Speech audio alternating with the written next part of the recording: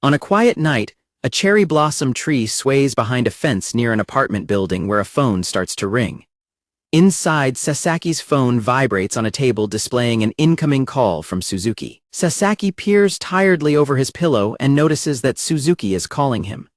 Sasaki answers the phone and apologizes for missing the farewell party while thanking Suzuki for updating the higher-ups on his behalf. Sasaki stubs out his cigarette and chuckles, telling Suzuki not to worry about him since he is enjoying an early evening at home for once. After Suzuki promises to make it up to him later, Sasaki bids him goodbye until their next shift and hangs up the call. Sitting in his room next to his hanging suit, Sasaki scratches his head and realizes he has been smoking a lot more than usual today. He reaches into his coat pocket to pull out the beside me cigarette pack Te-ama gave him, only to find it is nearly empty. Looking down at his pack, he dryly observes to himself that the more one smokes, the faster they naturally run out of cigarettes. He immediately sweat drops, silently questioning why he just let himself think such a completely obvious statement. Deciding to buy a fresh pack, Sasaki leaves his apartment and heads down the stairs. He pauses on the steps, noticing that the cherry blossoms are blooming earlier than usual this year. Looking at the sways of cherry blossom petals, Sasaki reflects that he has already been back in the neighborhood for an entire year. Meanwhile, Uno sits on her couch wearing a supportive back brace, groaning in pain, as she calls her coworkers to cancel their cherry blossom viewing trip at the last minute, though Yamada kindly reassures her that it is perfectly fine. The manager and Zawa stand outside, with Zawa enthusiastically promising to handle her shift.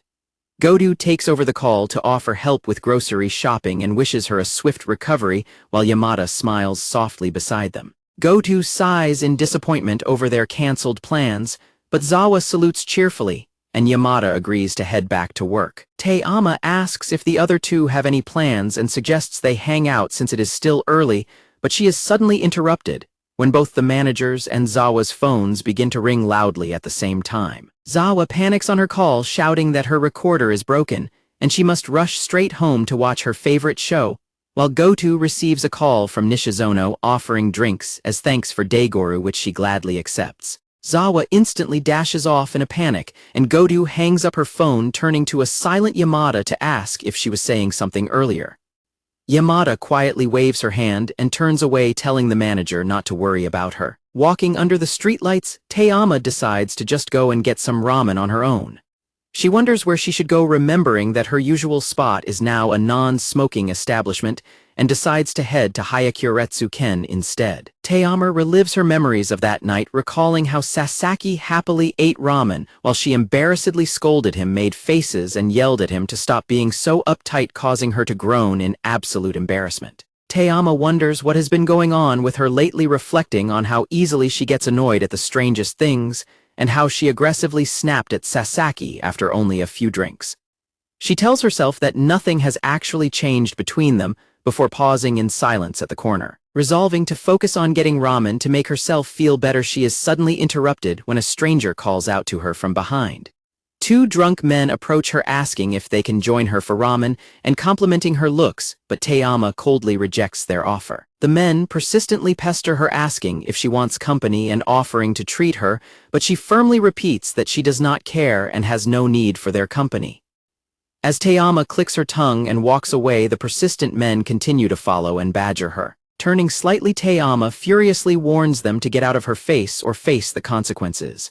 Suddenly, Sasaki leaps out behind her, letting out a terrifying scream that leaves both Te-ama and her harassers completely frozen in shock. Sasaki continues his deafening screams, terrifying the two men so much that they flee in a panic, comparing him to a screaming groundhog, while Te-ama watches them run away in silent bewilderment. The men sprint away in fear, while Sasaki is left coughing and wheezing heavily after straining his throat.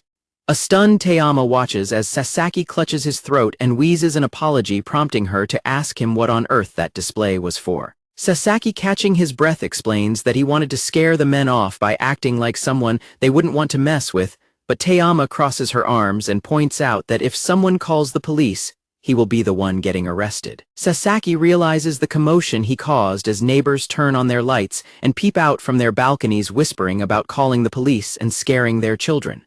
Sasaki nervously apologizes for his thoughtlessness, but Te-ama suddenly grabs his hand and yanks him forward. She tightly grasps his hand to lead him away. Tayama pulls him along down the dark street, telling him that everything is fine. She looks back at him with a warm smile and tells him they need to run, leading a dazed Sasaki away into the night. Sasaki and Tayama run down the dark street together. Sasaki collapses against a post, heavily sweating and panting, reflecting on how he never expected to get this much exercise late at night.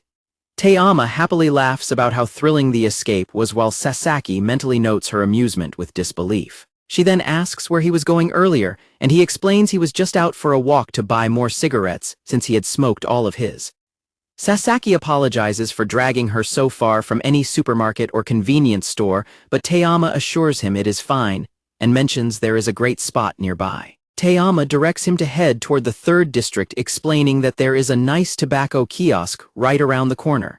Sasaki and Tayama peek around the corner as she directs his attention to the spot. They look at a charming retro-style tobacco kiosk lit up under the night sky. Tayama admits it looks really nice, prompting an excited agreement from Sasaki.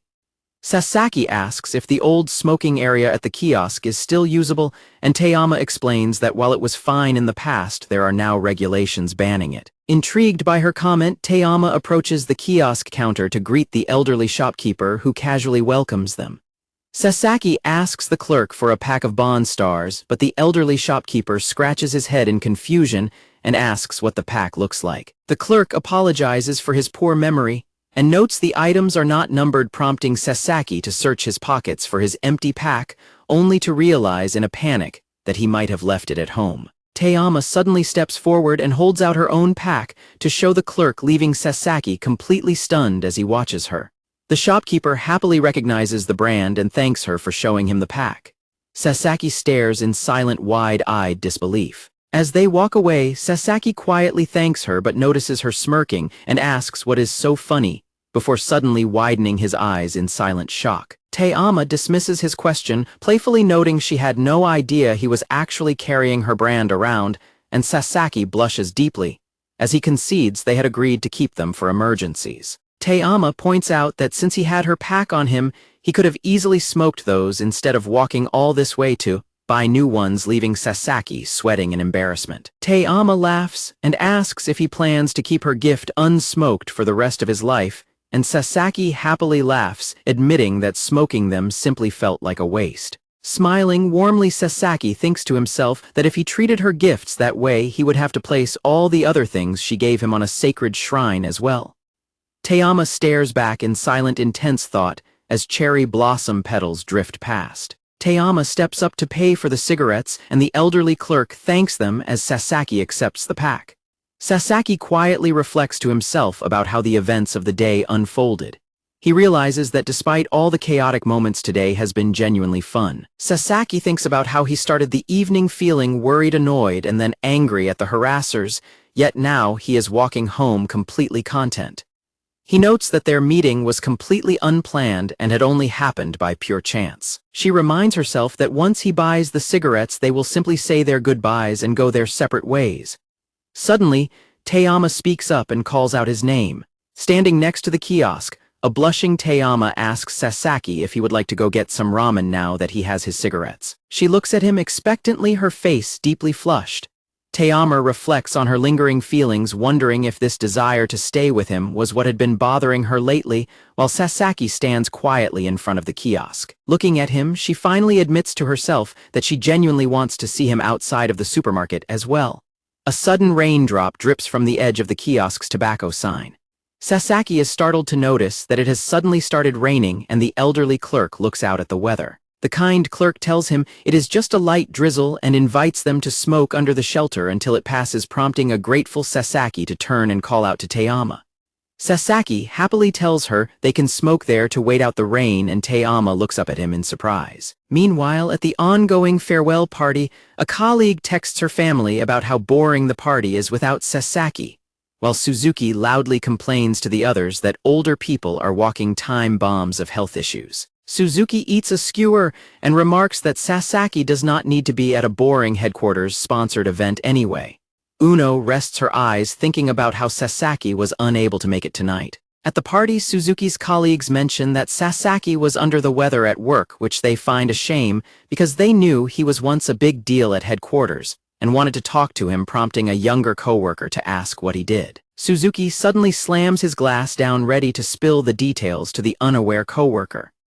Suzuki cuts himself off with a laugh, waving it off and raising his glass to wish Sasaki a good night of rest, noting it is no wonder he decided to skip the party. Back at the kiosk, Sasaki stands quietly in his cardigan, watching the smoke drift from his cigarette.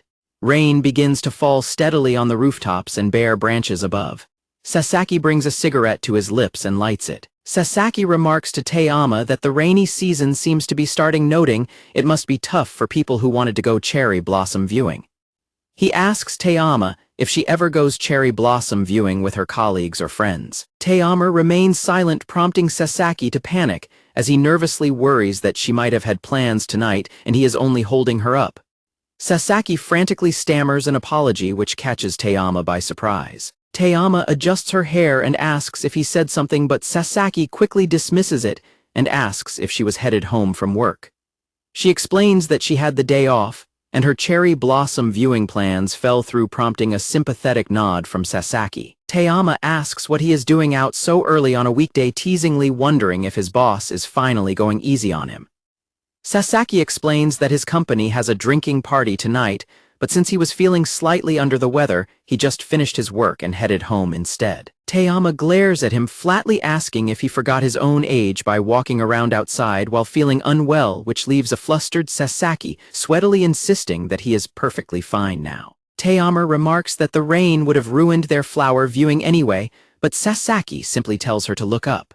They look up at the cherry blossom tree next to the kiosk, and Taeyama smiles as the drifting petals in the drizzle make it feel like they are having their own little flower viewing. Sasaki softly adds that he loves the blossoms there because they get better every year, while Taeyama quietly watches him. Recalling him mentioning how things used to be back in the day, Taeyama notes that he sounds like he has been living in the neighborhood for a very long time. Sasaki explains that although he used to live in the area, he has not been there continuously, having left and recently returned. When Sasaki mentions that he left 8 years ago and returned just last year, Taeyama freezes in complete wide-eyed shock. Taeyama suddenly shouts out in complete shock. Sasaki jumps in a panic and asks what is wrong, prompting Taeyama to urgently warn him that cigarette ash is falling onto his clothes. Sasaki quickly brushes it off and notes in relief that it was a close call. Taeyama narrows her eyes in intense concentration. She asks Sasaki if he used to visit their supermarket 8 years ago as well. Sasaki replies that he did not because there was a different supermarket in its place back then. Taeyama mentions that the old store was already gone by the time she came back, and Sasaki acknowledges her observation. Taking a drag from her cigarette, Taeyama admits that she was surprised by how much the town had changed in just a few years, adding that the sudden shift actually gave her a scare. Sasaki looks up and suggests that perhaps the uneasy feeling simply came from not seeing the familiar stores and scenery she was used to. He adds that since he has been in the area his whole life, he could not really tell the difference, prompting Taeyama to question his perspective. Sasaki gestures toward the building behind them, pointing out that the old tobacco kiosk is still standing and noting that it is still the same old town at its core. Taeyama glances sideways and remarks that she has still managed to find some new things in the area regardless. A thoroughly flustered Sasaki immediately assumes she is referring to her interactions with Yamada. Taeyama smiles and clarifies that it is not just Yamada, although she agrees with the sentiment. As Sasaki blushes heavily, she adds that the entire supermarket and their de-smoking sessions are also among those new things. Taeyama silently reflects that the entire situation feels strange. She explains that even though she has only been visiting his supermarket for a year, that specific day already feels nostalgic to her, prompting Sasaki to ask which day she is referring to. Sasaki recalls that last year, right after discovering the supermarket, he happened to talk to Yamada. He quickly gets embarrassed and corrects himself, clarifying that it was not a real conversation and they only exchanged a few brief words. Taeyama listens silently as she exhales a stream of smoke. She notes that when she first returned to the town, she was not in a very good mood. Sasaki explains that the few words Yamada said to him that day made him feel a lot better. Taeyama processes his words in silence. She thinks to herself that she has absolutely no memory of the interaction he is talking about. Seeing Sasaki smiling so warmly, Teyama realizes that she must have said something she cannot even remember to make him look so happy, concluding that it definitely was not just her standard customer service smile. Teyama stares at Sasaki, silently realizing that her forgotten words from that day left a deep impression on him and have been supporting him ever since. Seeing his warm, contented smile, she wonders what will happen to him if she ever takes that comforting memory away by revealing the truth. Teyama looks down with a solemn expression, deeply conflicted by her own thoughts. Sasaki nervously notes that he feels like he is rambling again.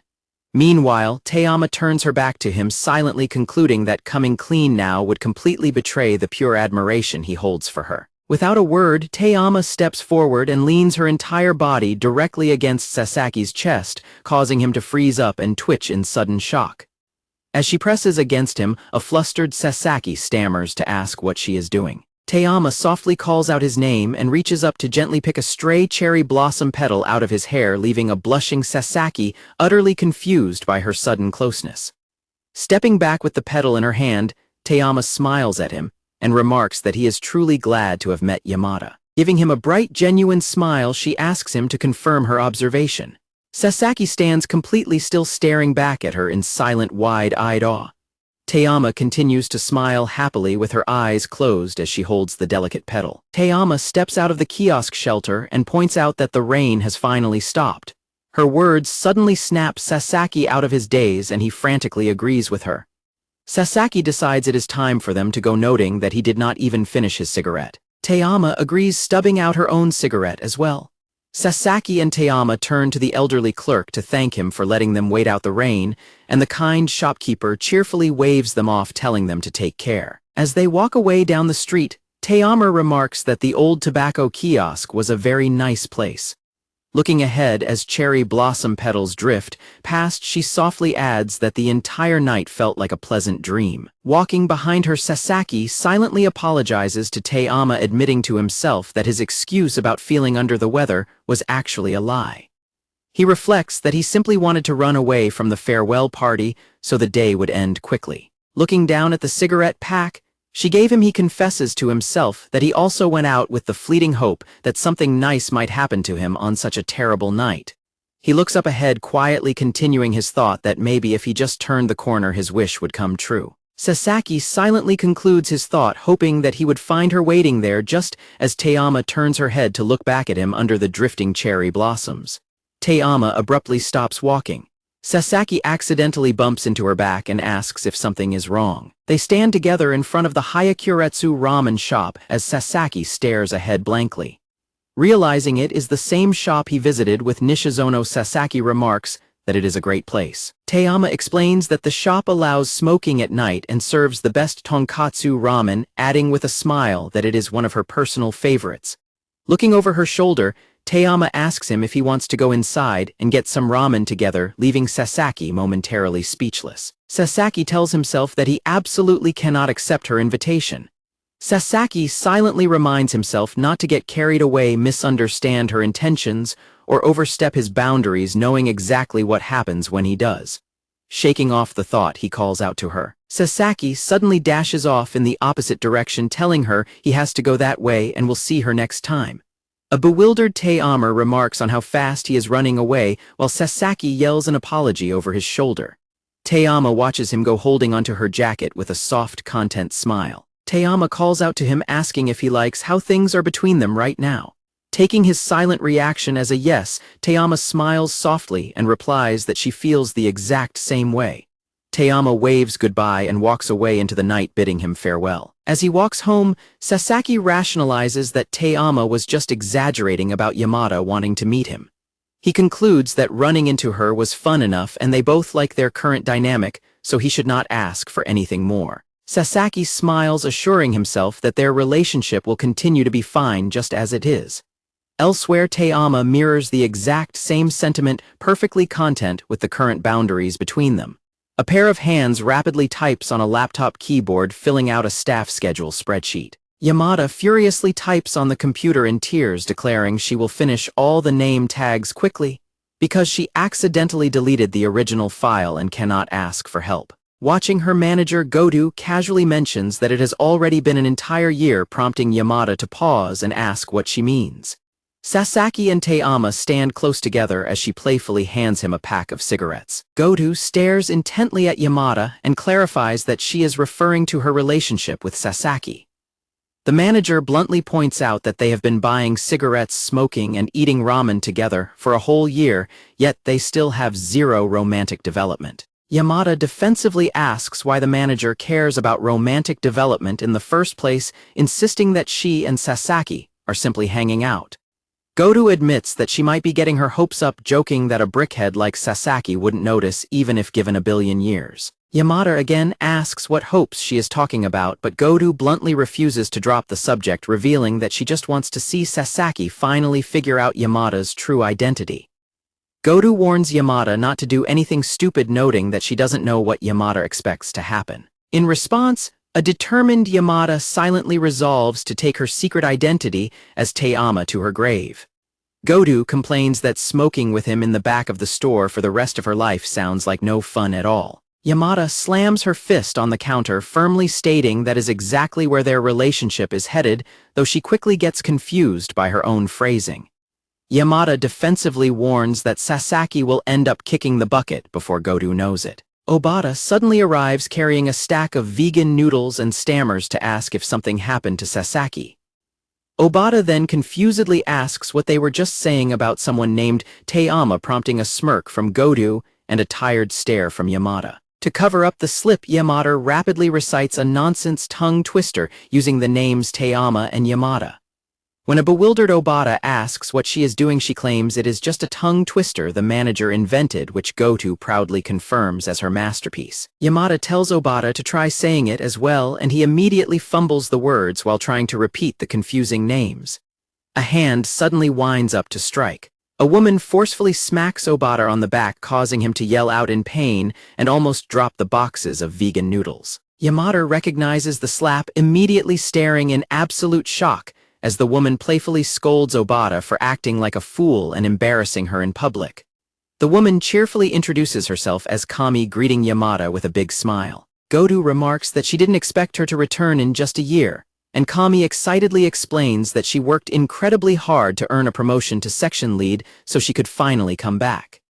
Yamada awkwardly praises her for doing a great job, and Kami happily replies that Yamada is flattering her. Yamada smiles warmly and reminds Kami that whenever she compliments her colleagues, she genuinely means it, asking if she has already forgotten that fact.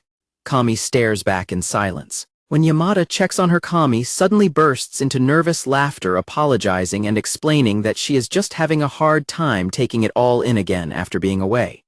Kami waves goodbye and announces she's going to say hi to the old section lead. Yamada bids her farewell until tomorrow, while Kami playfully tells her not to copy her accent.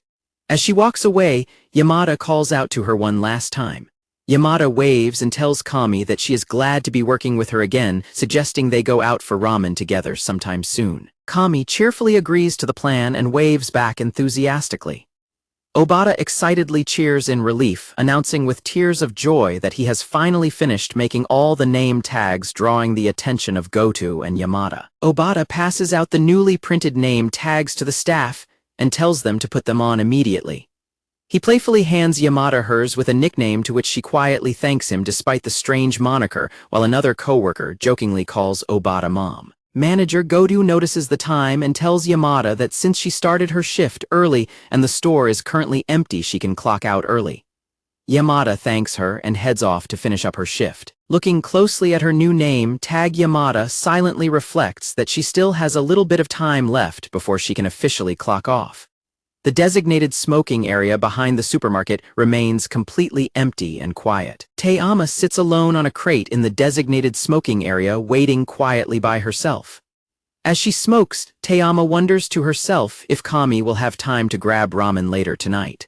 She figures Kami will not drop by since she does not smoke, and silently notes that Sasaki probably will not show up today either. Teama recalls her previous conversation with Sasaki, replaying the moment when she asked him if he liked how things currently were between them, and remembering his earnest affirmative response. She softly affirms to herself that she also likes how things are resolving, that she will not do anything to ruin their comfortable dynamic.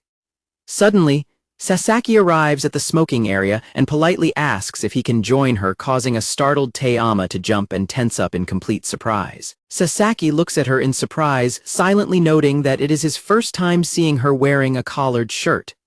Meanwhile, a flustered Te-ama quickly crosses her arms over her chest to hide her name tag and stammers an apology while pointing out that he is here early. Sasaki rubs the back of his head and explains that he had just returned from a business trip and was supposed to have the day off. Since he was forced to work anyway, he decided to at least leave the office early. Sasaki mentions that he initially only came to do some shopping, but he ran into Goth, who informed him that Te-ama was waiting in her den. Te-ama crosses her arms in annoyance, sarcastically thanking her manager for the perfect timing and questioning if Goth thinks she is a bear. Blushing with an excited smile, Sasaki holds up a massive bag of rice crackers and tells her that he is incredibly glad she is there, because he wanted to show it to her, prompting a confused reaction from Te-ama. Te-ama stares at the gigantic bag of snacks with wide, completely baffled eyes. Te-ama immediately bursts into a fit of laughter, pointing out the absurd size of the bag and asking why he even bought it. A flustered Sasaki admits he was completely caught off guard when he saw it at the train station and bought it on impulse, even though he knows he cannot finish it all by himself. Wiping a tear from her eye from laughing so hard, Te-ama listens as Sasaki asks if she could take some off his hands, to which she happily agrees. Sasaki thanks her and begins rustling the large bag open, telling her to hold on while he splits them so she does not drop the snacks everywhere. Te-ama quietly watches him as she takes a drag from her cigarette. As Te-ama relaxes her posture to wait for the snacks, her Yamada name tag suddenly slips out from under her crossed arms and falls into plain view. Sasaki hands her the snacks, but Te-ama violently crosses her arms tightly over her chest in an absolute panic to hide the exposed name tag. A concerned Sasaki asks if everything is okay, and a deeply tense Te-ama frantically insists that she is perfectly fine, making up a quick excuse that her neck just hurts and it is cold outside. Sasaki turns his back, apologizing and promising to make the division of the snacks quick. Meanwhile, Te-ama keeps her back to him, muttering to herself that this situation is completely horrible and no good. Still tense and blushing with the lit cigarette in her mouth, Te-ama begins to panic as she realizes the hot ash is about to fall directly onto her clothes. Sasaki mentally scolds himself for grabbing the bag awkwardly, realizing he cannot move either of his hands to help her. Suddenly, he notices a familiar detail on Te-ama and internally panics, wondering why she has the exact same mole as Yamada. Sasaki nervously finishes splitting the bag and hands it to her, suggesting she could it around since it is still a lot of snacks. Te-ama carefully reaches out to accept the bag while keeping her other arm firmly crossed over her chest to hide her name tag. Te-ama sweats heavily as she accepts the bag, completely unable to use her hands to remove the burning cigarette from her mouth. As Te-ama quietly thanks him for the snacks, Sasaki stares intently at her chest, noticing the distinct black strap of the supermarket uniform apron hidden under her jacket. Without a word, Sasaki reaches out and gently plucks the lit cigarette directly from Te-ama's lips. Holding the smoking cigarette safely away, Sasaki looks at her and simply points out the falling ash, leaving Te-ama staring at him in mild surprise. Sasaki quickly apologizes for not asking first, explaining that the ash was about to fall onto her clothes and offering to put the cigarette out for her. Te-ama lightly touches her lip, looking completely flushed and shocked by his sudden action. As Te-ama holds her arms over her chest, the name tag pinned to her uniform is finally revealed, displaying the name Yaba instead of Yamada. Te-ama looks down at her own chest in confusion, finally noticing the strange name tag and wondering exactly what happened to her real one. She realizes that Obata accidentally gave her the name tag meant for Yaba from the pre-cooked meals section. As Te-ama comically stiffens and leans back in absolute relief over the mix-up, Sasaki just stares blankly ahead with a deeply exhausted expression. Meanwhile, back inside the supermarket, a coworker holds up a leftover name tag, completely confused as to why Yamada's tag is still sitting there unclaimed. Back outside, Sasaki lets out a massive, exhausted sigh of relief, while Te-ama holds her bag of snacks close to her chest, looking equally relieved that her secret is still safe. Sasaki tells her that he cannot finish the massive bag of snacks by himself, so she should let him know if she ever runs out of her. Taeyama warmly thanks him for the akaki and declines any more. Looking away in embarrassment, Sasaki nervously apologizes and asks Taeyama if his hand accidentally touched her lips when he took the cigarette away. Taeyama playfully turns her head and asks him what he would do if it actually did touch her. As Sasaki lets out a panicked noise, she smiles warmly and tells him not to worry, thanking him again for putting out her cigarette. Sasaki smiles and waves goodbye to her as he heads off for the night, leaving Taeyama standing by the fence. Left alone, Taeyama gently reaches up and traces her own lips with her fingers. Blushing heavily, Taeyama touches her mouth in a flustered daze, quietly reminding herself that it was only his fingers that brushed against her lips as Sasaki walks away in the distance. Watching Sasaki walk away, Taeyama smiles brightly and silently wonders what she was even worried about, questioning why she feels so incredibly relieved. Meanwhile, someone suddenly pokes Sasaki on the back. An elderly woman passing by points out that Sasaki is dropping his akaki snacks everywhere. Sasaki freezes in a complete panic as a trail of crackers spills out of his torn bag onto the street. From a raised walkway directly above the smoking area, Kami stands quietly and watches Taeyama through the chain-link fence. Kami narrows her eyes in sharp confusion, softly uttering a sound of utter bewilderment at what she just witnessed between the two. Sometime later, Sasaki proudly holds up a nicely packaged whole sea bream while Taeyama sits nearby with a cigarette and an amused expression. A small fish-shaped soy sauce bottle rests on the table as a cheerful hum fills the air. Taeyama sits with her eyes closed, happily humming a cheerful tune to herself while holding her cigarette. Noticing her unusually upbeat mood, Sasaki asks if something good happened recently. Taeyama simply hums in agreement. Taeyama explains that Kami has come back to work with them. When Sasaki gets confused by the nickname and asks if she means God, Taeyama clarifies that she is referring to Kawakami. She elaborates that Kawakami used to be the associate lead of the fish section 2 years ago and has now been reassigned to their store as the new section lead. Taeyama adds that Kami achieved this promotion after only working for 3 years total, pointing out how impressive it is to become a manager at just 21. Sasaki stares in sheer shock at her rapid career progression. Sasaki nervously laughs that Kami's rapid success makes him feel deeply ashamed of his own career progress. He praises Kawakami, noting that she must be an incredibly hardworking person. Taeyama beams with immense pride, enthusiastically telling Sasaki that Kami is much more than just a hard worker. Scooting closer to him, Taeyama explains that while hard work is definitely part of it, Kami's success also comes from being one of the most fun people ever. She notes that the older women who shop at the store absolutely love Kami's lively personality. Taeyama continues, noting that Kami is extremely social and that they used to hang out a lot. She casually mentions that before Sasaki started coming around, she used to take Kami out for ramen after hours. Sasaki looks at her in surprise, clarifying if she means outside of work, which Taeyama confirms. Sasaki remarks that they sound like very close friends, then self-consciously asks if he has been boring her in comparison. Taeyama flinches in surprise and frantically denies it, insisting that he absolutely never bored her. Sasaki smiles warmly and waves his hand, reassuring her that he always genuinely enjoys hearing her talk about her colleagues and encouraging her to continue her stories. Taeyama gives him a quiet, somewhat skeptical look, softly murmuring in response. A few days later at the office, Suzuki approaches Sasaki's desk and asks if he wants to grab lunch at her restaurant together since he did not bring his own food. Sasaki stares silently at a neatly packed bento box sitting on his desk. Suzuki looks completely shocked to see the packed lunch, scolding Sasaki that if he had the extra time to make a bento, he should have used it to catch up on sleep instead. Sasaki casually replies that he simply had some leftover ingredients he needed to use up. Sasaki opens his lunch box to reveal it is entirely filled with various types of seafood, including fried salmon, boiled flounder shishimo, and dried baby sardines, explaining that he had to cook them because their expiry dates were coming up. Sasaki then holds out 2 cups of mazuku seaweed and casually offers one to his colleague. A completely horrified Suzuki yells out, demanding to know what is up with his sudden extreme seafood diet.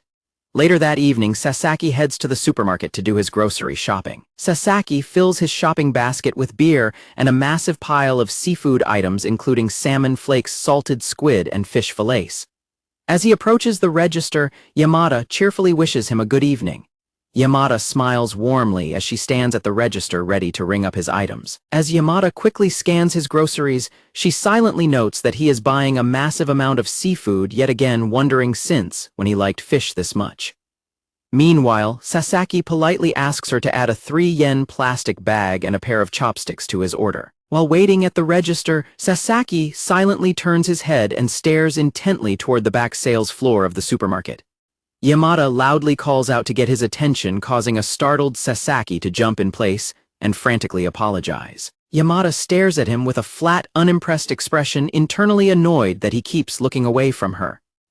As Sasaki carries his groceries out the sliding doors, Yamada watches his back and silently concludes that something is definitely off with his behavior today. Standing alone at the register, Yamada looks deeply concerned as she reflects on how Sasaki has been buying nothing but seafood lately while constantly ignoring her to steal glances toward the back sales floor. Yamada's mind suddenly flashes back to her recent conversation with Sasaki while she was dressed as Teyama. Recalling his reaction when she mentioned hanging out with Kawakami outside of work, she pieces the clues together and realizes exactly what is going on. Kawakami steps up from behind to cheerfully announce that it is time for them to switch shifts. However, Yamada violently whips around with a terrifyingly intense expression and loudly yells her acknowledgement, completely startling her coworker. As Kawakami nervously asks why she suddenly feels a chill down her spine, Yamada bluntly asks her if people still get jealous even as they get older. Kawakami confirms that they do and offers to her personal opinion as she nervously backs away. Kawakami enthusiastically explains that people never stop feeling jealous because it is a natural human emotion, even citing a famous old song about a jealousy storm. Yamada stares back, blankly, completely unfamiliar with the singer, and mutters the song's title in confusion. Yamada smiles smugly and twirls a strand of her hair around her finger. She silently realizes that Sasaki's strange behavior is just him acting jealous over her past relationship with Kawakami, happily concluding that his jealousy is actually quite cute. Later that night, Sasaki trudges back toward the supermarket with a miserable expression, internally lamenting that he completely forgot to buy toilet paper. He dreads going back inside, worrying that it will be incredibly awkward if Yamada is still working at the register. Sasaki pauses his steps and tightly grips the edge of his jacket in deep frustration, silently asking himself what on earth he is even doing. Sasaki suddenly bumps directly into someone standing right around the corner. He jumps back in surprise and immediately stammers an apology before he even sees who it is. He looks up to realize he just collided with Teyama.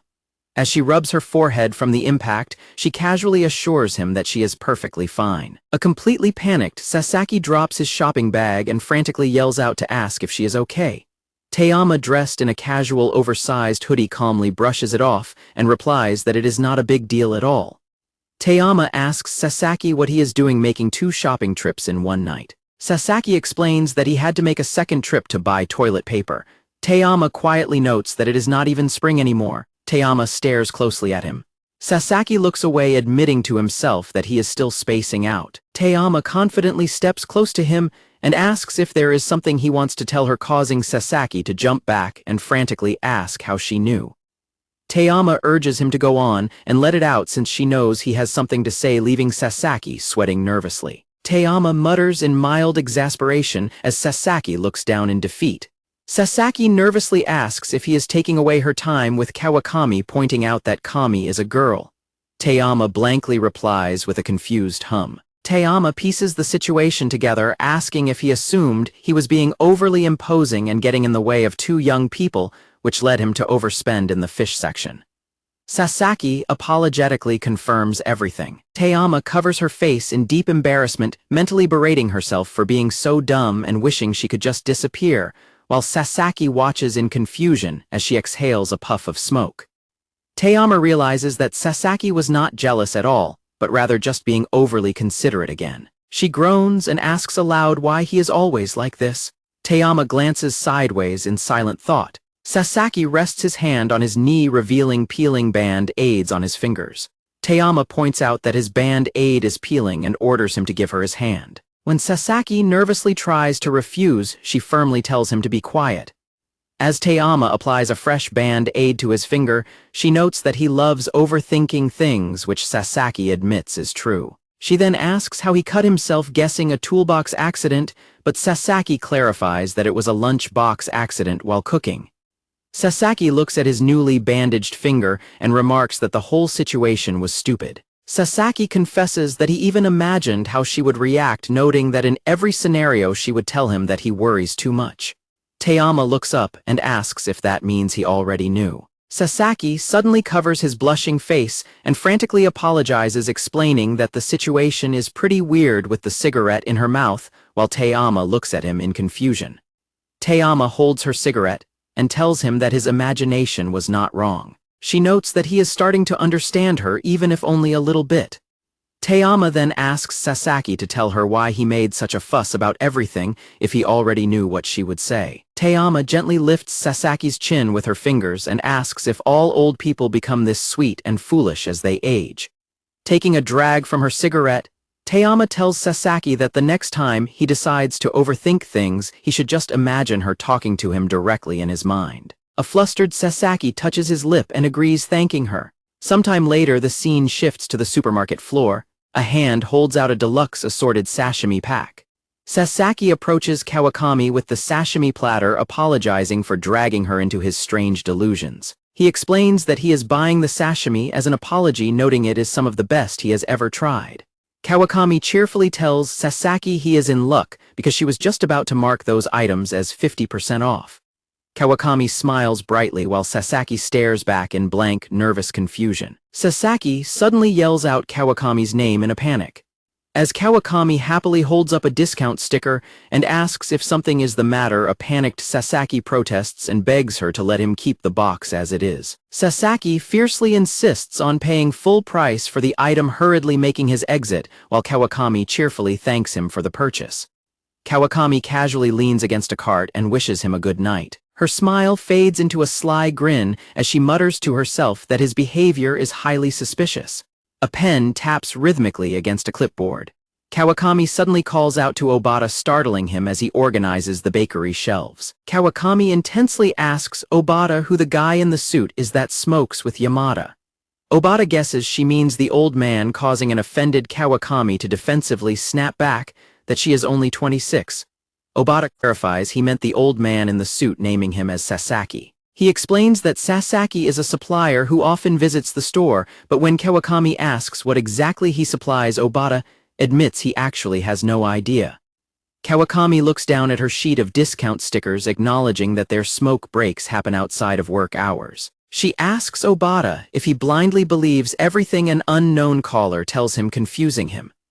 Gripping the stickers tightly, an angry Kawakami growls that she will not let some old geezer convince Yamada to hang out with him anymore. Obata scratches his head in total bewilderment, completely lost on what she is talking about. Yamada holds up a newly laminated sale sign, marveling at how quick and clean it is with no bubbles. Goto notes that you can never beat a laminator, while another coworker praises the manager for finding them such a treat. Yamada announces she's going to have a smoke. Goto acknowledges her while another coworker casually comments on the laminator. As Goto opens the door to leave the break room, a nervous Obata suddenly looms in the doorway and asks if she has a minute. Goto clutches her chest and scolds Obata for nearly giving her a heart attack, reminding him of her age, while a frantic Obata stammers an apology for scaring her. Obata urgently asks if it is true that Sasaki is tricking Yamada into smoking with him, prompting a thoroughly confused reaction from Goto. Kawakami sits with her arms crossed and a deeply serious expression, while Goto, Obata, and their coworker gather around her in silence to hear her explanation. Kawakami stands guard at the store's entrance with her arms crossed, radiating a deeply menacing aura. Obata nervously asks if she is waiting for a delivery, but Kawakami bluntly states that she is keeping watch, leaving Obata to silently note that she is completely in the way. Kawakami fiercely declares that she needs to be ready to kick the enemy's ass as soon as he arrives, dismissing Obata and telling him not to stand around if he has nothing to do. Kawakami suddenly receives a text message from Yamada inviting her out for ramen after her shift. Obata checks on her as she stares at the cracked screen, though she insists that she is perfectly fine.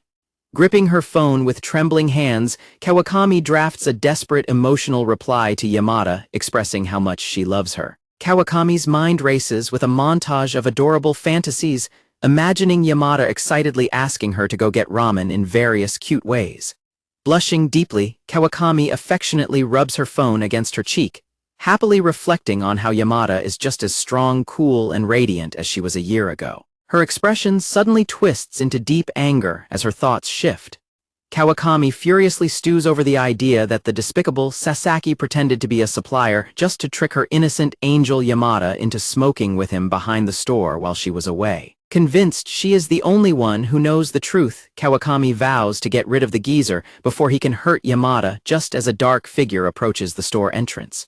An exhausted Sasaki suddenly walks through the sliding doors, causing a completely shocked Kawakami to leap back in terror. Staring at his deeply drained expression, Kawakami panics, internally believing he has dropped his harmless act and suddenly shown his true sinister colors. In reality, Sasaki is simply suffering from intense nicotine withdrawal, having been busy the entire day without a single chance to take a smoke break. Completely misinterpreting his exhaustion as a threat, Kawakami clenches her trembling fist and tells herself to stay strong as she prepares for a confrontation.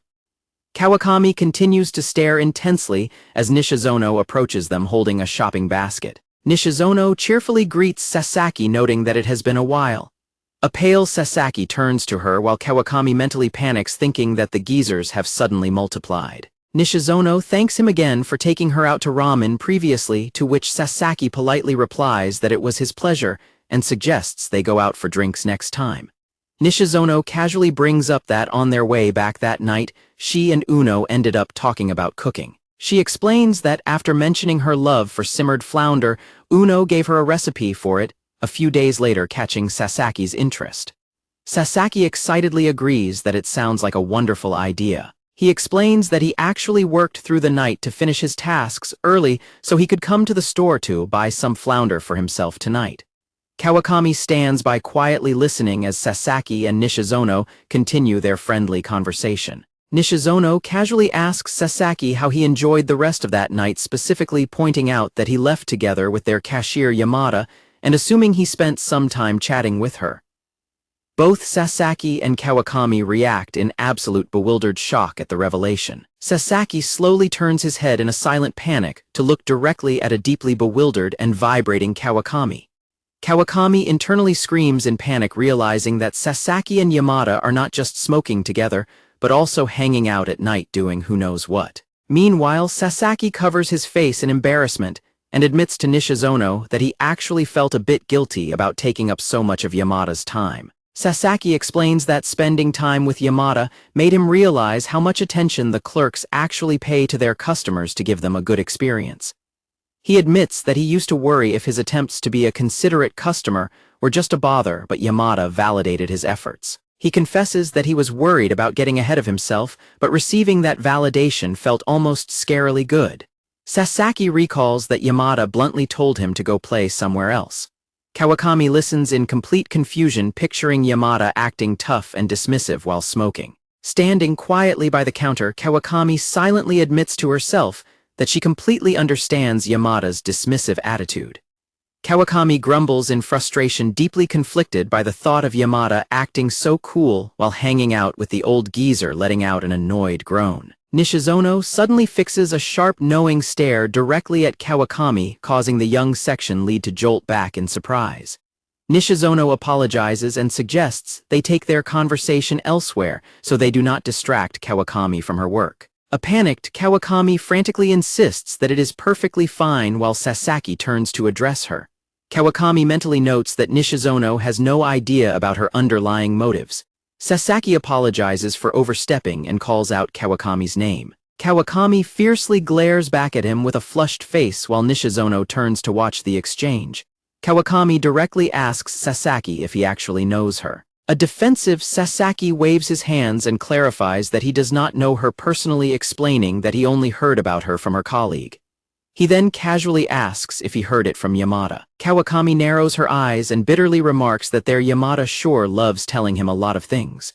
Sasaki repeats Yamada's name with a blank, confused expression. Sasaki's face suddenly lights up as he realizes exactly who Kawakami is, causing her to jump back in shock at his sudden outburst. Sasaki apologizes for making her uncomfortable, cheerfully explaining that Yamada spoke incredibly highly of her. He lists off that Yamada called her hardworking, nice, and fun to talk to, adding that she loved spending time with her outside of work. He warmly adds that Yamada considers her a great friend and is thrilled to have her back, leaving Kawakami blushing as Nishizono smiles knowingly. Sasaki notes that Yamada has seemed a bit down lately with all the recent staff transfers and resignations. He genuinely praises Kawakami, stating that it was incredible how her return finally made Yamada smile again. A deeply flushed Kawakami grips her cheeks and stammers in response, while internally questioning why Sasaki is speaking so highly and casually about Yamada, fiercely demanding to know if he realizes he is tricking her. Nishizono smiles warmly and remarks that the store truly has wonderful staff, wondering aloud what kind of person this Yamada is. Sasaki smiles happily and clarifies that Nishizono is actually talking about Teama. A confused Kawakami bluntly asks the stylish older woman what she is on about, pointing out that she was just talking about Yamada. Standing before the two bewildered women, Sasaki cheerfully explains to them both that Teama is simply Teama. Kawakami stares back with deep disturbance while Nishizono hums in intrigued realization as Sasaki completely obliviously repeats Teama's name.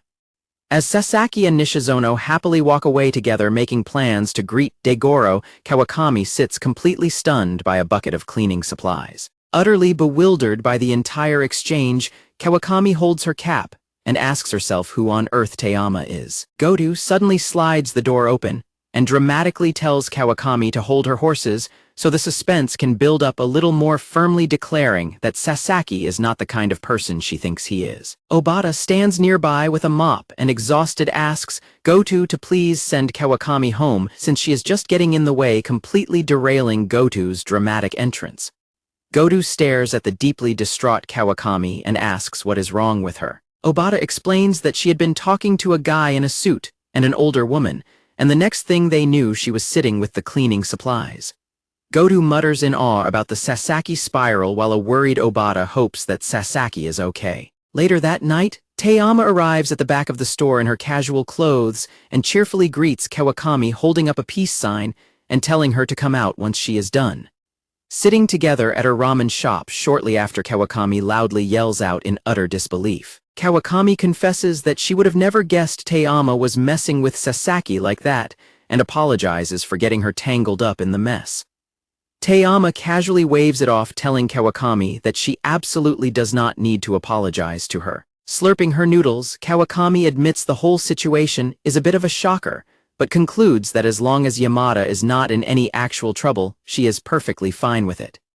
Teama then casually asks Kawakami for her impression, prompting a confused Kawakami to ask what she means. Holding a pack of cigarettes, Teama asks if Kawakami thinks Sasaki is going to notice her true identity anytime soon, while Kawakami takes a sip of water and internally notes the new cigarette brand. Kawakami immediately shoots down the idea, expressing absolute disbelief that Sasaki actually sees her at the register, all the time joking that his awareness is lower than the tar in a light cigarette.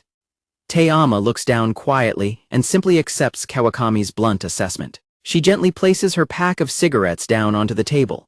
Resting her hand near the pack, Teama closes her eyes with a soft smile and concludes that Sasaki is just his usual self. The next day at work, a completely panicked Kawakami grips her head and screams, internally swearing to herself that Teama was looking absolutely dewy-eyed during their conversation.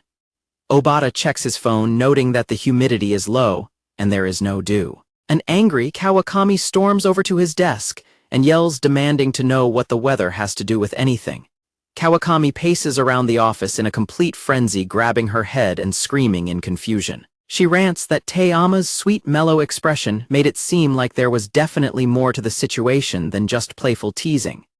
Goto casually notes that Kawakami is very excitable today, A startled Kawakami immediately apologizes and promises to keep her voice down. Goto suddenly gives her a bright smile and a thumbs up, enthusiastically declaring that she knew Kawakami had it in her. Goto excitedly rants to a bewildered Kawakami, admitting that while nothing is actually happening between Sasaki and Teyama, she really wants something to happen. She suggests that introducing a rival would be the quickest way to get the ball rolling, though she worries it could also ruin their mood as a double-edged sword, and asks Kawakami for her thoughts. As Goto wraps her arm around Kawakami and walks away with her, Obata watches them from his desk. He silently expresses his deep respect for Kawakami for getting the manager so excited, wishing he could be like her. Leaning back in his chair with his hands behind his head, Obata reflects on when Goto first told him the truth about Teyama's identity. He admits that all he could feel was pity for Sasaki, noting that the poor man has been kept completely in the dark for over a year. Obata stretches back and concludes that if Teyama is fine with the current situation, he must just be the weird one for questioning it. Yamada stands at the back entrance of the supermarket looking out at the heavy rain. Heavy rain pours down on the exterior of the supermarket. In the break room, a coworker complains about being called in for a meeting while it is pouring outside. Obata nervously replies that he is actually quite glad, explaining that the heavy rain means the store will be mostly empty, and he will not have to worry about things on the floor. The coworker aggressively agrees, ranting that she loves when the store is empty because she can spend the entire time chatting with Yamada. She furiously complains that the company is evil for scheduling a meeting and taking away her chance to talk to Yamada, who is working today. Obata simply lets out a stunned response. Goto suddenly approaches them, asking what they are up to. The startled coworker asks what the manager is doing there. Yamada then steps up beside Goto with a warm smile, leaving Obata completely surprised. Goto explains that she is acting as Yamada's +1 today. She proudly announces that Yamada is representing their store in the chain-wide cashier contest, while Yamada happily flashes a peace sign. The coworker excitedly praises Yamada, but asks why she kept such huge news a secret from the rest of the store. Yamada casually replies that there was no point in telling anyone since she has not actually won the contest yet. The coworker clasps her hands together in awe, completely starry-eyed, as she gushes over how insanely impressive it is that Yamada is representing their entire store. The coworker excitedly rants to Obata about how cool Yamada is for acting so natural and not bragging about the contest. She then gushes over Yamada's slightly more subdued but incredibly cute outfit, while Obata tells her to chill out, and a flustered Goto yells at her to shut up. The coworker suddenly grabs Yamada's hands, leaning in close to earnestly tell her how amazing she is, and wishing her a wonderful experience in the contest regardless of the outcome. A flustered Yamada stammers in confusion, while Goto tells her not to worry about the overly intense coworker. Heavy rain pours down as a car drives away from the headquarters. Inside, a voice notes that the designated smoking area at the headquarters is so poor that it feels like they haven't smoked at all. Goto drives the car through the rain, remarking that she is glad she will not be going back to headquarters for a while, which Teyama agrees with. Goto mentions that if Teyama wins the contest, the awards ceremony will also be held at headquarters, prompting a simple acknowledgement from Teyama. A sudden loud crash of thunder rumbles outside as they continue driving. Goto notices the lightning flashing outside and complains that the bad weather will kill their sales quota for the day. Meanwhile, Teyama stares out the window and dreamily calls the lightning cool, prompting an annoyed rebuttal from Goto. Goto jokingly apologizes to firework operators everywhere for Teyama's rude comparison. Teyama defends her statement, asking why she cannot compare the loud, bright lightning to fireworks. The van pulls up to the supermarket in the pouring rain, and Goto announces their arrival as Teyama thanks her for the ride. Now inside the store and dressed in her uniform, Yamada reports in to her floor lead, who eagerly asks how the contest went. The floor lead then tells Yamada to feel free to take a break before starting her shift, since the heavy rain has kept the store completely empty, pleasantly surprising Yamada. Yamada happily decides to go have a smoke and watch the lightning, prompting her coworker to laugh and call her a weirdo. As she walks away toward the back, Yamada tells the floor lead to call her if a miracle happens, and a load of customers suddenly arrives, which her coworker cheerfully agrees to. Walking down the aisle, Yamada spots Sasaki holding an umbrella and internally wonders what he is doing at the store so early. She watches as Sasaki reaches out, blankly stares at a bag of jerky and places it into his basket. Yamada watches him in deep confusion, completely baffled by his slow, aimless shopping behavior. A sudden realization hits Yamada as she continues to observe him. Yamada steps up and calls out his name, startling him. Sasaki quickly turns and greets her with a bright smile, wishing her a good evening. Yamada apologizes for the interruption and politely asks him to come with her for a minute, which a flustered Sasaki immediately agrees to. Yamada leads a tired-looking Sasaki down the hallway toward the back of the store as the rain continues to pour outside. They arrive at the back loading area, and Yamada gestures around, telling Sasaki that he can rest there if he would like. Sasaki nervously apologizes for intruding, but Yamada explains that she brought him there because he seemed a little tired, leaving him visibly touched. Yamada nervously asks if she misunderstood his condition, and a panicked Sasaki quickly waves his hands, frantically insisting that she did not misunderstand at all.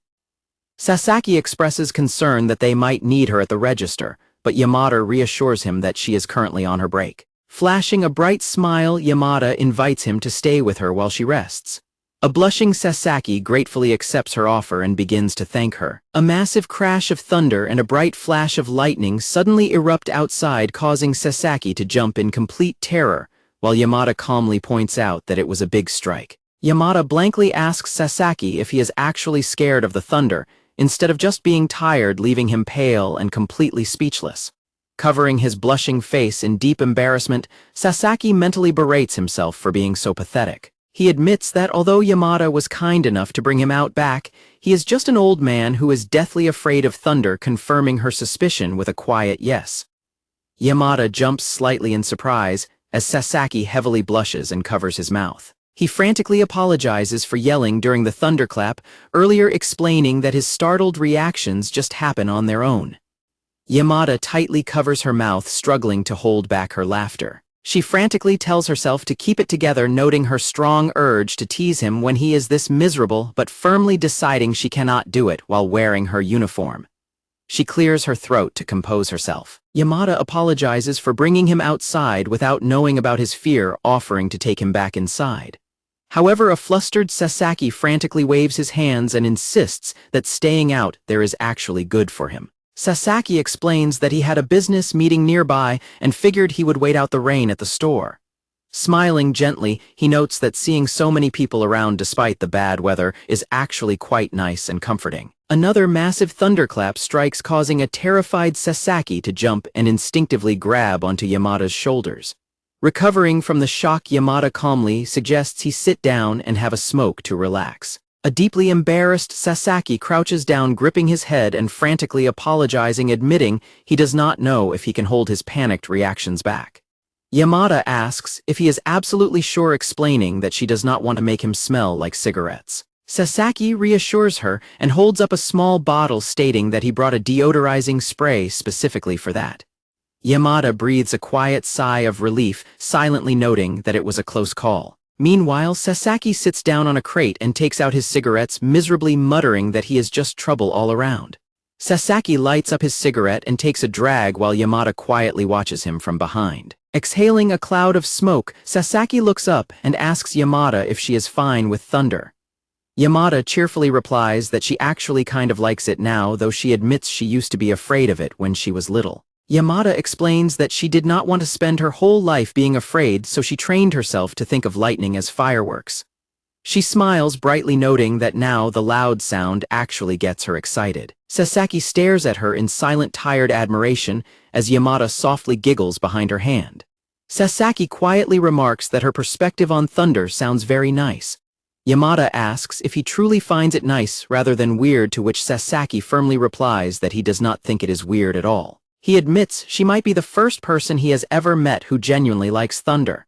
Smiling softly, Sasaki tells her it is amazing how she was able to completely overwrite something that scared her with something fun, wishing he could do the exact same thing. Sasaki gives her a warm, genuine smile of appreciation, emphatically repeating that he really means it. Yamada stares back at his relaxed expression in silent surprise. Yamada looks away with a soft expression, stating that even she has a whole lot of respect for people who tackle their fears and dislikes without ever giving up. Sasaki mentally panics, realizing he accidentally started speaking to her as casually as he does with Teyama, and quietly thanks her. Yamada closely watches Sasaki's contented smile, recognizing it as the exact same expression he had back then. She silently reflects that her comforting words from the past were likely just something she said to be nice, a simple part of her customer service training. Yamada tightly grips her apron, silently regretting not coming outside to see him before putting on her uniform. She thinks to herself that if she were dressed as Teyama, they could have just had a regular chat, and she would not have had to see such a miserable look on his face. She continues her thought, noting she would not have felt the need to apologize to him. Suddenly, another flash of lightning illuminates the area, and Sasaki braces himself, warning that a big strike is coming. As the thunder violently crashes, Yamada quickly rushes forward and firmly cups her hands over Sasaki's ears to block out the noise. She gently asks him if he heard the thunder, casually confirming that it really was a big strike, while Sasaki looks at her in stunned silence. A slightly flushed Sasaki turns away and thanks her, admitting that with her covering his ears it was as if the thunder was not even there. Yamada looks away with a faint blush, suddenly pointing out that the storm is finally starting to trail off. Sasaki opens his umbrella and announces that he should be fine to head home now. When Yamada asks if he is sure, he confirms and warmly thanks her for everything. Left alone in the back area, Yamada heavily sits down on a crate. She pulls out a candy cigarette from her box and places it between her lips. Yamada holds the candy cigarette in quiet contemplation. Gripping the candy box, she silently scolds herself, realizing that her earlier remark about liking thunder was a terrible thing to say to him. She reflects on how her words have always been there to support him whenever he needed it, silently acknowledging that she knows all too well how relying on that comfort feels, while Sasaki is seen warmly remembering her support. Looking down in deep regret, Yamada calls herself the worst for having previously told him to forget those comforting words. Meanwhile, Sasaki walks away from the supermarket in the rain. He quietly continues his walk home under his umbrella as the rain steadily falls. Sasaki pulls out his own box of candy cigarettes and opens it. Back at the store, Yamada silently tells Sasaki that she absolutely does not deserve to be called amazing as she watches the rain. Sometime later, a manager addresses the staff at the supermarket, acknowledging the difficulty of making sales during the constant rain, but encouraging everyone to maximize their efforts so they can sell even more once the weather clears. Summer finally rolls around, and the store manager gathers the staff in the back office to deliver some exciting news. The manager proudly announces that Yamada came out on top in the chain-wide cashier contest, prompting enthusiastic cheers and applause from her co-workers who congratulate their star cashier. The manager turns to Yamada and asks if there is anything she wants to say to everyone, and Yamada quietly confirms that she does.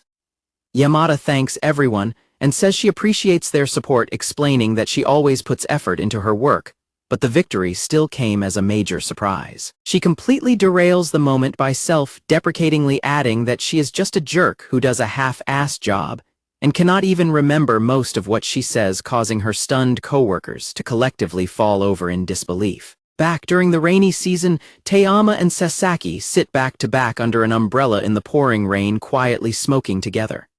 In the present day, Obata is busy stacking heavy supply boxes onto the shelves in the store's back storage room. Kawakami suddenly kicks the double doors open with an angry slam and yells out, completely startling Obata and causing him to tumble backward onto the floor.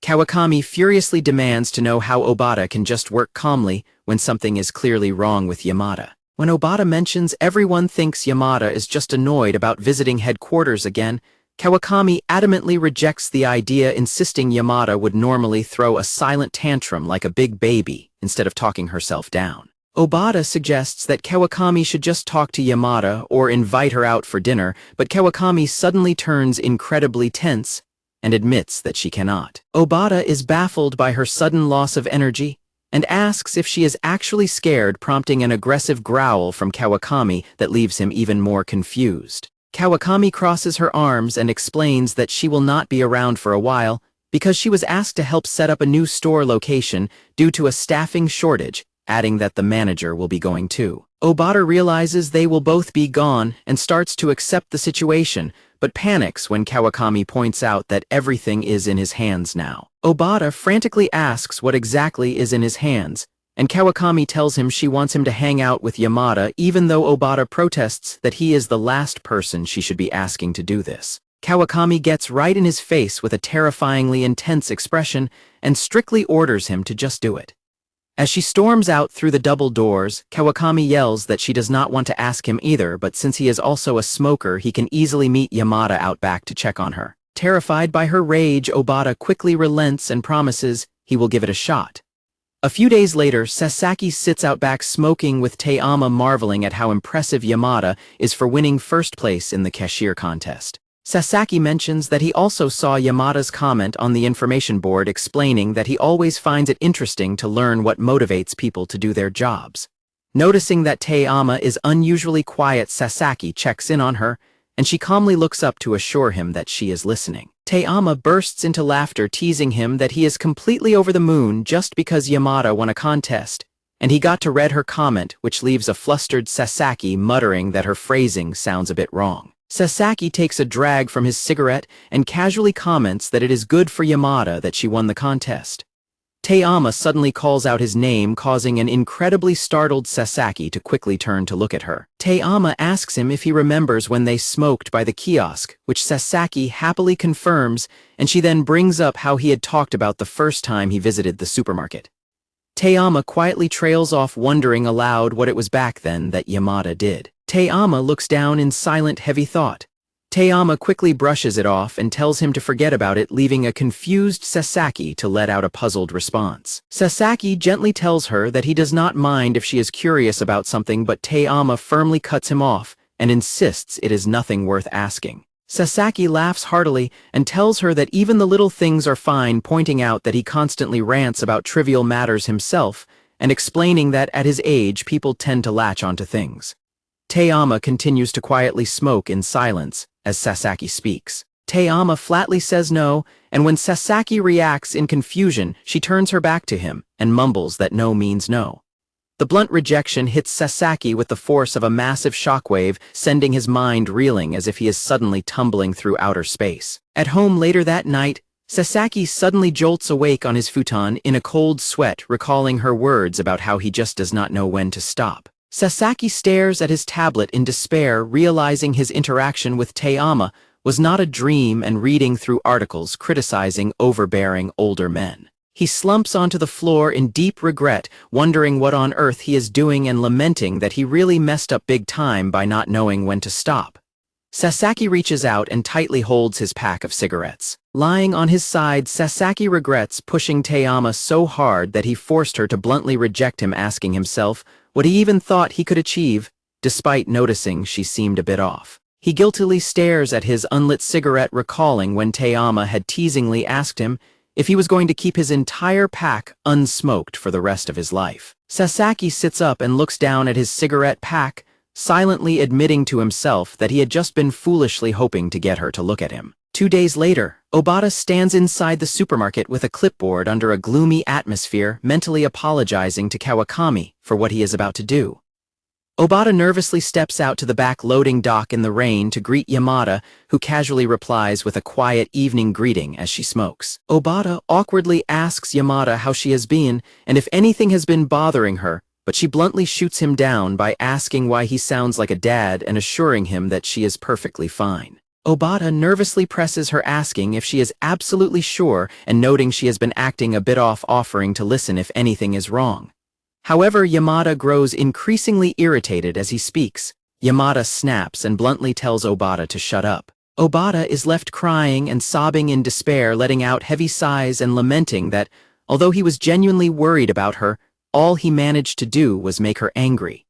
While working inside the store shortly after, Obata crosses paths with Sasaki in front of the refrigerated display shelves. Sasaki cheerfully greets Obata, noting it has been a while and suggesting they both look a bit tired.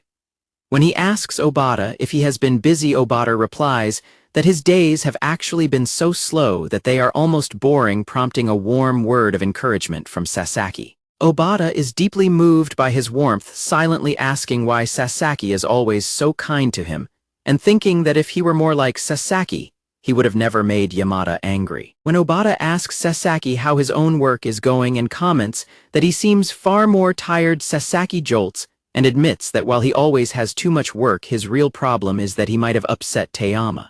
Hearing this, Obata freezes in absolute stunned silence. Sasaki apologizes and expresses hope that Taeyama was not too grumpy at work, prompting a panicked Obata to grab him and demand to know exactly when that happened, with Sasaki clarifying it was 2 days ago when he stopped by. Obata's mind races as he frantically processes the timeline of the event. Obata staggers back in shock, realizing that was the exact same evening he made Yamada angry. Meanwhile, Sasaki looks away and mutters that he probably should not have brought the matter up. Obata suddenly drops to his knees and executes a deep, desperate apology bow on the floor, leaving a completely bewildered Sasaki to yell out in shock. Sasaki frantically begs Obata to raise his head and stand up as a nearby customer looks on in confusion, while Obata desperately insists that everything is entirely his fault. Obata explains that he was worried about Yamada, but acted like an idiot and made her angry, and Sasaki concludes that she was already upset when he arrived, though he remains completely confused about what Obata is actually talking about. Obata elaborates that Yamada has been acting strange lately, explaining that after something great happened to her at work, she did not celebrate at all, and instead went around talking about how awful she is, which is completely out of character for her. Sasaki's expression suddenly turns serious, and he directly asks Obata if Taeyama is working tonight. Obata confirms that Taeyama should have already finished her shift and suggests she might be having a smoke out back. Sasaki quickly thanks him and rushes off toward the back of the store, leaving Obata completely bewildered. Obata reaches out his hand and calls out to Sasaki as the supplier walks briskly away.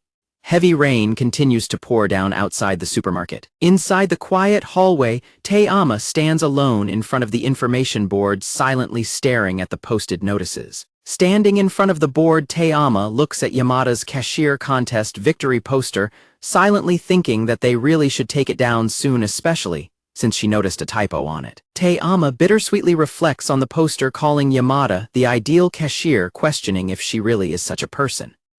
Sasaki suddenly approaches and calls out her name, and Taeyama turns around surprised, asking if he needs something and wondering why he did not use his umbrella. Sasaki sheepishly admits that he underestimated the rain, explaining that Obata told him she might be smoking out back, so he ran out without opening his umbrella, only to find she was not there. Sasaki confesses that he was worried about having upset her the other day, leaving Taeyama completely stunned. Taeyama asks if she made herself sound upset, and Sasaki quickly tries to take the blame, saying it was well-deserved. However, Taeyama gently tells him that he does not need to worry because she is perfectly fine. Sasaki responds that hearing her say she is fine only makes him more worried. Taeyama quietly admits that she has recently realized what a bad person she really is, explaining that she did a terrible thing to someone. She explains that they did a moment that was highly important to that person, but she had completely forgotten about it and was even annoyed at them for holding on to it and wished they would forget it. She apologizes for speaking in riddles, but Sasaki firmly asks her to look at him. Taeyama keeps her head down, replying that there is nothing to look at. Sasaki gently reaches out and pulls the hood back from her face, forcing her to look directly at him as she reacts in silent shock. Looking at her open face, Sasaki softly tells her that he has also had some highly important moments lately. Sasaki reminds her of when they smoked by the kiosk, and he talked about how much he loved the cherries at the store. He confesses that cherries had always looked exactly the same to him, and were merely a sign of changing seasons, but that specific time they looked completely different even in the heavy rain, calling it a memory he might never forget. Sasaki explains that the moment felt special simply because she was there with him, and adds that even if he is the only one who cares about that night, and even if she forgets all about it, or thinks he is silly for remembering, he will still be incredibly thankful she was there because she is wonderful. A tearful Taeyama smiles softly and asks why he is saying all of this now, and when Sasaki begins to doubt himself, she quickly reassures him that it is not true, gently confessing that she is always incredibly happy to hear those words from him. Standing side by side in front of the board, Sasaki suddenly gasps as a massive realization hits him. Sasaki gazes at the Cashier victory poster on the board, realizing that Yamada's printed comment matches what she had told him. Sasaki suddenly yells out in panic, and slams his hand over the board, frantically trying to peel or rub the poster, while a startled Teiyama tries to stop him, telling him to just leave it alone since it does not need to look perfect, though Sasaki stubbornly insists it is a heartfelt piece that must be handled properly. Teiyama finds the situation deeply embarrassing, while Sasaki points directly at the text on the poster and excitedly notes that the printed comment is exactly like what Yamada told him on the very first day they met.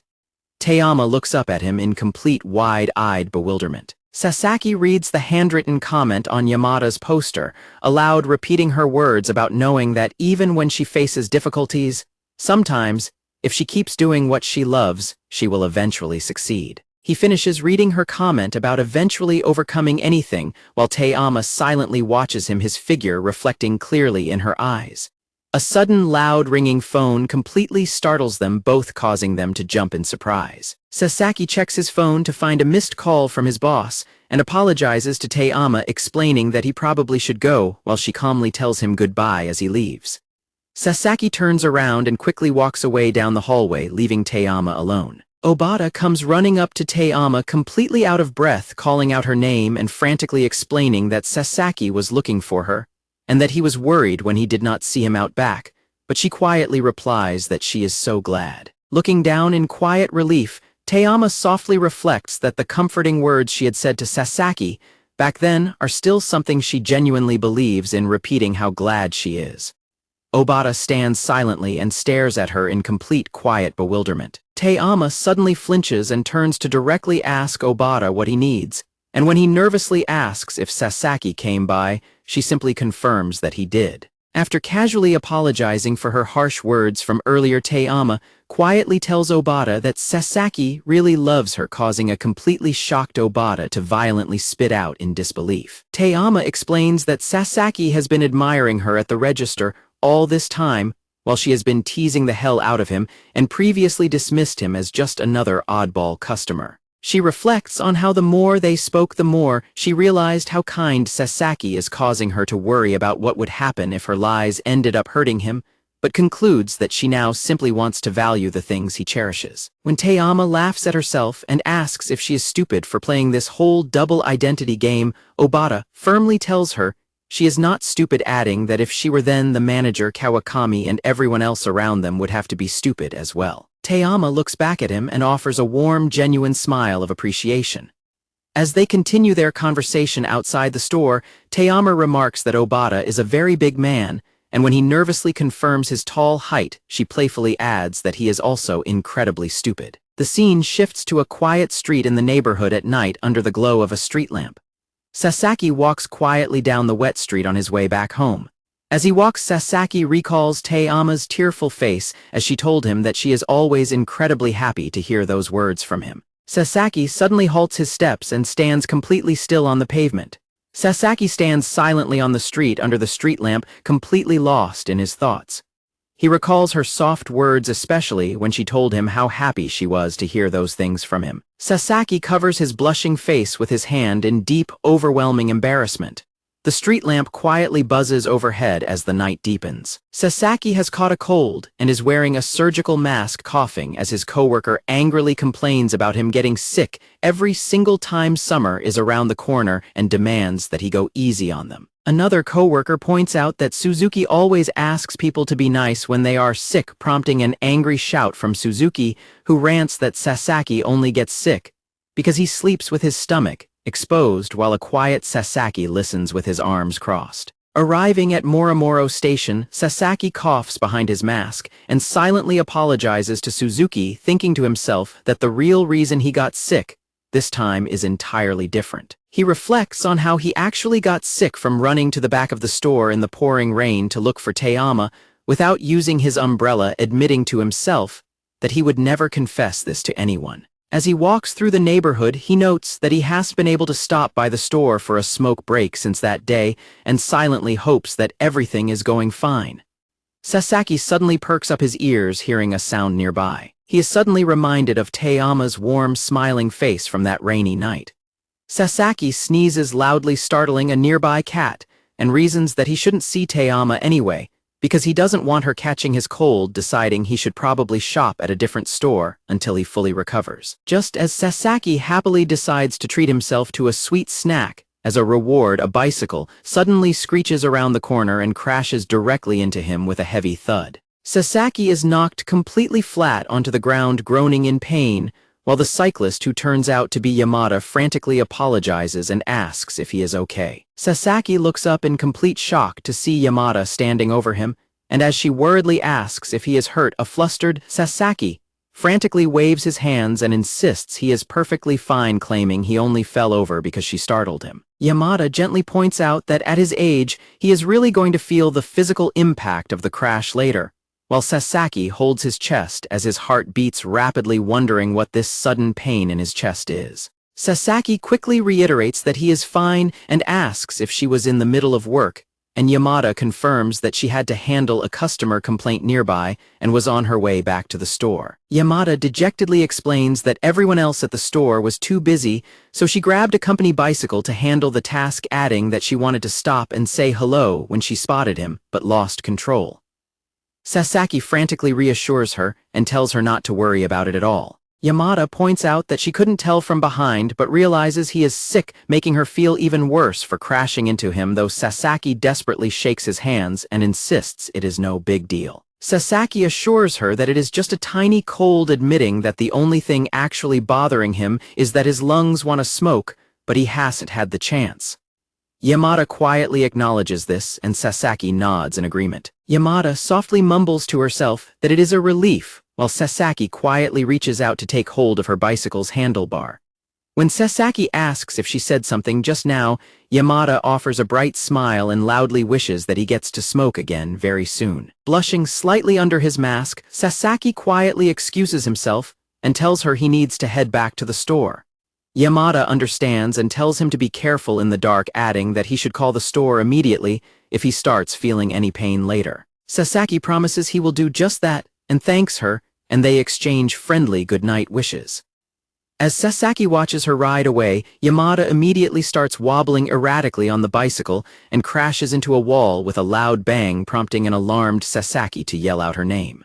Yamada miserably covers her face and apologizes, confessing that she should have known better since she can barely ride a bicycle to begin with, while Sasaki quickly tries to comfort her. As Sasaki pushes the bicycle back for her, Yamada laments that she not only crashed into him while he is sick, but is now forcing him to help walk the bike back. Sasaki tells her not to worry since he offered privately, thinking that it is a good thing he was the one she crashed into instead of a stranger, before suddenly remembering something.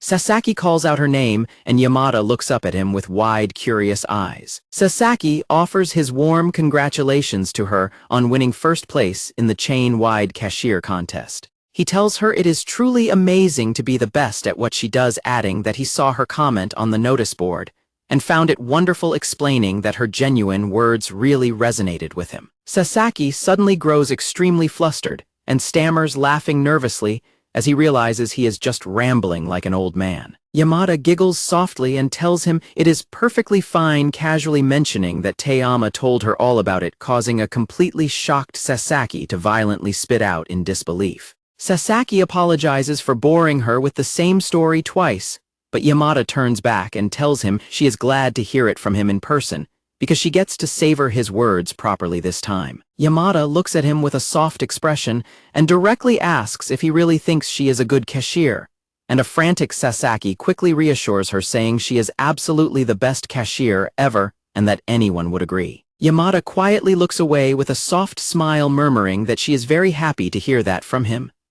Sasaki walks beside her in silence, processing her words as they continue on their way. As Sasaki steps forward, he accidentally bumps into the bicycle with a loud clang, causing an alarmed Yamada to call out his name in concern. Yamada frantically asks if he is okay, and a flustered Sasaki quickly insists that he is perfectly fine, while apologetically noting that he ended up crashing the bicycle as well. Sasaki suddenly notices a fresh scrape on Yamada's leg and calls it out, prompting a surprised Yamada to realize why her leg has been stinging and guess it must have happened during the earlier crash, which worries Sasaki. Sasaki warns her that if her shoe rubs against the wound, it will only get worse, offering to handle it and asking her to take a seat on the bicycle rack.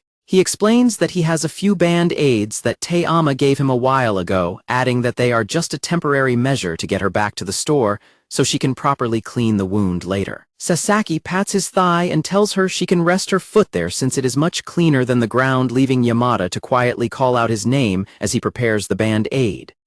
Yamada directly asks if he is planning to apply the band-aid to her leg himself. The sudden realization of what he just suggested causes Sasaki's face to flush red in deep embarrassment. Sasaki frantically panics and waves his hands, stammering apologies and explaining that he was just too focused on the wound before quickly suggesting that he should just hold the bicycle steady so she can rest her foot on it instead. Yamada gently places her hand on his shoulder, stopping his frantic explanations. Yamada quietly takes off her shoe, revealing her bare foot with the minor scrape. She gently taps her bare foot onto his knee as Sasaki kneels on the pavement before her. Yamada quietly brushes a lock of hair behind her ear as she looks down at him. Yamada calmly tells him to go ahead, and a flustered Sasaki nervously agrees to proceed.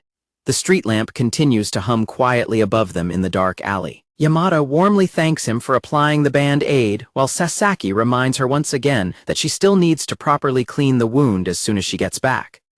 Yamada playfully finishes his sentence about cleaning and disinfecting, thanking him for being such a big help. Sasaki quietly apologizes, admitting he probably could have handled the situation with her foot much better.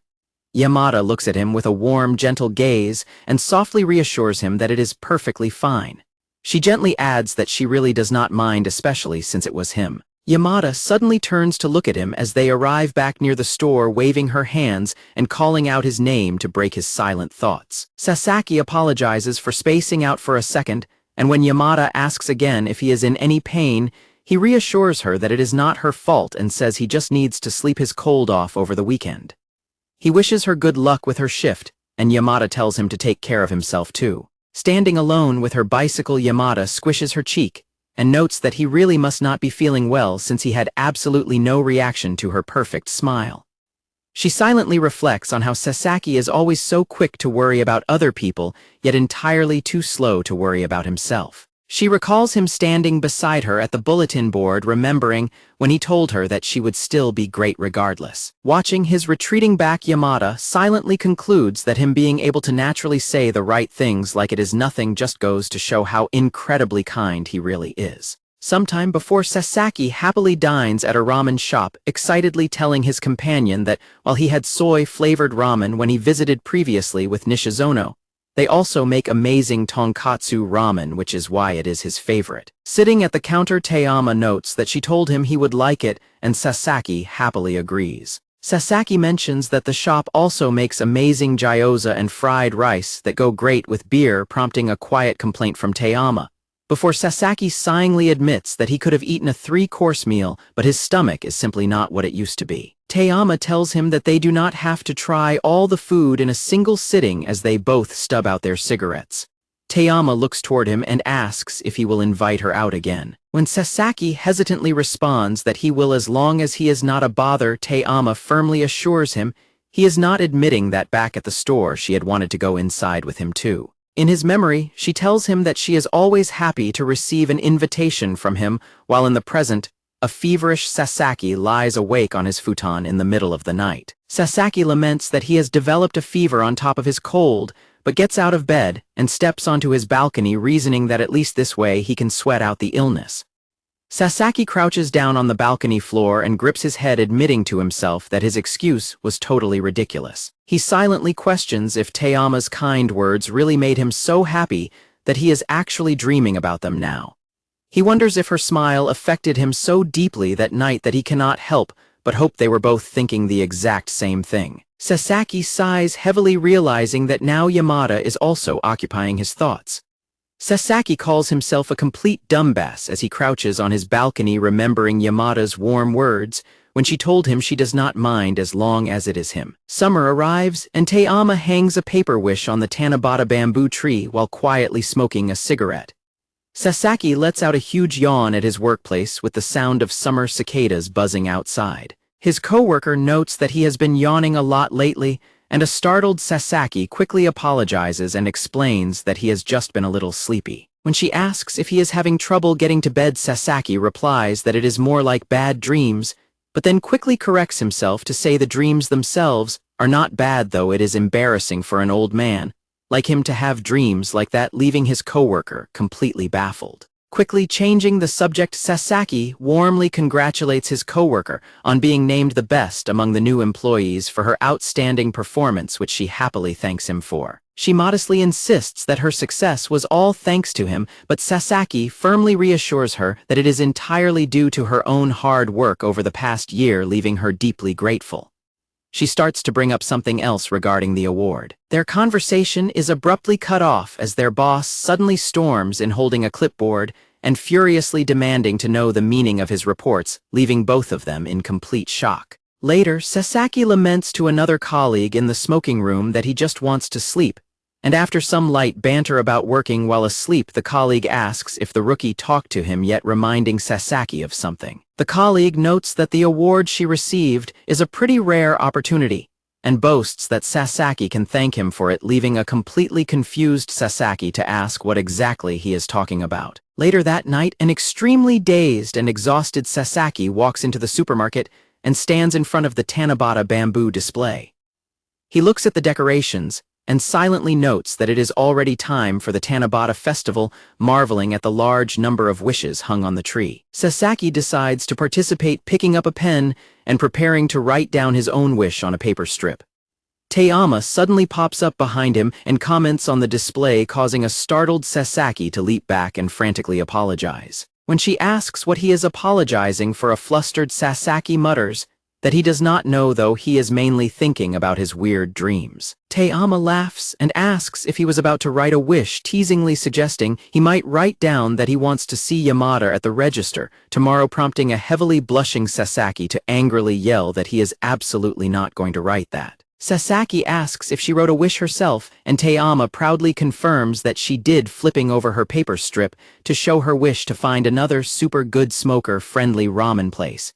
Seeing her wish, Sasaki flinches in surprise and mutters the word ramen under his breath. When she asks what is wrong with her wish, Sasaki quickly waves his hands and insists that even more ramen never hurt anyone, but an annoyed Taeyama asks if he is implying she eats too much, which he frantically denies. Taeyama pinches his sleeve and tells him that he should actually eat more because he is tall and lanky, noting that he has almost no fat. She adds that he really needs to find someone he can go eat ramen with, to which a flustered Sasaki quietly agrees. Taeyama looks directly at him with a soft, steady gaze and suggests that he go with someone like her, leaving a completely stunned Sasaki to let out a shocked gasp. Taeyama casually explains that she goes out for ramen with her colleagues, so she is sure he can manage that too, causing Sasaki to fall flat on his back in complete shock. Taeyama bluntly asks what is wrong with him today, prompting a flustered Sasaki to quickly agree that while he goes out drinking quite a bit, he rarely goes out just for ramen. Taeyama simply accepts his explanation. Sasaki frantically rubs his forehead, desperately reminding himself to keep reality and his dreams completely separate, while Taeyama turns away. Taeyama notices he dropped a paper strip and picks it up, asking if it is his and telling him that if he already wrote a wish, he should go ahead and hang it up on the tree. The paper strip contains his handwritten wish to not cause a mess for his junior colleague. Seeing his wish, Taeyama quietly murmurs in surprise. Sasaki quickly brushes it off as boring old man stuff and thanks her for picking it up, gently taking the paper back as he adjusts his sleeve. Taeyama stands silently for a moment before inviting him to come out back and smoke with her. Sitting out back smoking together, Sasaki explains that his junior colleague went from almost quitting to winning an award. Taeyama calls it cool, and Sasaki agrees she is a hard worker, but explains that next week she has to visit headquarters with her supervisor to receive the award. Sasaki mentions that who would act as her supervisor was apparently a major question. When Taeyama asks what he means by apparently, he clarifies that he actually had no idea about any of this until earlier today. He explains that his junior heard some unpleasant rumors about him at her recent headquarters party.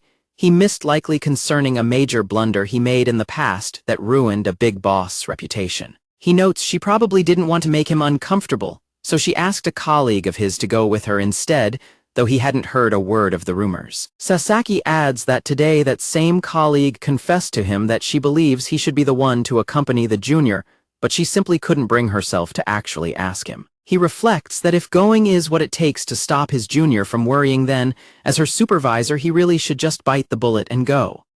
However, Sasaki worries that it would not be fair to her if they end up walking on eggshells the entire trip. Sasaki laughs and admits that he has been thinking about the dilemma all day, which is exactly why he wrote that wish on his paper strip. Taeyama's expression suddenly turns dark, and she growls in frustration, leaving a startled Sasaki to call out her name while she pouts and admits that she wants to say something to him, but does not know what. Sasaki looks out at the night and quietly comments that he is not a fan of their headquarters either.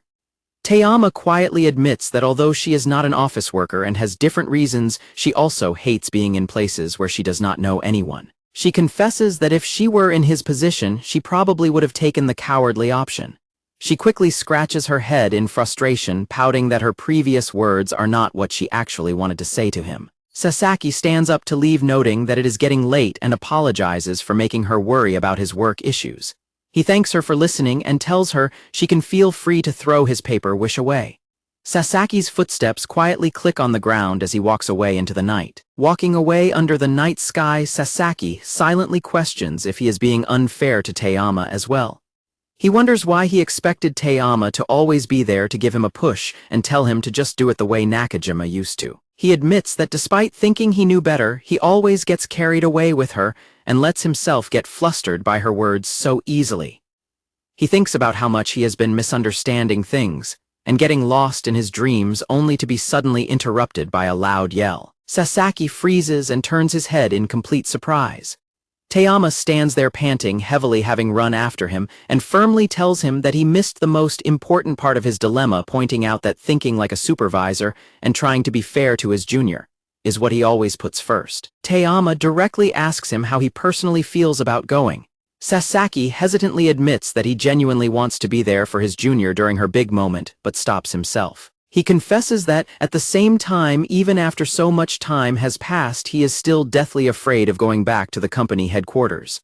Taeyama quietly acknowledges his confession. Sasaki berates himself for letting fear paralyze him and always being so indecisive, while Taeyama turns to walk away. Suddenly turning back, an aggressive Taeyama grabs him by the clothes and yells at him to either sit on his hands and do nothing if he doesn't want to go, or to just go and hate every second of it, explaining that hating the pain or hating himself for chickening out doesn't matter, because of one simple truth. Blushing deeply and yelling at the top of her lungs, Taeyama fiercely declares that nobody cares about them even a tiny bit. Taeyama leans against a nearby pole to catch her breath, while a completely stunned and trembling Sasaki stands frozen in shock, having dropped his briefcase onto the ground. Taeyama continues her rant, stating that the world simply does not care about their feelings. She explains that the world only sees the results of one's decisions, and that it doesn't care how a person felt when they made them. She adds that no matter how someone felt going in, some ignorant person will always find a way to laugh at them regardless.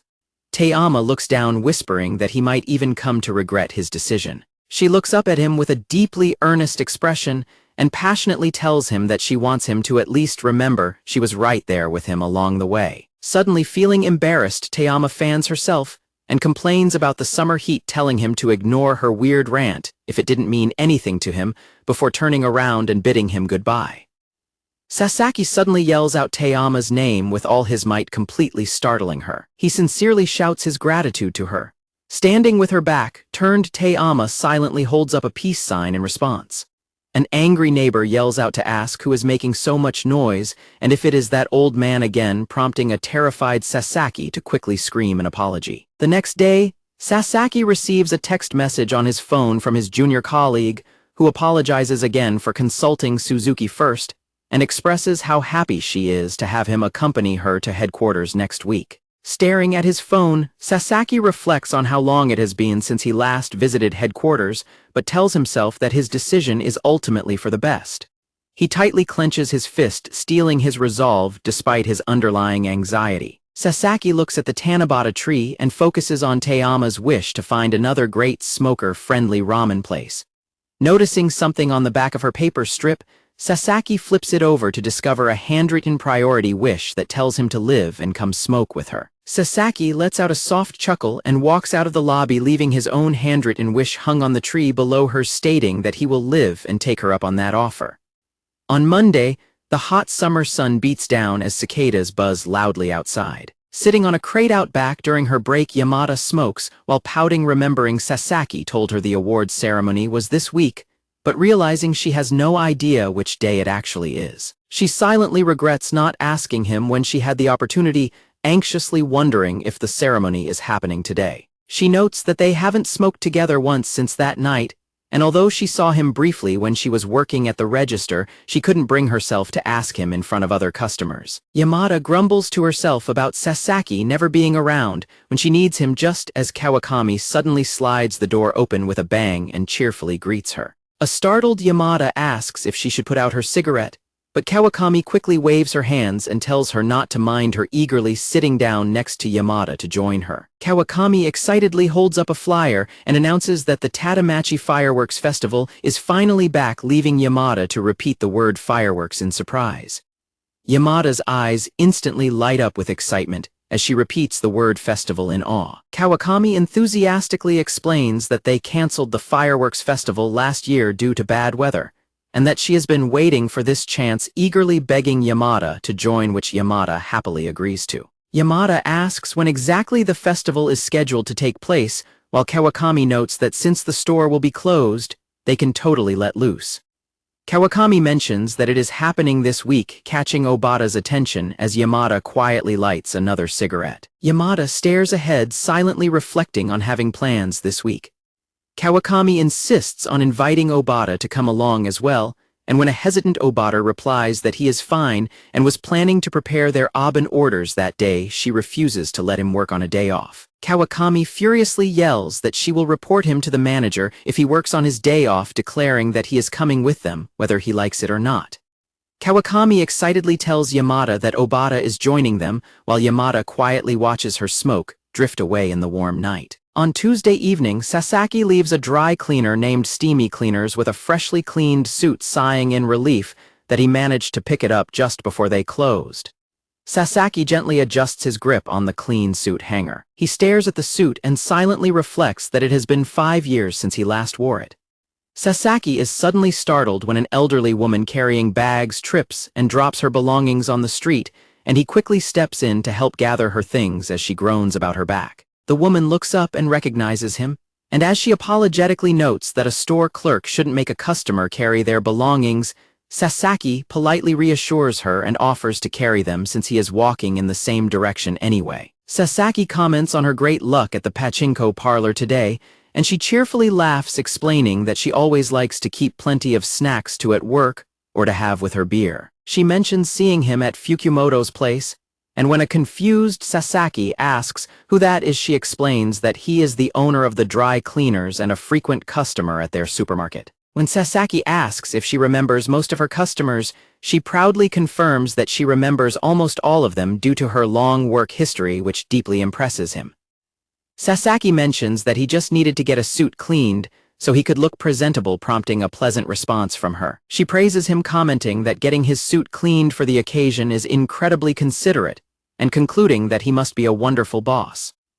Blushing slightly, Sasaki quietly confesses to himself that the real reason he is trying so hard this time is actually thanks to someone else. He notes that if not for her, he wouldn't have even bothered to pull his old suit out of his closet. Kawakami suddenly appears and screams out the woman's name, Uno, in absolute shock. Standing at the store entrance, an angry Kawakami demands to know why Uno is walking with that old man, while Uno simply greets her cheerfully. Uno explains that Sasaki was simply helping her carry her pachinko winnings, prompting a surprised Kawakami to back down, though she still snaps at Sasaki when he tries to politely greet her. Kawakami offers to carry the winnings and take them to Uno's locker for her. Uno bows and thanks Sasaki again for his help, while he politely replies that it was his pleasure, all while Kawakami and Yamada watch the exchange from nearby. Kawakami directly informs Sasaki that Yamada is not there to smoke with him today. Kawakami sharply adds that Yamada won't be there tomorrow either. She explains that they all have a day off and are going to a festival together, firmly stating that no outsiders are allowed to join. Sasaki politely replies that it sounds nice and wishes them a great time, but his casual response causes Kawakami to dramatically trip and fall over in frustration. Sasaki sincerely thanks her for letting him know, and says he hopes they all have fun before wishing them a good night. As Sasaki walks away into the night, he recalls Kawakami calling him no fun at all and quietly realizes with a trace of disappointment that he won't get to see Yamada tomorrow. On Wednesday, the summer festival is in full swing with stalls selling yakisoba and shaved ice, and a voice calls out to Kami and Oba. Yamada, dressed beautifully in a traditional yukata, tells them she's going to get some yakitori and warns them not to wander off too far. Meanwhile, a heavily blushing Obata tearfully gushes over how incredibly happy he is that she wore a yukata, prompting Kawakami to tell him to shut up. Obata surprises Kawakami by revealing he already paid for their food, leaving her to jokingly call him a rude bastard for a quiet guy, but she warmly thanks him for his help back when Yamada was feeling down. Kawakami explains that she is truly grateful because when she asked him for help he actually delivered, and by the time she returned, Yamada was completely back to her normal self. Obata swallows his food and quietly admits that he is definitely not the one she should be thanking. Obata reveals that it was actually Sasaki who cheered Yamada back up, causing a completely shocked Kawakami to bite clean through her wooden skewer. Yamada spots Uno sitting at a picnic table, and Uno warmly greets her and praises how beautiful she looks in her yukata. When Yamada reveals she is there with Kawakami and Obata and invites Uno to join them, Uno happily accepts. Uno casually mentions to Yamada that Sasaki helped her carry her things the previous night, catching Yamada completely by surprise. Yamada intensely leans in close to Uno's face and eagerly asks if there was anything off about him specifically, if he looked particularly withered or like he wanted to disappear. Uno replies that he didn't look off at all and was just his usual tired self, explaining that he was simply walking home from the dry cleaners. Uno continues her story, explaining that Sasaki told her a junior colleague of his was receiving an award today. Uno calls out Yamada's name as the girl suddenly falls completely silent. Uno asks if she had plans to meet Sasaki at the festival today, and Yamada quietly confirms that she did not. Yamada explains that they never make plans because they are not like that, adding that it keeps things exciting. Uno gently points out that Yamada does not look very happy about that arrangement. Uno directly asks her what she really wants to be doing right now. Yamada suddenly stands up and runs off, apologizing to Uno and asking her to tell Kawakami and Obata that she went for a smoke. As she dashes through the crowded festival, she admits to herself that she doesn't even know if Sasaki will be there, noting they never made plans and the store is closed, but she still cannot help but rush to the store anyway. Yamada recalls that rainy night out back, remembering how surprised she was to hear Sasaki's voice shake in fear of the thunder. She remembers realizing that no matter how old a person gets, difficult things remain difficult, and she hated seeing him look so vulnerable. She remembers how happy she felt when she saw his reply on the Tanabata tree, promising to live and take her up on her offer to smoke together. She reflects on how meaningful it was when her words finally got through to him, determined to reach him again today. Yamada resolves that Sasaki deserves praise for his hard work, and if no one else is going to give it to him, she will be the one to do so, just as she stood by his side back then. She firmly tells herself that it should be her. Meanwhile, Sasaki stands alone outside the closed supermarket lobby, asking himself what on earth he is even doing there when he knows Teama won't be around. He turns to walk away, quietly reflecting that his highly anticipated trip to the headquarters today was shockingly uneventful. Sasaki recalls his dread of visiting the headquarters, expecting to face his own personal hell, and believing he couldn't show his face there again, only to find that no one was even interested in him, and that he was treated as nothing more than a good boss to his junior. He silently acknowledges that he only got through the difficult day thanks to her support, wishing that she were there right now so he could tell her that in person. As Sasaki walks away, Teama suddenly steps out from behind the fence, dressed in her beautiful yukata, and calls out his name, stopping him in his tracks. Sasaki turns around and stares in absolute speechless shock at her stunning appearance, while a panting Teama catches her breath. Teama looks up at him with a soft, warm smile. Teama directly asks what he is doing there, and a flustered Sasaki awkwardly points out that the store is closed today. Sasaki rubs his head and laughs nervously, lamely lying that he simply spaced out and missed the signs. He immediately screams internally in despair, mentally berating himself for lying like a child. Sasaki quickly asks why she is here, and if she is meeting up with someone, but Te-ama teasingly replies that she isn't, reminding him that he is the sort of scatterbrain who forgets to buy toilet paper. Brushing her hair back, Te-ama explains that she was at the festival but simply felt like having a smoke, which is why she came to their usual spot. When Te-ama reacts with confusion to his silence, an incredibly flustered Sasaki panics and yells out in embarrassment. Te-ama panics and covers her face, worriedly asking if her hair, makeup, or yukata look messed up, but Sasaki frantically waves his hands and reassures her that she does not look off at all. Resting her face in her hands, Te-ama teasingly asks him if she looks cute instead, leaving a heavily blushing and sweating Sasaki completely tongue-tied. Sasaki screams her name in absolute embarrassment while Te-ama giggles behind her hands. Te-ama laughs and apologizes for teasing him, casually suggesting that since he is already there, he probably wants to have a smoke with her.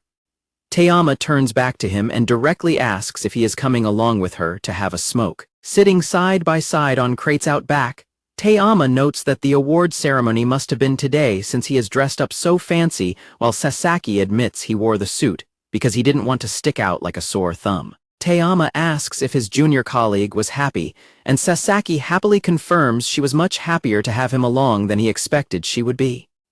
Sasaki recalls seeing his junior colleague receive her award, admitting he couldn't help but feel incredibly proud of her. Sasaki looks warmly at Te-ama and tells her that it was all thanks to her support.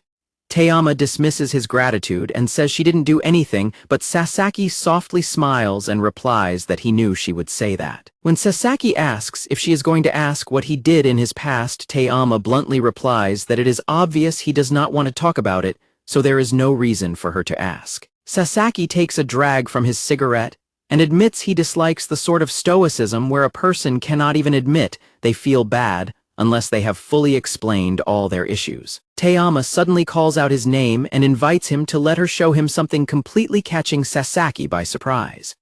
A panicked Sasaki warns her that it is dangerous as she begins to clamber up onto a stack of crates, but Te-ama simply tells him to climb up behind her since the doors are locked. They successfully make it onto the roof ledge, where a panting Sasaki laughs nervously and warns that they could have gotten hurt, though Te-ama casually brushes it off as a good workout and notes that it is almost time. When Sasaki asks what it is almost time for, Te-ama points her finger and tells him to look over in that direction.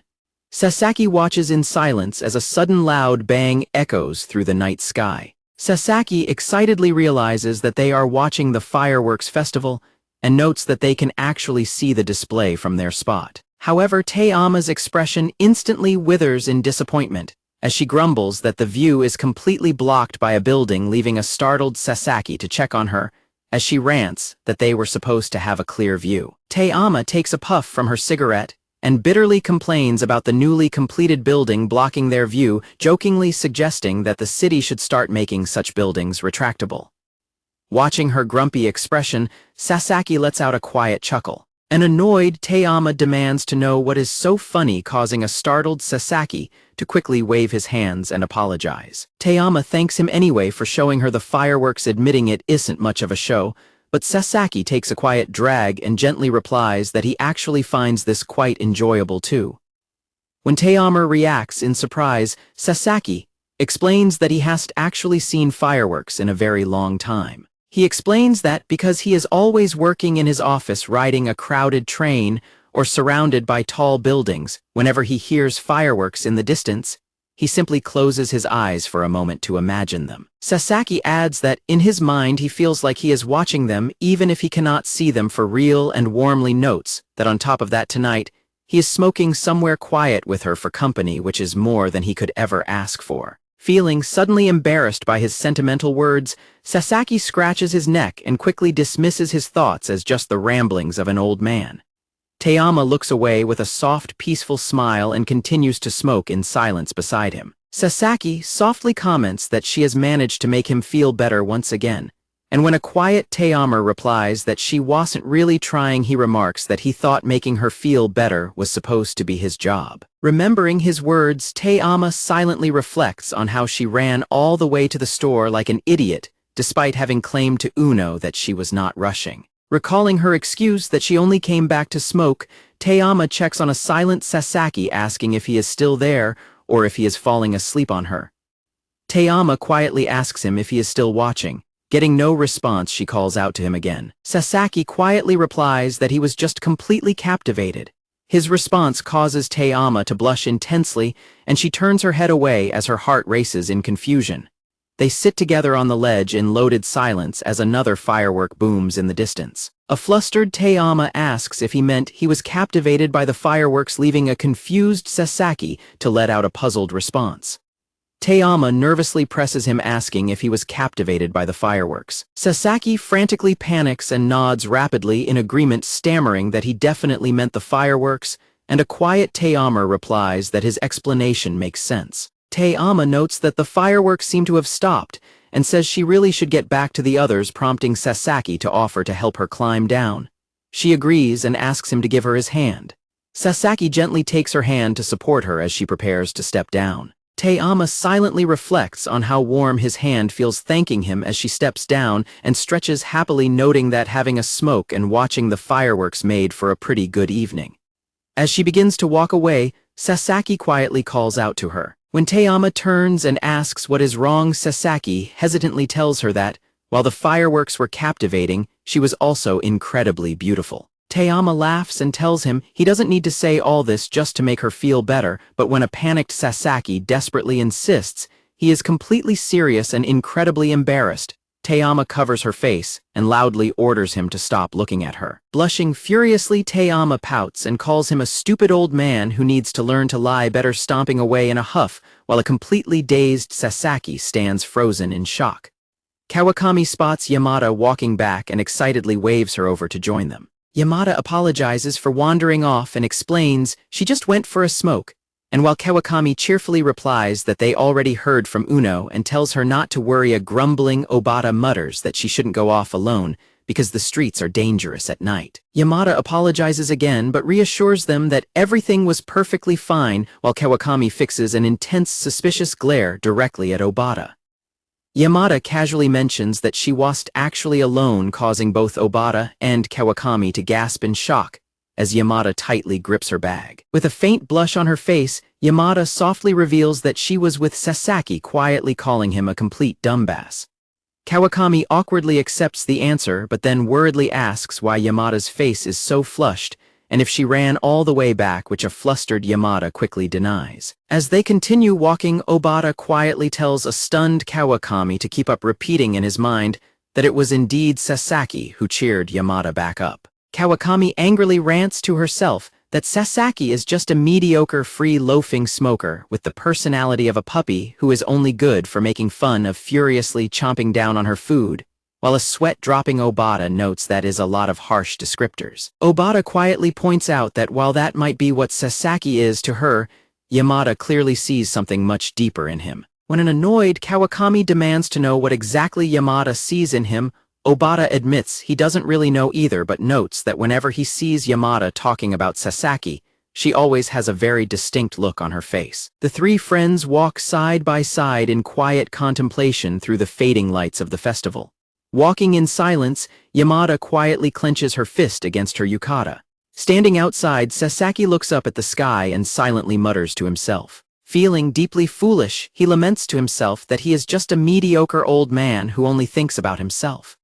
He remembers how he got carried away by the moment and ended up embarrassing her as she angrily told him to stop looking, realizing his sentimental words were actually the truth. Sasaki regrets not being more direct about what he found pretty, but his thoughts are cut off as two police officers approach him to investigate reports of a woman screaming, asking if he is drunk or knows her, while passers-by whisper about him. Sasaki sits alone at a bar, resting his head on his hand in total exhaustion as he holds his drink.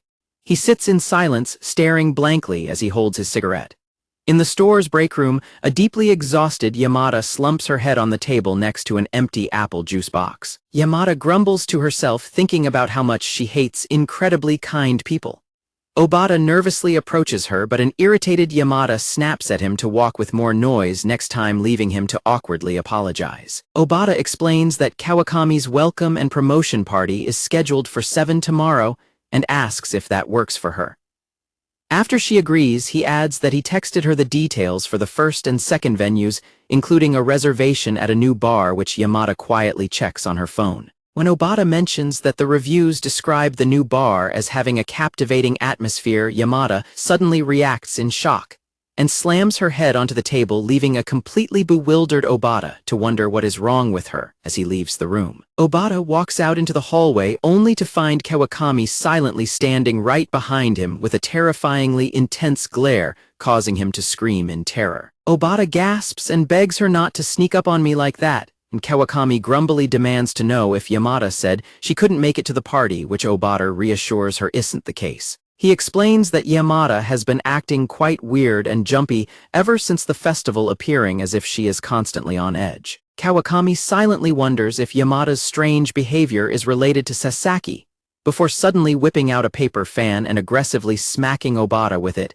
as she storms off, leaving a thoroughly confused Obata to ask where she even got the fan. Obata is left crying in despair, loudly asking what he did to deserve being treated like this by everyone. Kawakami walks away in deep frustration, complaining to herself that Yamada was never like this before, and noting that after being gone for only a year, it feels like she is a completely different person. Kawakami pouts and aggressively whacks her fans, silently reflecting that it is ultimately Yamada's life, and that she is just another coworker, quietly agreeing with her own thoughts. Kawakami sneakily listens from the doorway as the manager Goto talks on the phone, explaining that she didn't give Yamada any special advice, and that Yamada won the contest simply because she gives her all to the job every single day. Goto adds that Yamada's victory was actually just the expected outcome, leaving an ecstatic Kawakami to gush over Yamada getting praised. However, Kawakami's excitement quickly turns to utter shock as she hears Goto ask about Yamada's promotion from her cashier position. The door suddenly slams shut, and a completely panicked Kawakami hides under a counter to process the shocking news in silence while Goto continues her call. Kawakami panics, internally wondering if Yamada getting promoted means she will become a section lead like her, and if that means they will become closer than just coworkers who work at the same store. She excitedly wonders if they could finally become true friends even without needing their smoke breaks to connect. Later that evening, Yamada notices Kawakami arriving and casually greets her. Seeing Yamada acting like her usual self, Kawakami assures her she doesn't mind her smoking, explaining she just came out back to grab a soda from the vending machine because she was thirsty. Yamada mentions that the manager wants to get a proper water cooler, and Kawakami laughs and says they will all look like school kids after gym class. Kawakami hesitates for a moment before directly asking Yamada when she is thinking about moving on from cashier work, while the soda can drops with a clonk. Kawakami awkwardly rambles that Yamada already handles a lot of admin work and has the trust of the staff, adding that her competition win must have brought her plenty of offers. But Yamada flatly cuts her off with a firm no, leaving a sweat dropping Kawakami completely confused. Yamada firmly states that she likes her job, and when Kawakami tries to argue, Yamada bitterly asks if Kawakami thinks cashiers don't have to work as hard as other employees. A panicked Kawakami quickly denies saying that, but Yamada coldly tells her it is fine and insists that this is nothing for her to worry about. Kawakami is left standing there looking utterly devastated and shocked by Yamada's cold dismissal. The next day, Kawakami's welcome and promotion party is held at an izakaya where a forcedly energetic Kawakami raises her glass and loudly cheers to start the party. Goto jokingly asks what she means by the 80-second party since they aren't in a time loop, but Kawakami and their coworker cheerfully argue that attaching a large number to big events adds some fun flair. Goto looks around and asks where their guest of honor is, prompting a sweat-dropping Obata to nervously speak up. Obata nervously points out that Kawakami is actually sitting right there at the table, completely withered and depressed. The worried coworkers ask Obata what is wrong with her and if she hates the food, but Obata explains she has been depressed like this the entire day. Uno then asks Goto where Yamada is, prompting Goto to suddenly remember. Uno casually explains that Yamada cannot make it for the start of the party after all, which completely shatters whatever spirit Kawakami had left. Sitting at the party, Kawakami remembers Yamada's blunt remark about it being none of her business, while Obata watches her with concern and wonders if he should help her, only for Goto to firmly forbid him from working on his day off. Kawakami suddenly grabs her glass and begins chugging her beer rapidly, completely shocking Obata and Goto as she finishes the entire drink. Encouraged by her energy, their co-workers cheer her on and prepare to toast her, while a heavily blushing Kawakami holds up her glass and happily agrees that they can't let the guest of honor outdo them.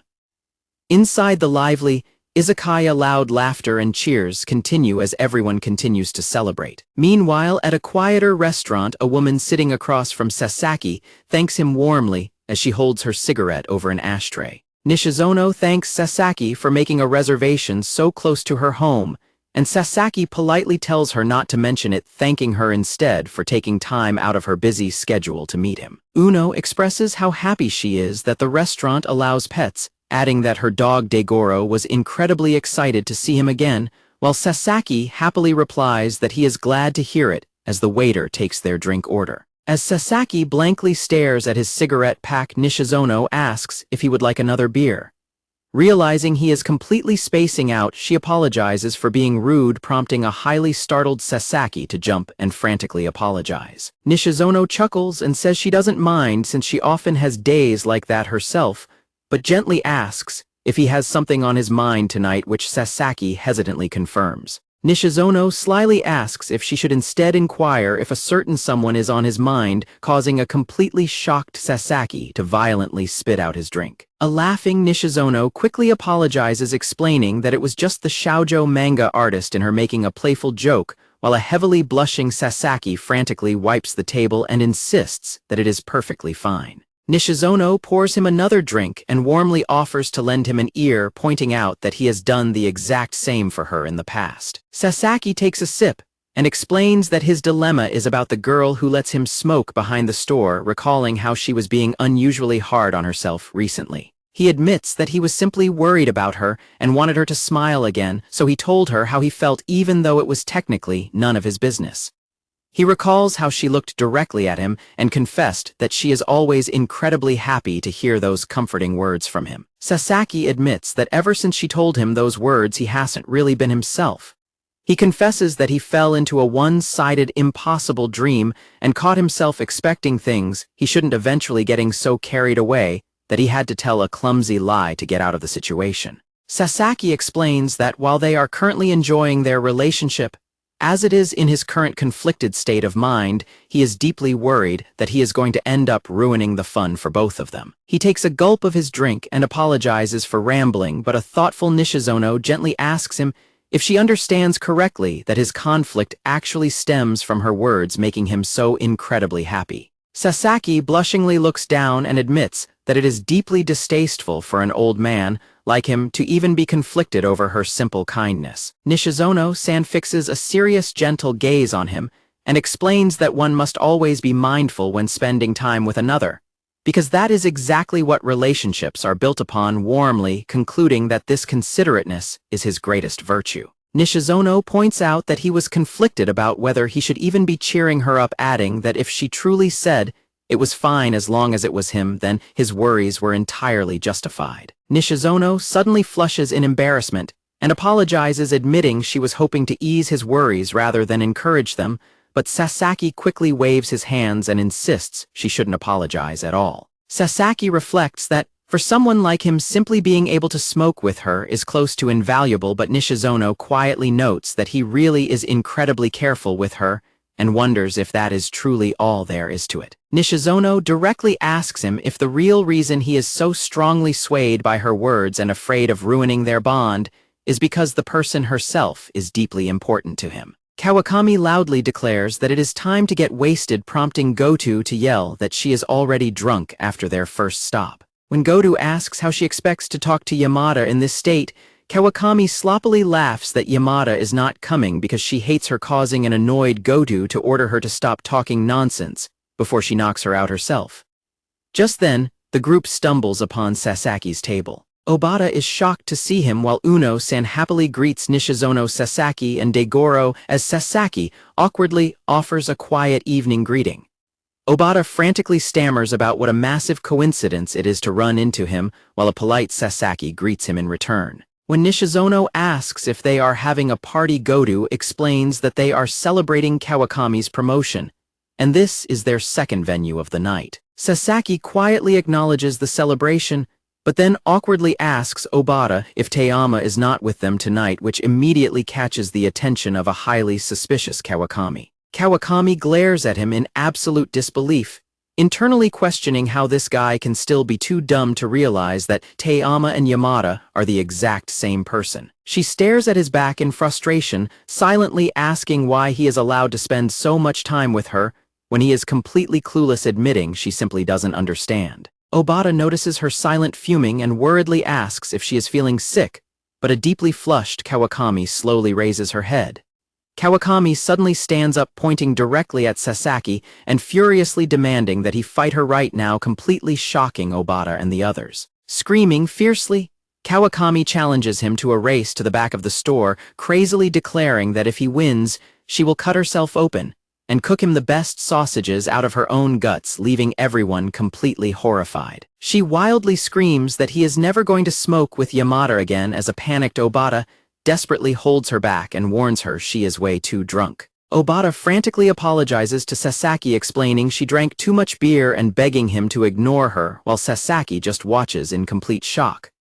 Blushing deeply, Sasaki turns around and accepts Kawakami's challenge, declaring that he is in. As both Sasaki and Kawakami wobble unsteadily and prepare to start their drunken race, a panicked Obata frantically yells at them to wait and stop right there. The other employees completely encourage the chaos, instead of stopping them, with Mizawa loudly announcing she will provide live commentary for the race between the two drunkards, and Uno-san happily calling for another drink. Obata looks around in despair, pleading with the manager to step in and stop them before they embarrass themselves.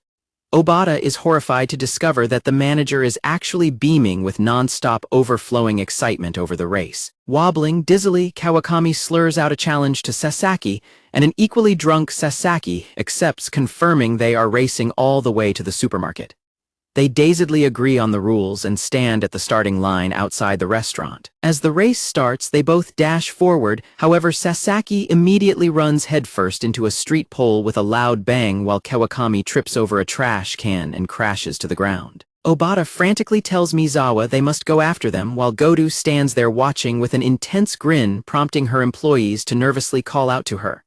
Obata desperately begs the manager to hold on, but she ignores him as her glasses flash in sheer excitement. Godu excitedly yells at Obata, asking if he doesn't see how incredibly epic this is, declaring that their battle for Yamada's affection is straight out of a shoujo manga. She rants about how Kawakami wanted to force progress to happen, claiming she deeply respects that, before quickly and unconvincingly adding that she is only going to stop them as she walks away. Obata is left sighing in despair. Clutching his chest, a heavily blushing Obata admits to himself that he simply loves it when the manager gets excited like that. He reasons that because she is always so serious, he doesn't want to ruin her fun, but knowing Kawakami is out of control and Sasaki is drunk, he resolves that he must be the one to go there and keep them in check. Meanwhile, back at the table, Uno-san bows deeply to the waitress, profusely apologizing for causing such a huge ruckus, and noting that there will be hell to pay once the runaways sober up. Uno-san cheerfully suggests that since they are finally alone, they should just continue drinking together, which a smiling Nishizono happily accepts as they clink their glasses. Stumbling down the street, Sasaki curses to himself that he did not realize he was this drunk. Beside him, a panting Kawakami complains that she is dying, while Obata tries to catch up from behind. The two continue to push themselves, panting heavily as they struggle down the street. Kawakami asks Sasaki why he downed that beer earlier, betting that he would be winning right now if he had not done so. Sasaki casually replies that he thought it would be unfair, leaving Kawakami thoroughly confused. He explains that since she seemed pretty drunk, he thought he should do the same, adding that it would not be a real fight otherwise. Kawakami snaps back that it is too bad for him, then revealing that she was actually giving him a handicap because he is so old. Sasaki politely replies that it makes sense, and thanks her for being so considerate of his age, prompting an angry Kawakami to yell back that she is not considering anything. Sasaki admits he did not even think she was going to take him on, as they both collapse against the walls in complete exhaustion. Sasaki agrees that he surprised himself as well. Kawakami retorts that he is admitting he does stupid things when drunk, firmly stating that there is absolutely no chance she will give Yamada to him now. Kawakami angrily accuses him of trying to hit it off with Yamada on the night of the festival, loudly demanding to know why he would even suggest that, while Sasaki slumps to his knees in nausea. She then questions what he meant earlier when he asked if something had happened between her and Teyama. Kawakami points her finger directly at him as she continues her thought. She quietly notes that it seemed like he might have been crying. Kawakami mutters that he would not understand, explaining that he does not chase her around trying to be friends, get impatient, say things he shouldn't, and then drunkenly challenge an old man to a race, bitterly concluding that he is not a dumb little kid like her. She points out that despite having nothing in common regarding age or work, he and Yamada still found common ground to smoke together, noting that someone as nice, upright, and attentive as him could never possibly understand her. She bitterly adds that if he were not drunk, he would not even care about her or her dumb challenge. Sasaki suddenly walks right up behind her and calmly states that she is exaggerating and misunderstanding him, completely startling Kawakami as she demands to know how he caught up so fast. Sasaki admits that he actually made things awkward on festival night and annoyed Yamada so much that she smacked him in the face, prompting a grossed-out Kawakami to ask how he managed to mess up that badly. He then brings up her comment about him and Teyama smoking together. Sasaki confesses that he is actually jealous of the two of them going out for ramen together, admitting that he is too afraid to ask her himself because he worries he might just be a bother. Sasaki admits that when Kawakami challenged him, all his fears completely flew out of his head. He explains that because he did not want to lose what they have, he ended up right here running this race. As Sasaki pushes forward while panting heavily, Kawakami stares at his back and remarks that he sounds just like someone else. The two of them continue dragging themselves down the empty night street as Kawakami quietly notes that it is exactly what she thought. Reaching his hand toward the fence in front of them, Sasaki wonders aloud if they could have avoided this race altogether if they were always as honest as the alcohol makes them. Sasaki reaches the chain-link fence, but immediately slips, collapsing face first onto the pavement with a heavy thud. Both Sasaki and Kawakami lie completely flat out on the ground in total exhaustion. Sasaki hiccups and asks if Kawakami is all right, but she simply mutters a quiet expression of relief. Still lying face down on the ground, Kawakami quietly apologizes. As Sasaki watches her from the ground, Kawakami admits that she does not understand why she has to be so complicated. She explains that she always just wanted to be friends with everyone and be useful to them, just like she tried to do at her old workplace. She confesses that she did not realize she was only stirring the pot until it finally spilled over. A brief flashback shows her former co-workers coldly warning her not to get carried away. She recalls the devastating moment they bluntly told her that she should not have come there. Kawakami explains that she did not need to be told twice how mistaken she was, so she simply shut up and got out of everyone's way. Clenching her fists in tears, Kawakami admits she knew she was wrong and had promised herself to be careful not to make the same mistakes again. She cries that this store and Yamada are the best things she has ever had, yet she is acting like an idiot again and is terrified of losing them entirely to her own stupidity. Lying silently on the ground, Sasaki gazes at her with a soft, empathetic expression. Kawakami sits up and wipes her tears, telling him not to feel sorry for her or claim he understands, noting that she should actually be on her knees apologizing right now. Sasaki quietly calls out her name. Sitting up against the fence, Sasaki admits he cannot claim to understand exactly how she is feeling right now. However, he tells her that he can deeply sympathize with what happened at her old workplace, quietly noting that the experience feels absolutely awful. Kawakami looks over in surprise and remarks that awful might be the strongest word she has ever heard him use. Sasaki lowers his eyes and confesses that he went through something very similar. Bowing his head toward the ground, Sasaki explains that he completely failed to notice he was just being tolerated. He bitterly adds that by the time he finally realized the truth, it was already too late and he had ruined everything. Kawakami points out that he means it would have helped if he had realized his situation sooner. However, she furiously yells that she knows it is all her fault and that realizing it now does not even matter, desperately asking what the point is anymore. Sasaki calmly agrees that there is no point. He admits he cannot say with confidence that it would help him now or in the past, but gently states that if he had the chance he would not have left either of them alone to suffer. Sasaki quietly notes that if he were there in that store, he tells Kawakami that he would definitely not leave her alone, explaining that he would tell her if she were wrong and if she weren't wrong. Kawakami blushes heavily and tears up. Rubbing her eyes and hiccuping, Kawakami admits she already knew Yamada wouldn't leave her over something so trivial, but she still couldn't help her worries. Watching her, Sasaki quietly asks why she is like her. He thinks about feeling terrified of his past, recalling a voice telling him they wished they had never met him. Sasaki sits up and tells a sobbing Kawakami that he knows that feeling all too well. Kawakami cries as Sasaki describes the feeling of constantly looking over one's shoulder and expecting to go through the same thing over and over. He adds that it is like stumbling on her way forward. He notes that it makes her feel hopeless, frustrated, and fills her with guilt. He reflects that it makes her want to give up and quit on everything, but adds that both of them have someone who has some warmth with them. Thinking of Yamada, Sasaki notes that they cannot help but feel happy about it. Yamada suddenly appears, furiously gripping a broom and dustpan while sweating. Kawakami looks up at her in surprise. Yamada angrily explains she just finished customer service and was heading to the party, demanding to know why Kawakami is crying on the floor and who did this to her. She vows to deal with whoever did this, while Kawakami stammers nervously before Yamada suddenly spots Sasaki lying motionless on the ground. Yamada recognizes Sasaki in shock. Kawakami panics, wondering how she didn't notice him and asking if he is alive before nervously calling out to Yamada. Kawakami confesses that it is all her fault, explaining she got wasted at the first bar, met Sasaki at the second, and idiotically challenged him to a race to the store. Blushing and sweating, Kawakami admits she was going to treat him to sausages if she lost, and if he lost he would have to. A voice finishes the sentence stating that he would have to stop smoking with Teyama behind the store, but claiming that it was his suggestion. Sasaki kneels and laughs, nervously telling Yamada he was pretty drunk when he said that, and guessing he really wanted those sausages. Kawakami frantically tries to interrupt and tell the truth.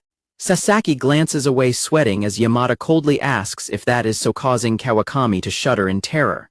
Yamada intimidatingly asks him if he really bet his smoking time with Teyama against sausages of all things. Leaning in close, Yamada sarcastically expresses her surprise that he likes sausages that much, noting that alcohol really brings out the unexpected side in people. She adds that she does not particularly mind either way. Yamada suddenly notices that Sasaki's nose is bleeding and frantically asks if he has a tissue to stop it. Sasaki touches his nose in confusion before checking something else, pulling out his cigarette pack and breathing a sigh of relief. He notes that they are still in one piece. Sasaki asks Yamada to hold onto the cigarettes for a moment, explaining that he would rather not get any blood on them. He wipes his nose and explains that it is a rather important pack to him. Yamada furiously grabs him by the shirt collar and yells, demanding to know what his deal is. She questions how he can stop thinking when he is drunk, but still cares so much about that pack of cigarettes. She demands to know if he understands how little sense he makes. Kawakami nervously tries to warn Yamada about yelling at him, but Yamada immediately orders her to be quiet. Yamada rants that he won't have a clue when he is this wasted, admitting that, while she understands and has been trying not to give it away, he just keeps.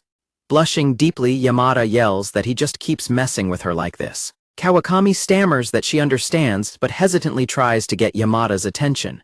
Kawakami points out that she does not think he is even listening, prompting a confused Yamada to look over. Yamada panics as Sasaki slips from her grasp, frantically calling his name, while the rest of their co-workers arrive on the scene in complete shock.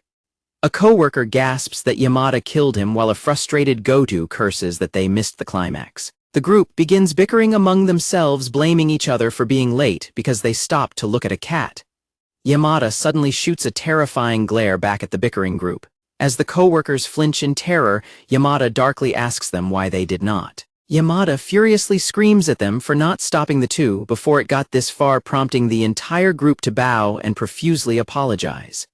Yamada orders Obata to help her carry Sasaki and tells a crying Kawakami to get cleaned up. A deeply exhausted Yamada pants heavily as she helps support a barely conscious Sasaki beside her. Sasaki looks at her groggily as Yamada frustratingly mutters to herself that she just cannot do it. Sasaki wonders to himself if the reason he cannot take his eyes off her is because he finds her presence so important, while Yamada tightly grips his shirt and silently admits to herself that she cannot look away from him either. Sasaki dazedly mumbles the syllables of Yamada's name before groggily telling her that she really is captivating. Hearing his words, Yamada freezes in utter shock and drops his cigarette pack her face, erupting into a massive blush. Yamada violently headbutts him, angrily demanding to know who the stupid old man thinks he is talking to. As the co-workers panic and yell that she just finished Sasaki off, an enraged Yamada furiously orders them all to shut up while Kawakami wails an apology. Sometime later, a deeply annoyed Yamada sits alone behind the supermarket, taking an irritated huff from her cigarette. She puffs out a cloud of smoke while continuing to fume in irritation, completely unaware that Goto, Obata, and Uno are nervously watching her from the storeroom window. Uno cries that it has been a few days since the drunken marathon and Yamada is still incredibly grumpy, even after they went through their penance, which involves wearing embarrassing shirts chosen by Yamada. Obata weeps with regret for not stopping Kawakami, while a deeply depressed Kawakami sits quietly nearby wearing a sign declaring herself a big dummy who ran a marathon drunk. Goto silently watches the scene unfold. As Yamada mutters the word stupid to herself outside, the co-workers peek closer to the window in curiosity. Yamada takes a drag from her cigarette and quietly grumbles that Sasaki is stupid. Uno cheerfully realizes that Yamada is just mad at Sasaki and laughs in relief. Goto agrees that if it is all his fault, then they are in the clear, telling Kawakami to stop dwelling on her mistakes, while they walk away, leaving a sweating Obata to protest that this still does not seem normal at all. Back inside, Yamada stands at her register and silently reflects that it has almost been a whole week. She angrily slams items across the scanner, fuming that he hasn't shown up to buy anything or smoke with her even once. She irritably wonders if he suddenly got swamped with work right after betting their smoking time against some sausages. She recalls Sasaki nervously laughing as he admitted he suggested stopping their smoke breaks if he lost the race, joking that he really must have wanted those sausages. While working the register, Yamada remembers how he said that, but then also remembers how he carefully handed her his cigarette pack to keep it from getting bloody, calling it a rather important pack to him. Yamada looks down in deep thought. She remembers him groggily mumbling her name right before she headbutted him. With the word captivating echoing endlessly in her mind, a heavily blushing Yamada awkwardly averts her gaze as she struggles to process his drunken confession. Yamada angrily scans a long receipt, fuming to herself that he wouldn't say those words to her on the night of the festival. She slams her fist on the counter bitterly, realizing that he said it to her now because he thought she was Te-ama, completely oblivious to who she really was. Noticing her frustration, Goto checks if everything is okay over there and tells Yamada she can take her break once she is done. Yamada calmly replies that everything is fine and she understands. Later that evening, Te-ama stands alone behind the store, quietly holding onto Sasaki's cigarette pack. Suddenly, the back door violently bursts open, completely startling her. Te-ama grips the pack tightly and glares with determination, silently daring him to come and get it back if it is truly that important to him. However, instead of Sasaki, a completely different employee casually steps out into the alleyway. The employee jumps in surprise as Te-ama blankly stares at him, leaving him to awkwardly ask if she was expecting Sasaki. Te-ama quickly apologizes and turns away in disappointment, leaving the confused employee standing alone as she walks off into the night. As she walks away, Te-ama angrily reflects that she thought he was just busy or had thrown his back out, noting that she was even prepared to reassure him that Yamada didn't mind his drunken behavior once he finally showed up. She suddenly stops and erupts in fury. Trembling with absolute rage, Te-ama furiously yells that the old bastard just ran off and ran away from her entirely. The next day, a crude wanted poster featuring a sketch of Sasaki is plastered on the wall, asking anyone who sees the man near the store to contact Yamada. Kawakami excitedly asks if they will get a bounty for bringing him in, while Obata doubts anyone could recognize him from the crude sketch. Goto firmly states she won't tolerate her staff trading in customers for bounties, completely ignoring a deeply nervous Yamada standing silently behind them. Yamada nervously interrupts, stammering to the manager that someone called to have a product replaced and she will be back soon. When Goto offers the company car and asks how far it is, a panicking Yamada frantically declines, insisting she will just take a bicycle there and back. Pedaling furiously down the street, Yamada cries in deep frustration, desperately asking why the old man isn't showing up at the store anymore, and crying that she is literally dying from guilt over the whole situation. Suddenly, Yamada spots a familiar figure in a suit walking toward her down the street and stops her bike in surprise. Panicking, Yamada immediately whips her head away to hide her face, completely startling a confused Sasaki as he approaches. Sasaki freezes in pure terror as Yamada slowly turns back to face him, nervously greeting him as Murakami before correcting herself.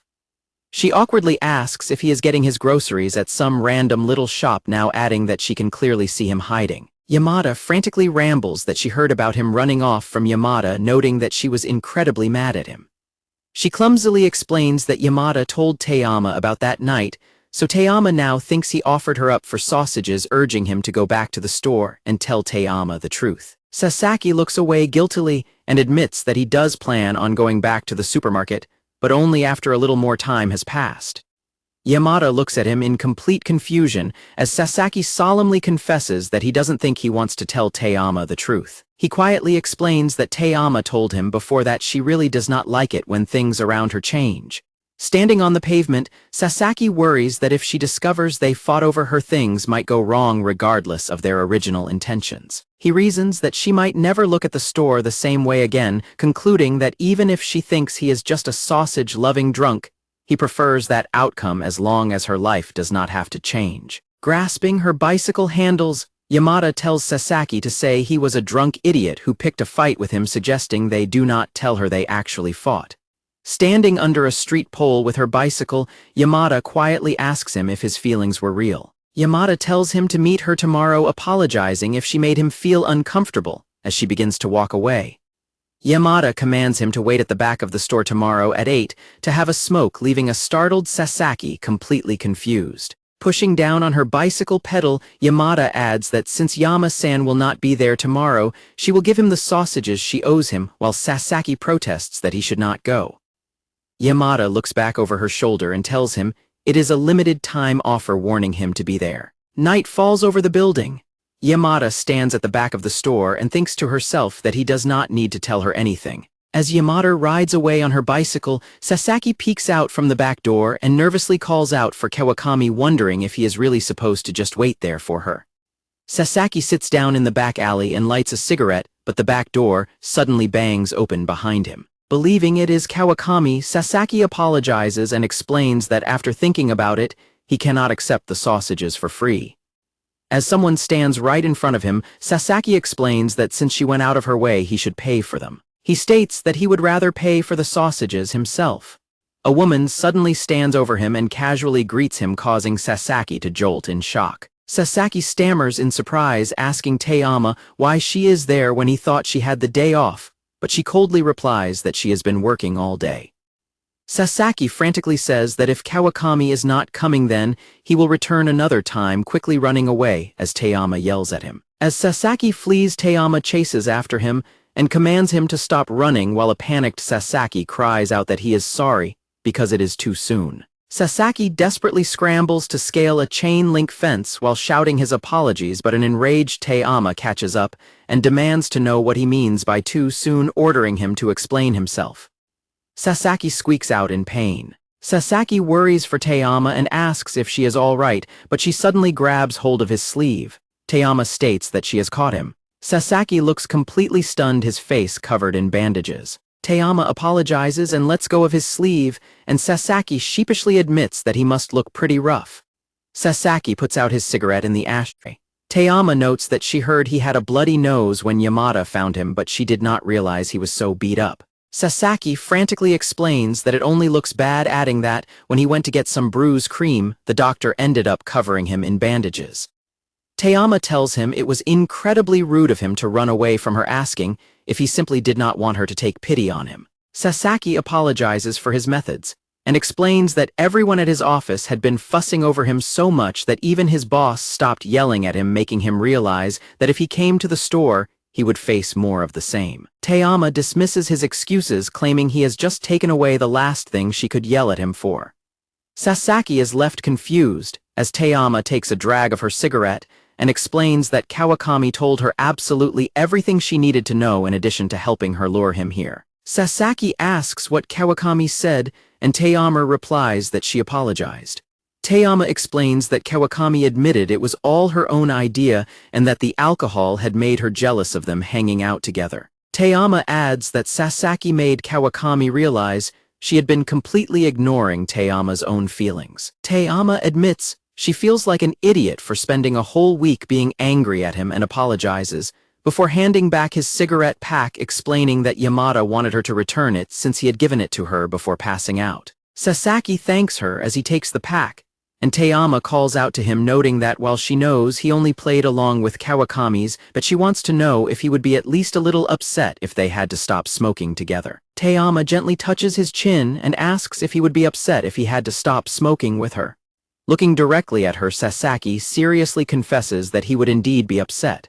After a moment of silence, Tayama suddenly bursts out laughing, leaving a sweating Sasaki completely shocked. Tayama waves her hand and laughs that it is nothing, explaining that he said it in such a serious tone that it almost sounded like he totally loved her or something.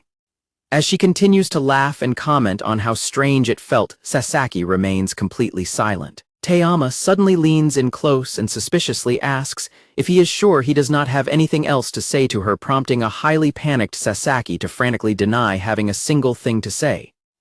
Sasaki quietly agrees, and Tayama happily notes that they are finally back to normal then. Tayama asks him where else he is hurt, and gently taps a spot on his head, causing a startled Sasaki to cry out in pain before Tayama sheepishly apologizes. Sometime later, Yamada presents Kawakami with a novelty pen to congratulate her on her promotion. Yamada apologizes for taking so long, explaining that she had originally wanted to give her the gift at the promotion party. Sitting in the break room, Kawakami gets incredibly emotional and cries that she caused her so much trouble, but Yamada reassures her that they have already put that behind them. Yamada gently adds that she simply wanted to congratulate her friend, leaving an overwhelmed Kawakami to burst into tears. Sobbing loudly, Kawakami is escorted out of the room by a panicked coworker while Yamada watches them leave. Sasaki sits alone, recalling his serious admission that he would indeed be upset if they had to stop smoking together. Yamada is left staring blankly into space, quietly reflecting on the situation. Yamada stretches her arms in the break room, deciding that she will let him off the hook for calling her captivating, since he probably was not thinking straight when he was drunk, hoping that he will come to apologize to her soon. Night falls over the apartment building. Sitting on his floor at home, Sasaki touches a cold pad to his bruised face, complaining to himself that his bruises take much longer to heal the older he gets and wondering if he actually got hurt worse than he originally thought. He remembers Tayama looking at him and asking if he was sure he had nothing to say to her. He sighs to himself that on top of everything he has now lied to her. Sasaki looks back on how awkwardly things ended the last time he saw Yamada at the festival because he was too much of a coward to speak up. He reasons that he should tell her the truth right now so she can smile like normal again. Sasaki remembers looking at her and groggily telling her how truly captivating she is. Sasaki collapses flat on his back on his floor, holding his head, as he wonders how he is even supposed to ask if she is actually Yamada, wishing he had just made things clear from the start. Sasaki sits back to back with both Yamada and Tayama. At the supermarket construction, scaffolding stands in the back alleyway. Sitting in the back alleyway, Tayama remarks that it is already starting to get chilly and notes that she will have to change clothes soon because the seasons pass so quickly, which Sasaki quietly agrees with. Tayama mentions how their manager used to say that looking away for a second makes it feel like the new year has already arrived, admitting she is finally starting to agree with that. Sasaki remains silent and thoughtful. Sasaki hesitantly calls out to Tayama, apologizing in advance for asking such a baseless question. He explains that there is something he has been wondering about, asking her to reprimand him if he is completely off his rocker. Sasaki directly asks her if she would happen to be Yamada. Sasaki reacts in absolute shock, letting out a loud cry as he suddenly falls backward off his box.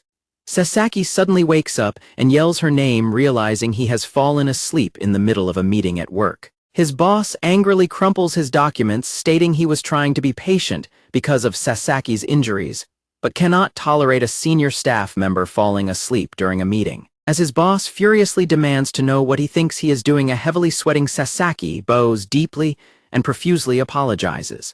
Later on, Sasaki is seen with his head hanging low.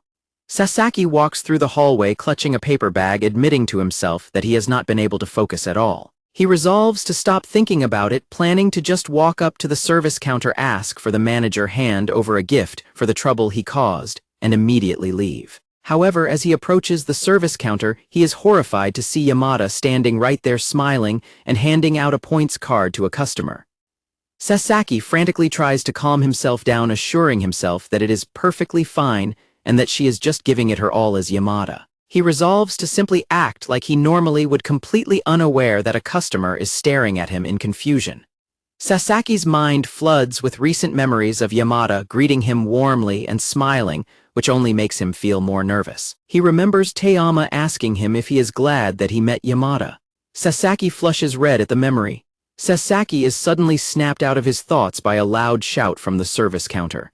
Sasaki watches as an angry customer demands a home delivery service, claiming a cashier told him they provided it. Yamada calmly explains that they do not offer home delivery, pointing out that this is not the first time he has demanded services they do not provide, and stating that her colleague was simply frightened and misspoke by accident. Yamada flatly tells him that if he truly believes he is in the right, he is free to contact their headquarters, causing the infuriated customer to storm off in a huff. Sasaki immediately steps up to the counter and politely asks Yamada for a pack of number 7. The angry customer yells at Sasaki for interrupting his conversation, but Sasaki calmly turns his head and states that he saw the situation very clearly, adding that it did not seem like a well-meaning conversation to begin with. Yamada looks surprised as Sasaki suddenly steps in while the angry customer gasps in confusion. The angry customer storms off while the terrified co-worker Miyamoto-san breaks down in tears and apologizes to Yamada. Yamada comforts her and apologizes to Sasaki for the scene, prompting Sasaki to ask if Miyamoto-san wants to take a small break to calm down, which she eagerly accepts. Once Miyamoto-san heads off, she mentions that the customer has been coming in to complain a lot lately. Sasaki asks Yamada if she is all right, and she brightly smiles, reassuring him that she sees difficult customers all the time in retail and is completely used to it. Yamada hopes the customer will get bored soon and go somewhere else, and Sasaki quietly agrees. Yamada points out that she is actually more surprised because she has never seen him buy cigarettes at the service counter before. A startled Sasaki nervously stammers that he was simply in the mood for something different today. He laughs awkwardly to cover his embarrassment. Yamada warmly thanks him for his change of pace as she hands him his pack of cigarettes, and Sasaki quietly tells her it is no problem. Yamada suddenly taps her head and asks how the bump on his head is healing, causing a completely horrified Sasaki to freeze and accidentally drop his cigarette pack. Sasaki panics internally as his heart pounds, remembering how Taeyama was the one who pointed out the bump in the back alley. He realizes with horror that Yamada is referring to something that happened when she was dressed as Taeyama. Yamada cheerfully explains that Taeyama told her all about it. A deeply sweating Sasaki tries to calm his racing mind, quickly lying that everything is fine as he struggles to act normally. Shaking off his panic, Sasaki presents her with the paper bag, explaining that he caused a lot of trouble and asking her to pass the gift along to the manager as an apology, though Yamada insists he did not have to do that. A few days later, a streetlight hums softly on a quiet night. Sasaki sighs as he walks down the street on his rare day off, complaining to himself that he is spending his free time smoking, wallowing in shame, and constantly replaying his past actions in his head. He imagines a happy scene where Yamada casually admits she is Taeyama and teases him for taking so long to notice, leaving a flustered Sasaki to wonder what he should call her now. He mutters to himself that his imagination feels like something out of a gag manga, only to be startled when Taeyama suddenly speaks up behind him, asking what he is saying about manga. Sasaki gasps in shock as he spins around and asks where she came from. Taeyama casually replies that she came from Sioux Park, leaving him confused by the name. Sasaki stares at her in silence, still trying to process her sudden arrival.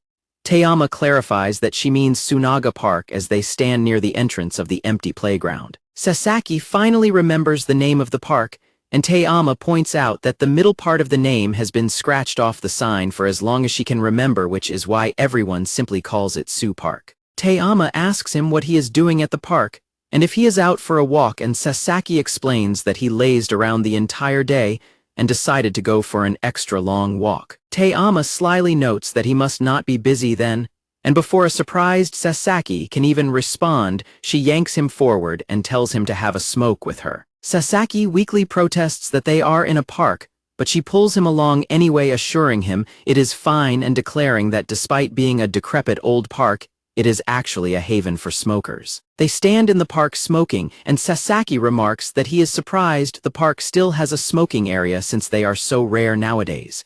Taeyama agrees, calling the park a relic of the past, and noting that children do not even play there anymore. She muses that this is probably why the park has managed to remain like its own little world, adding that even a beaten-down place like this has its own unique charm, while Sasaki watches her in silence. Taeyama solemnly notes that all good things must come to an end, directing Sasaki's attention to a notice posted nearby announcing that Tsunaga Park is scheduled to be demolished at the end of August. Sasaki looks down and confesses that he actually came there today to enjoy one last smoke before the park permanently closes, admitting that the place used to be a refuge for him.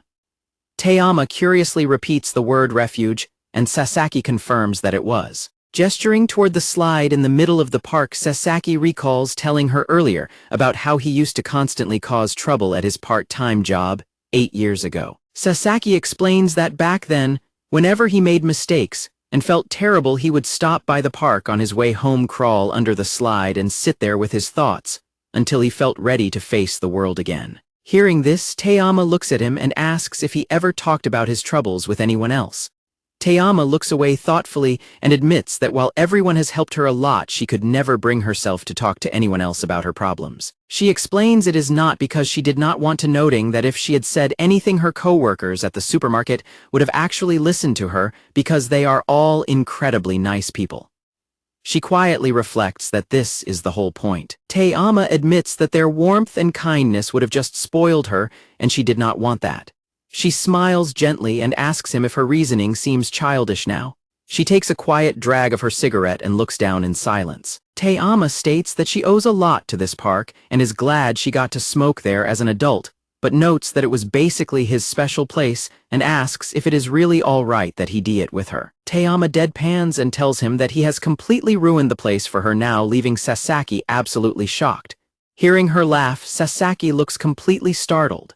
As Taeyama continues to laugh, an embarrassed Sasaki looks away and mutters that he was being completely serious. Taeyama laughs off her joke and walks over to the swing set, calling out to a confused Sasaki to come over and sit on the swing. Sasaki hesitates, pointing out that while it might be fine for her, a 46-year-old man playing on a swing set at night might get the police called on him. Taeyama tells him he gets a free pass since it is nighttime, prompting a reluctant Sasaki to sit down on the swing. Suddenly, Taeyama hops right onto the swing behind him, completely startling Sasaki as she commands him to hold on tight and swings them forward. As they swing high, Taeyama happily asks if he is enjoying himself, and a nervous Sasaki admits that the breeze is nice, but notes he is a few decades too old to be acting so mischievously, which Taeyama declares is the entire point. Sasaki silently concedes that her point makes some sense to him. Taeyama smiles softly as they continue to swing together in the quiet night. Taeyama calls out his name, and when he responds, she addresses his earlier question, firmly stating that she does not regret sharing her secrets with him. She explains that she has good memories of this park and wanted to them with someone, admitting that she also simply did not want to smoke alone. She adds that she could not have these memories with just anyone. Taeyama quietly confesses that she is glad it was him who was there with her. She notes that he really has a strange effect on her. She explains that he occupies an odd corner of her mind where no one else has ever been, leaving a quietly surprised Sasaki to ask if that is really true. Taeyama muses that this is likely why she cannot help but over with him. After walking her out of the park, Sasaki tells her to be careful in the dark, and they wave goodbye as they head their separate ways.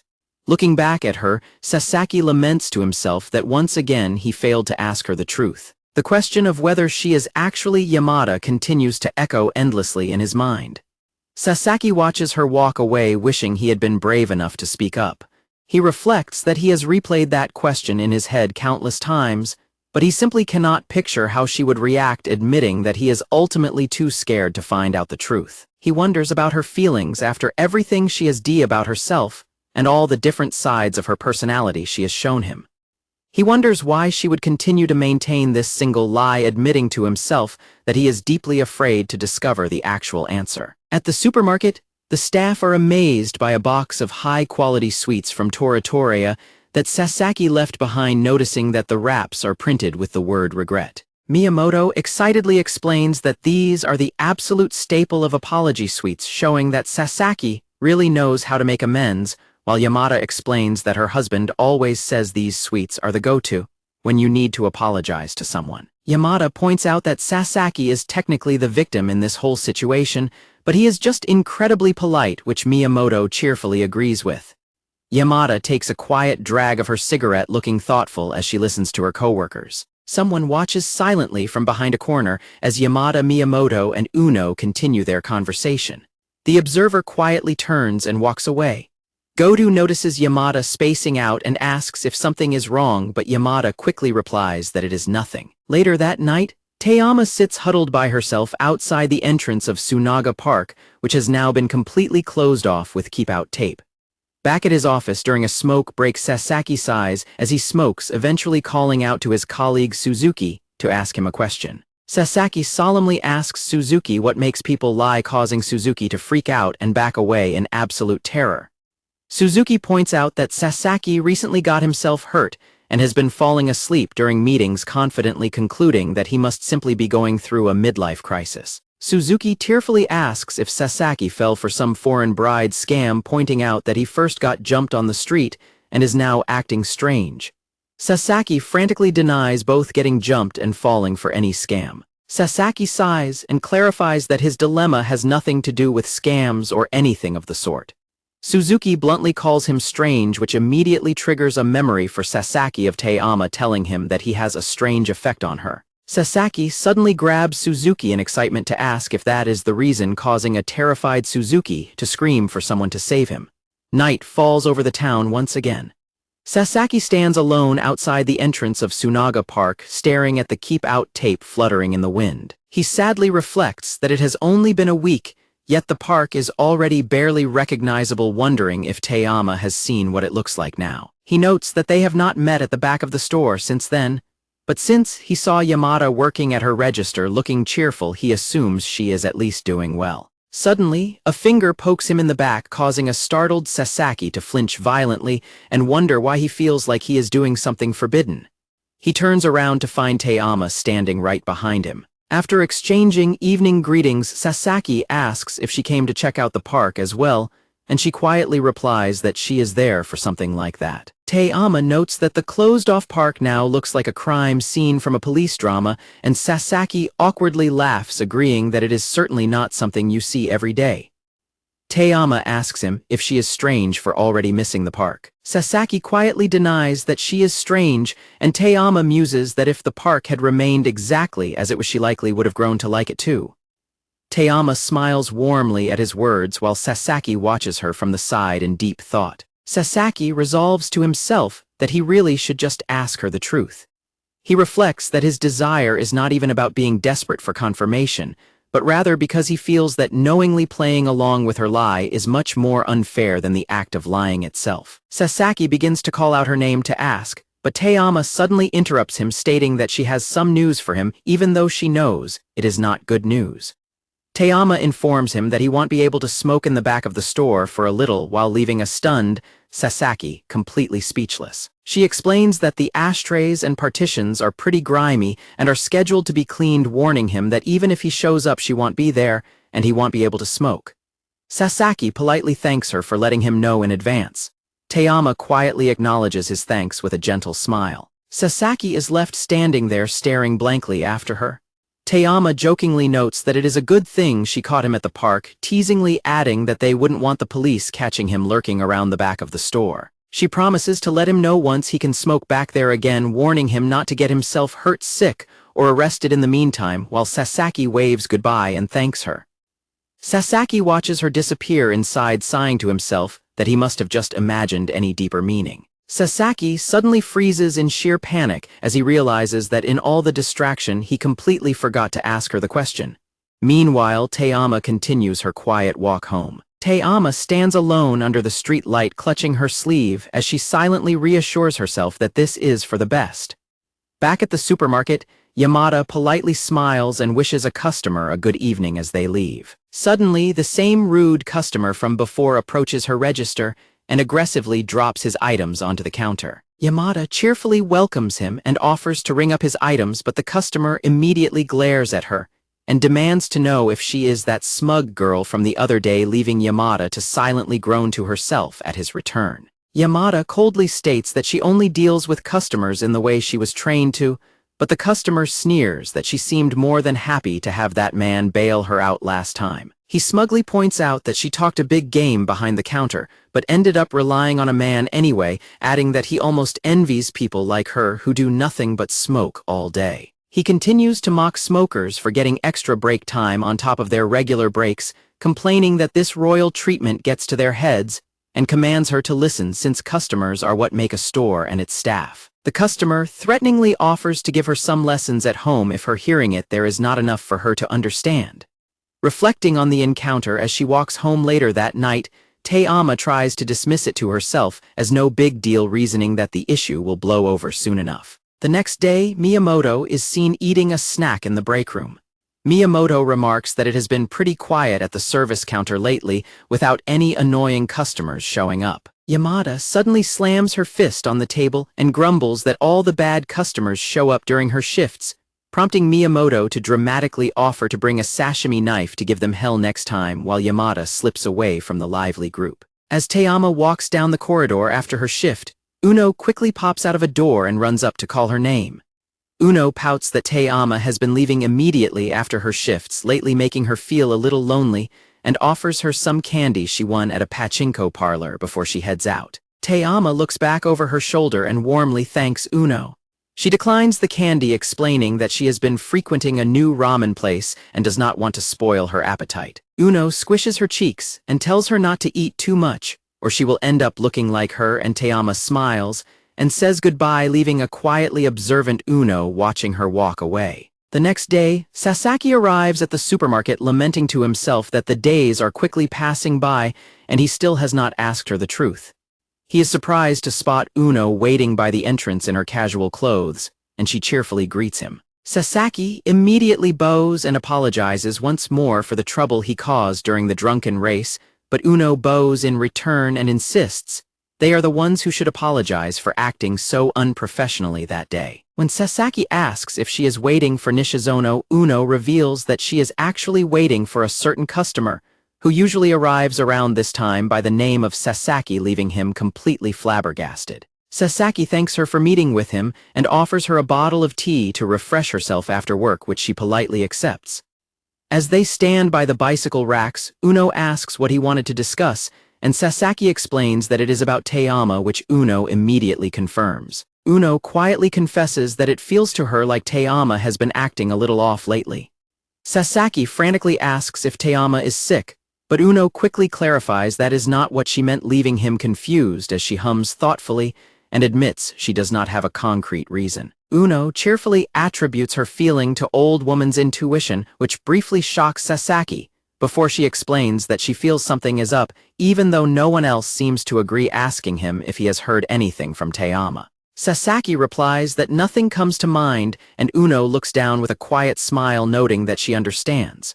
Uno admits she was really hoping Te-ama might have done something with him in particular, leaving Sasaki to wonder why she would confide in him. Uno points out that Te-ama has never been the type to her problems with any of her coworkers at the store. Uno notes that he has been smoking with Te-ama for a while, as Sasaki recalls their quiet smoke breaks together and hesitantly confirms it. Uno asks if there have been times when he felt Te-ama was incredibly stubborn and lonely, causing a shocked Sasaki to choke on his tea. Sasaki awkwardly laughs and tries to downplay it, but Uno smiles and notes that Te-ama is always very strong and kind to others. Uno explains that Te-ama is so strong and kind that she will easily lie about her own feelings for the sake of those she cares about, leaving Sasaki deep in thought. Uno admits that while she really likes Te-ama's selflessness, being kind and strong was fine when she was a kid, but turns her into an overly considerate adult, wishing she could be a bit more selfish. Sasaki silently reflects that if she doesn't change, she will always carry the same burdens she did in the past.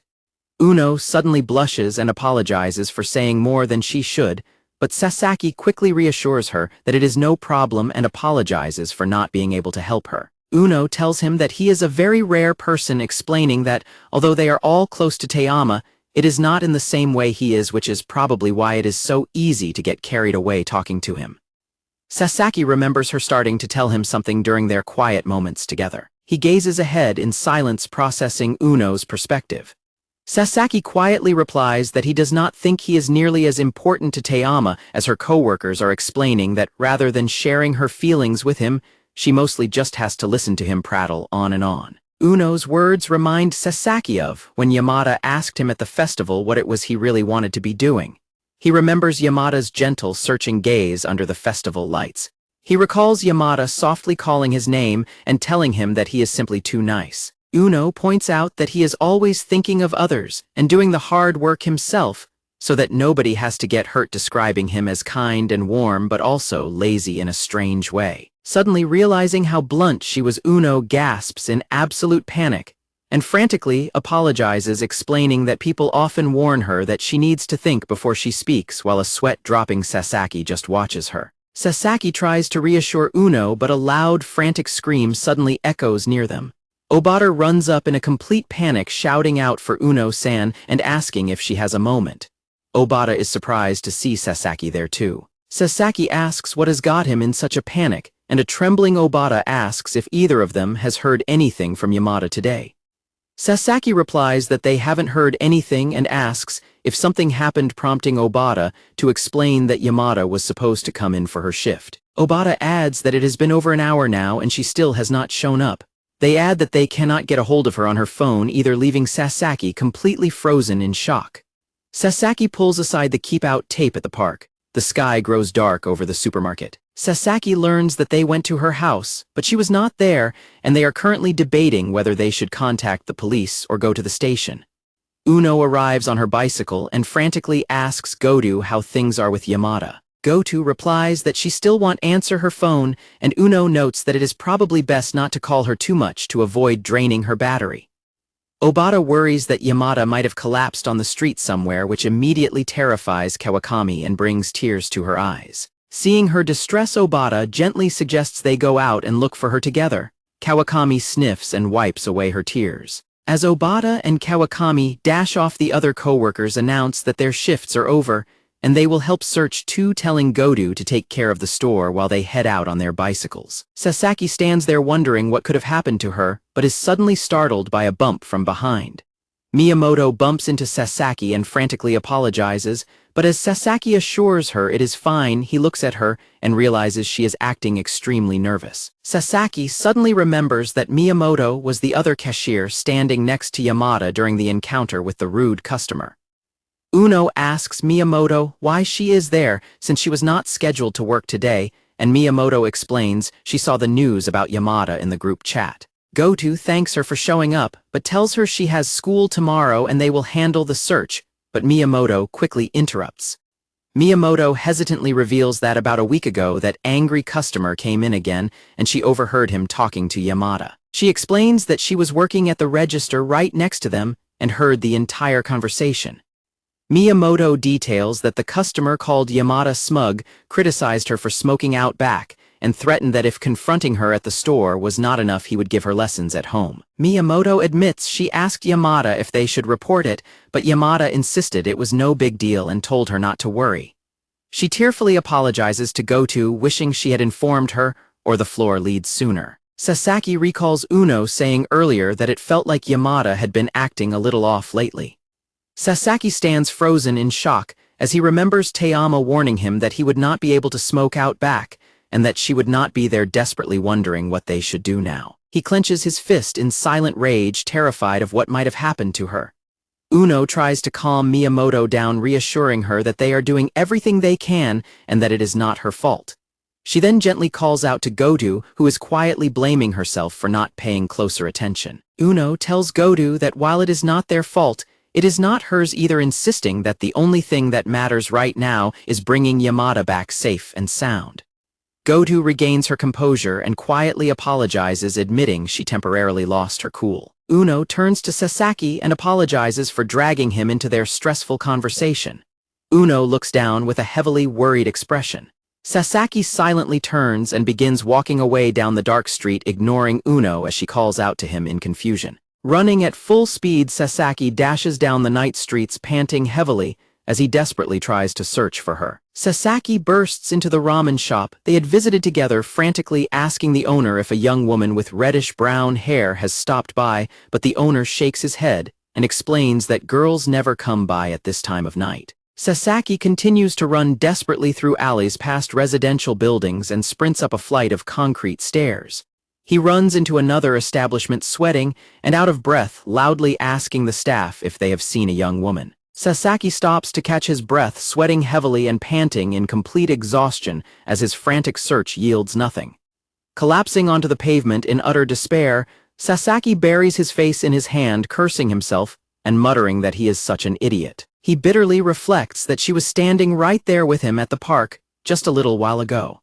He punches the ground in frustration, thinking that if he had just asked her anything at all, things could have turned out completely differently. Sasaki covers his face in shame, bitterly agreeing with Uno's earlier remark about him being too lazy to take action, realizing with deep regret how true her words turned out to be. Sasaki recalls a voice telling Nakajima-san that everything is fine because they have already made their decision. Sasaki remembers strongly disagreeing with that decision as a hand clutched a resignation letter. He remembers confronting the colleague on a snowy train platform, demanding to know if they really think it is right to shoulder every burden alone and run away with them. He remembers telling them that while it might seem like a selfless act that helps everyone else, it ultimately ruins something they deeply cared about for themselves. Sasaki recalls asking if they truly understand the consequences of what they are doing. He remembers offering to explain it to them if they do not understand. He remembers stating that their life-changing decision can hardly be called kindness.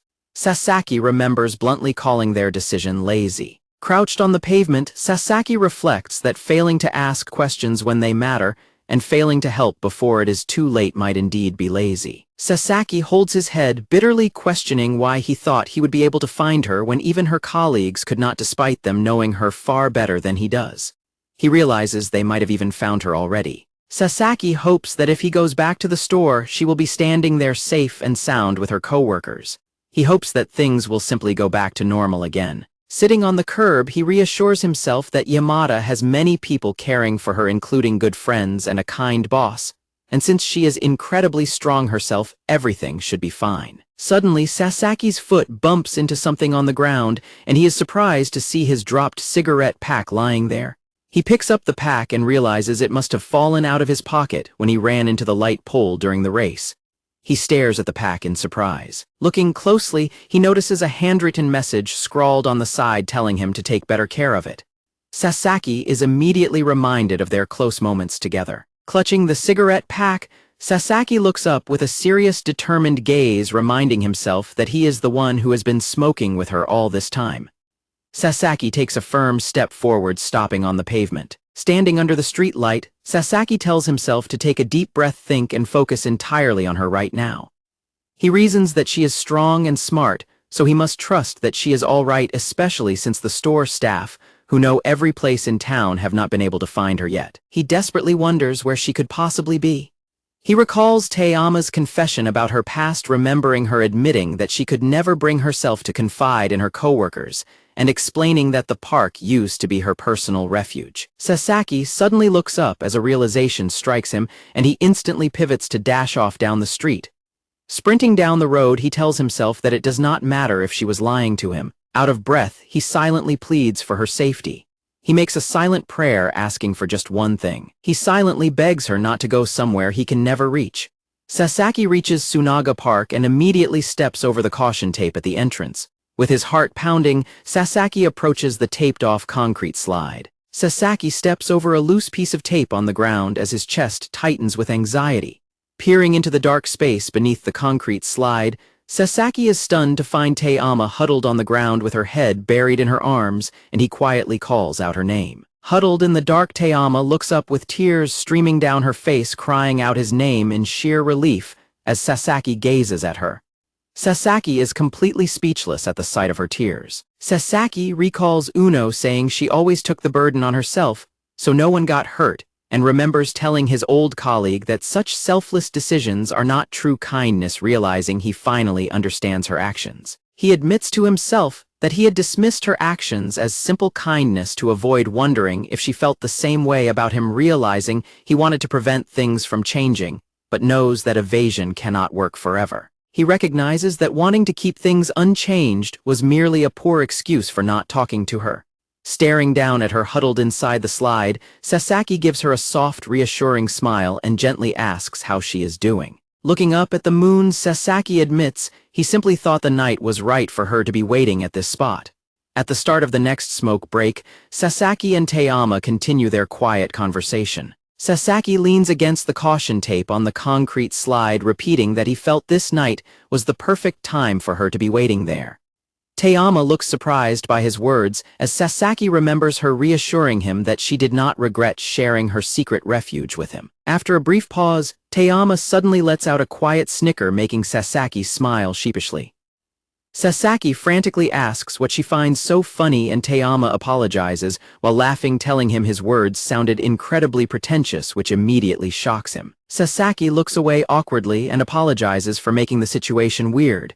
He changes the subject, asking if she was out. He asks her if she was out on a walk again. He gently notes that she has been taking quite a lot of walks lately. Sasaki waits patiently for her response. Sasaki explains that once you start, it quickly becomes a habit, claiming he was just passing by and wanted to take a break.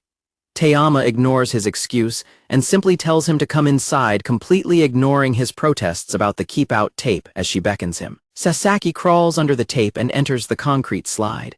Sitting squeezed together inside the slide, Teyama apologizes for how cramped it is, and Sasaki agrees, noting that the builders definitely did not design it for two grown adults, since it was meant for children. Feeling too close, Sasaki starts to sit up to leave, worrying that he is making the place too stuffy, but Teyama suddenly grabs his sleeve to stop him.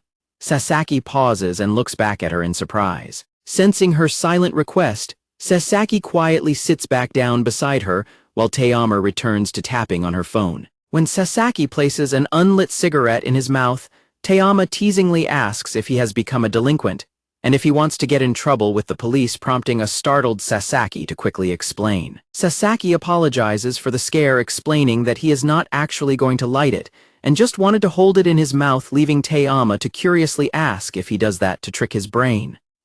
Teyama silently watches Sasaki as he holds his cigarette pack. Sasaki hands her a handkerchief, offering it to her to tend to her scraped knee.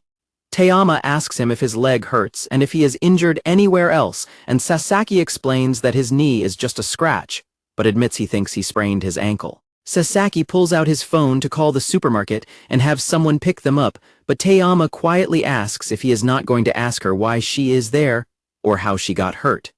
Sasaki quietly replies that if she does not want to talk about it, she does not have to. He gently reassures her that even if he does not know all the details, he is still entirely on her side.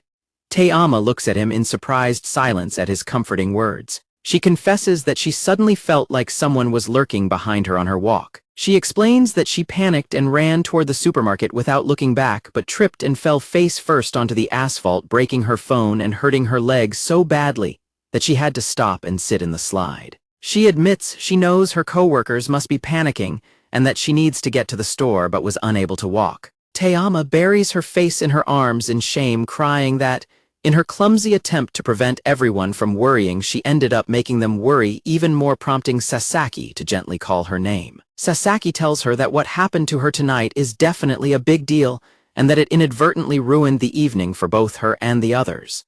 He explains that he understands why she might be beating herself up and thinking she should have handled things better or done something different. Sasaki gently reassures her that she does not have to regret thinking of others, telling her that she should never regret her own kindness. He promises her that nothing bad will happen if she gets out of the slide, assuring her that she has not upset anyone and that everyone is patiently waiting for her. Sasaki tells her that all she needs to do is take a single step toward them, but a hesitant Teyama murmurs that it is easier said than done.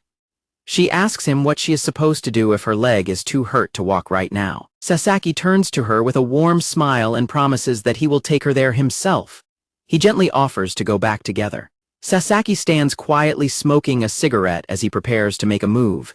He checks his phone and notes that the store is a bit far, suggesting they should call a taxi. Sasaki feels a sudden bump on his shoulder and looks down in panic to find that Taeyama has collapsed against him, prompting him to frantically call out her name. Sasaki flinches in a panic as she begins to snore loudly, but after gently checking on her, he lets out a sigh of relief upon realizing she has simply fallen fast asleep. Suddenly, something occurs to him as he stares into space. He remembers her broken phone lying on the ground. Sasaki hoists Taeyama onto his back and begins trudging out of the park, panting heavily from the physical exertion.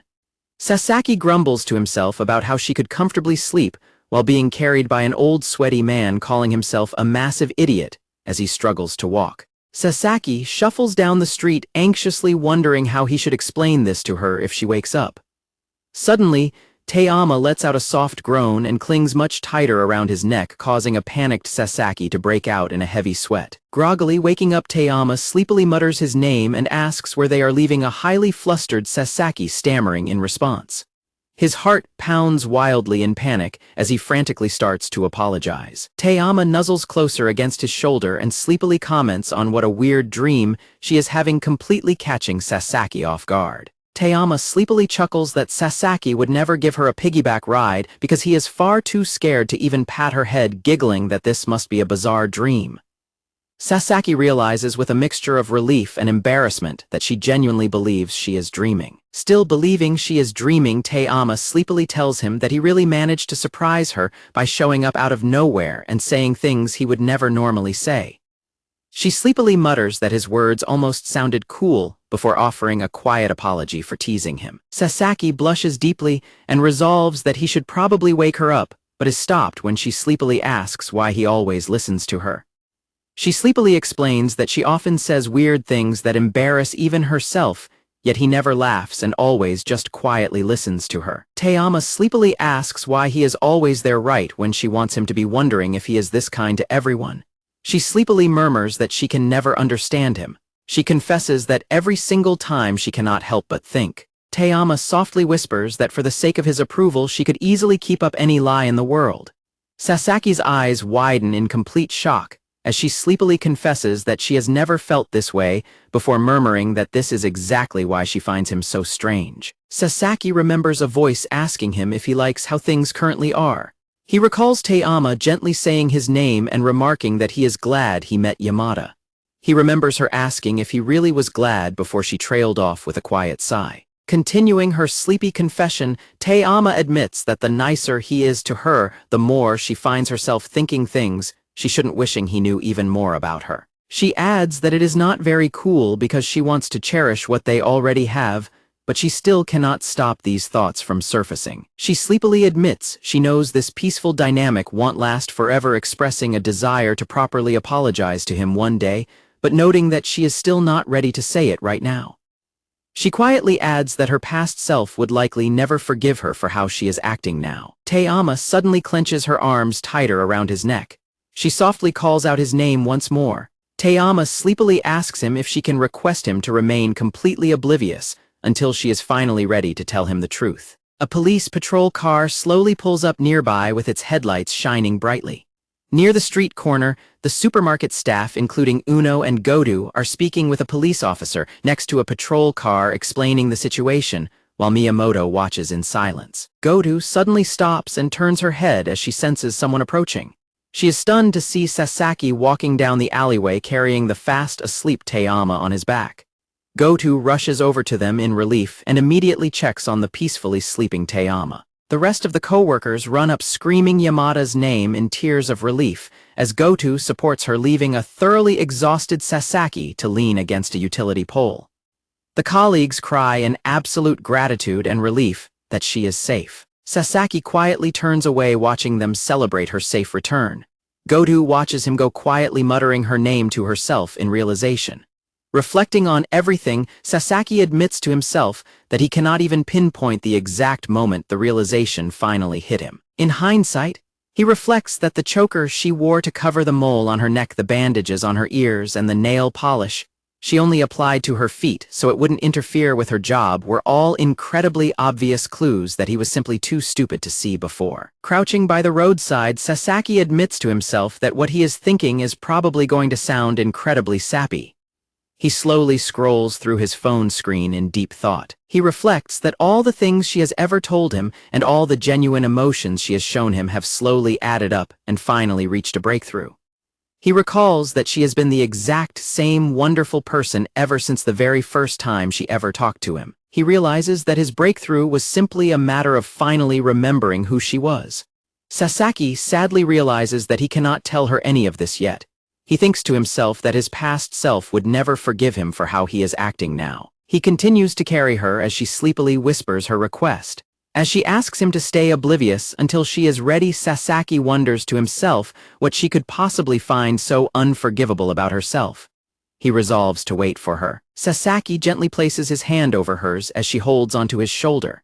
He silently vows to her that until she is finally ready, he will be right there by her side. 2 years ago, a mover informs Sasaki that they have loaded the last box into the moving truck. Sasaki thanks them for their hard work, and the movers thank him in return for the drinks and wish him a good day.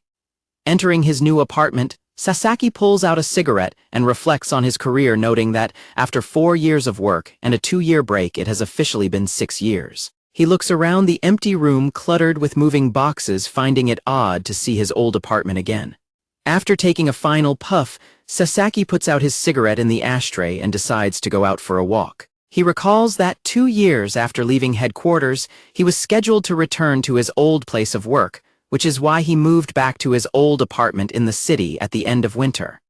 The sun rises over the residential neighborhood. Looking around his old neighborhood, Sasaki reflects on how many new houses have popped up where a rice shop and geisha house used to be, remembering how the area always smelled so nice. He stops outside a tobacco shop, catching the attention of the elderly shopkeeper inside who is smoking a cigarette, and asks if he used to be a regular.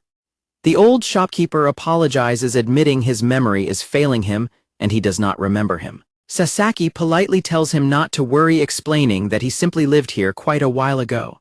Sasaki warmly smiles and repeats that he should not worry about it at all. Looking up at the birds in the sky, he reflects that the person he was 6 years ago feels like a complete stranger even to himself. Deciding to get some food before heading home, he wonders if there is a convenience store by the station now, but suddenly stops as his eyes widen in surprise. He finds himself staring at a newly built supermarket. He gazes at the storefront in silence. He wonders if this could be the place.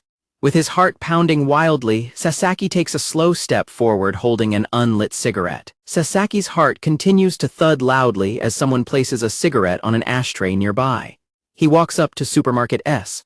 Sasaki realizes that it is just a brand new store, smiling to himself at how strangely he is acting tonight. He reflects that he walked around hoping to erase his memories of the past, admitting that it didn't hurt to see how much his old neighborhood had changed and feeling a deep sense of relief. He thinks about how his younger self was foolishly passionate about his job, spending his best years here before resigning, and how he must accept that he is now nothing more than his shadow.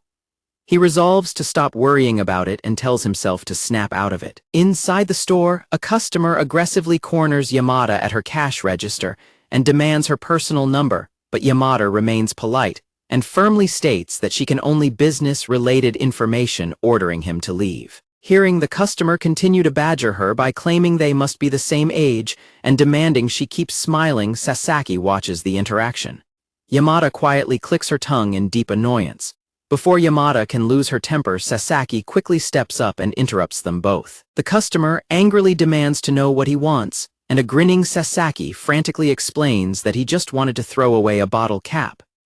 The customer and Yamada tell Sasaki to go ahead and throw his bottle cap away, with the customer impatiently urging him to do it for God's sake. The customer mutters in irritation as he finally walks away from the counter, leaving Sasaki and Yamada standing together. Sasaki sighs in relief as the customer leaves, then laughs nervously and apologizes to Yamada for getting in the way as he prepares to discard the bottle cap. Yamada looks at him blankly and repeats the word cap. Yamada glares at Sasaki as he accidentally drops the bottle cap with a clunk, causing him to panic frantically as she demands to know why he did that. Yamada smiles and asks why he helped her, and a sweating Sasaki sheepishly replies that he was just passing by wondering if it looked like she had nothing to say to the customer. Yamada looks down and clarifies that she did not mean it like that, explaining she wanted to do something just once. She admits that just this once she wanted to tell someone off and shut them down properly by herself. Sasaki looks down in regret and apologizes for intruding when he should not have. He laughs awkwardly and points out that it was dangerous, explaining that he would have called the manager or a male staff member because she should not have to deal with such customers by herself. Yamada listens quietly, admitting she knows he is right, but hesitantly asks him a question. She directly asks him if he has ever cared so much about his job that he would rather die than let somebody make a fool of him for it.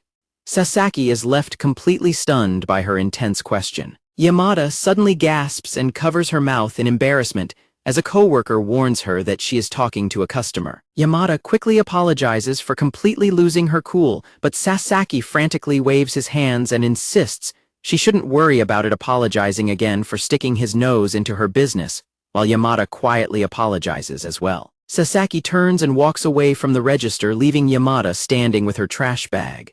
Sasaki walks away while twisting the bottle cap in his hand.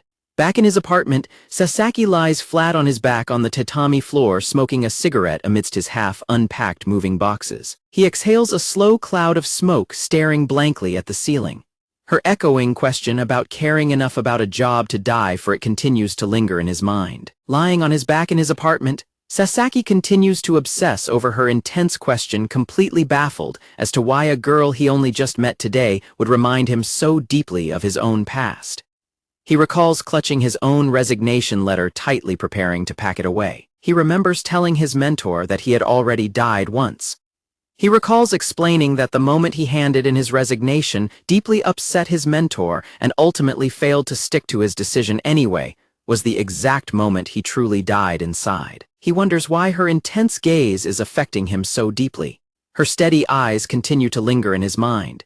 He admits to himself that her eyes rattle him more than anything else has in a long time. A few days later, a train passes by Moro Moro Station. Sasaki trudges down the street after visiting his new workplace, complaining to himself about how harsh his new boss is and how he already faced a lengthy lecture just from stopping by to say hello. He sighs, realizing his work routine officially resumes next week. He suddenly gasps in shock as he remembers that he forgot to buy toilet paper at the station pharmacy and is completely out of it at home, deciding that he will just have to stop by the supermarket to pick some up. As he heads toward the store, her dramatic question about caring enough for a craft to choose death over embarrassment flashes in his mind, once more prompting a sweating Sasaki to violently shake his head to clear his thoughts. He nods to himself in reassurance, reasoning that since it is much later in the evening than his previous visit, there is absolutely no way he will run into Yamada again at the registers. To his utter dismay, the moment he enters the supermarket, he spots Yamada standing right there at the register, cheerfully thanking a customer. Yamada welcomes him with a bright, warm smile, leaving a heavily sweating Sasaki to awkwardly greet her in return, while internally cursing his luck that her register was the only open lane. Yamada asks him if he has a points card, and when Sasaki replies that he does not, she swiftly continues to ring up his items. Sasaki watches her calm, professional demeanor, reassuring himself that she obviously wouldn't remember their brief conversation from days ago. Yamada bids him a warm farewell, wishing him a good night as Sasaki grabs his bag and walks away. Walking away, Sasaki looks back to see Yamada quickly and carefully handling her register duties, even helping an elderly customer lift a heavy shopping basket. Yamada flexes her arm with a cheerful smile, lightheartedly assuring the customer that it is no trouble at all. He walks out of the store with her question about caring deeply still echoing in his mind. As he heads toward the exit, Sasaki looks back at the entrance and remembers a call he had made years ago. He remains deep in thought as he walks. He recalls his mentor asking him about his job. Staring at his grocery basket, Sasaki resolves to himself that he doesn't think he should visit this supermarket anymore. He tells himself that there are other shops by the station and that this store is out of his way, meaning there is no practical reason for him to return. However, he is suddenly distracted by a voice nearby loudly talking about the girl at the second register. Sasaki stops as he overhears two young men crudely gossiping about Yamada's appearance and joking that she is a rare find for a supermarket cashier. One of them adds that some weird old man got in the way last time, but brags that she will definitely fold if there are two of them this time, which immediately catches Sasaki's attention. Sasaki steps directly in front of them and calmly but firmly tells them that they should not be saying things like that. The two men immediately mock him, laughing at getting a lecture from an old man, while Yamada watches the confrontation from her register. Yamada's eyes widen in utter shock as she suddenly recognizes Sasaki, who continues to follow the two men outside. Outside, the two men continue to mock him, laughing and accusing him of only standing up for her because he likes her, calling him a knight in shining armor who is just trying to show off. Sasaki stands there silently asking himself what he is even doing. He realizes he just needs to say something and speak his mind. Sasaki bows his head and explains that he is doing this simply because he would feel absolutely awful if he were in her position. He admits that if he had to receive treatment like that after working so hard, he would be annoyed to no end. He confesses that he would want to lash out for himself because keeping it bottled up would feel like shutting out a part of who he is, concluding that his intervention was entirely born of his own selfishness. Sasaki dramatically droops in complete exaggerated shame, calling himself just a self-centered old man, which thoroughly confuses and cringes out the two troublemakers. Disturbed by his bizarre behavior, the two men awkwardly ask if he is drunk and quickly decide to leave. The two men quickly scurry away, leaving a depressed Sasaki squatting on the pavement in shame, while Yamada slowly walks up behind him. Sasaki jolts in absolute shock as Yamada stands over him, and he frantically starts to apologize, only for Yamada to curiously ask if he is that same man from before who tried to throw away the bottle cap. Yamada quietly asks Sasaki why he is in such low spirits. Sasaki sighs and admits it is because of a sudden realization. He explains that he realized he still carries certain feelings that he thought he had lost a long time ago. He notes that he had convinced himself he was a new man with no regrets, but now all of those regrets have suddenly come flooding back. When Sasaki sheepishly asks if his explanation sounds like complete nonsense, Yamada bluntly and immediately agrees that it does, leaving him completely speechless. However, she softly adds that she liked what he did just now much more than what he did the last time. Sasaki looks up in surprise, before looking down with a gentle smile, admitting to himself that in that case, he doesn't really hate his current self either. Sasaki sits up and apologizes again for the trouble, stating that he should probably get going now, which Yamada quietly understands. As he begins to walk away, Yamada calls out to him, expressing her sincere hope that things will work out for him. Sasaki smiles and muses that it would indeed be nice if things worked out. Yamada reassures him that she is sure they will, telling him to simply keep doing what he likes. Yamada gently adds that everything else will surely follow sooner or later. Sasaki freezes in surprise, remembering when Yamada asked him if his perspective sounded a bit like wishful thinking. Yamada smiles warmly and confesses that she actually likes his way of thinking. Yamada's voice echoes in his mind, calling his words an important piece of advice. 1 month later, back at the office, Suzuki runs up to Sasaki in a massive panic, screaming that he has to visit a client, but left his wallet at home, dramatically asking Sasaki how he even survived at the branch without him. Sasaki sighs in annoyance but opens his drawer, asking Suzuki how much money he needs to borrow, which immediately delights Suzuki. As Sasaki opens his wallet, Suzuki notices a gray points card with an SS logo on it and asks what it is. Sasaki explains that it stands for Supermarket S and that he just had it made, completely shocking Suzuki, who points out that he has always been a convenience store junkie. Sasaki smiles warmly and simply replies that it is a really nice supermarket. He warmly reflects that it is a wonderful store with some truly incredible people working there, while outside his torn resignation letter lies discarded under a net on a pile of trash bags. Under the sunny blue sky, Mizawa enthusiastically calls out to Uno and mentions that Yamada is getting discharged from the hospital tomorrow.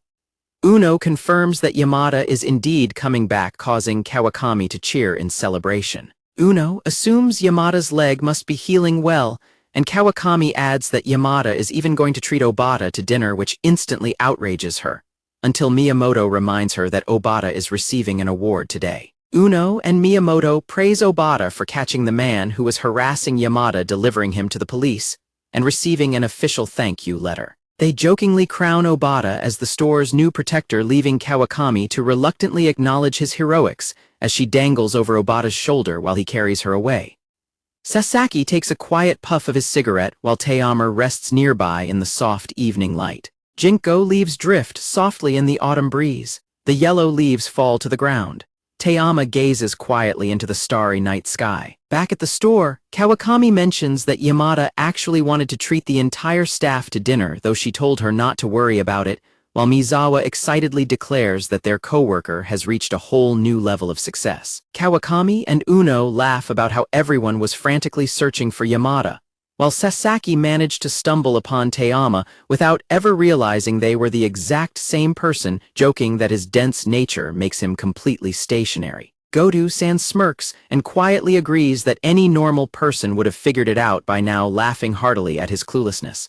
In a flashback, Sasaki explains to Goto that he had intended to search for Yamada but stumbled upon Teama instead, who needed help. When Goto mentions that they have already managed to contact Yamada, Sasaki softly replies that he is glad to hear it. Teama remains fast asleep against his shoulder. Back in the present, Uno calls out to Goto and laughs that it takes a special kind of talent to be as clueless as Sasaki, while a sweating Kawakami watches in silence. Uno announces that she has order forms to fill out and shift rosters to organize before heading back inside, while Kawakami bids her good luck. Once they are alone, Uno sits on a crate and quietly notes that something seems to be bothering Goto, and Goto-san sighs, asking if it is really that obvious.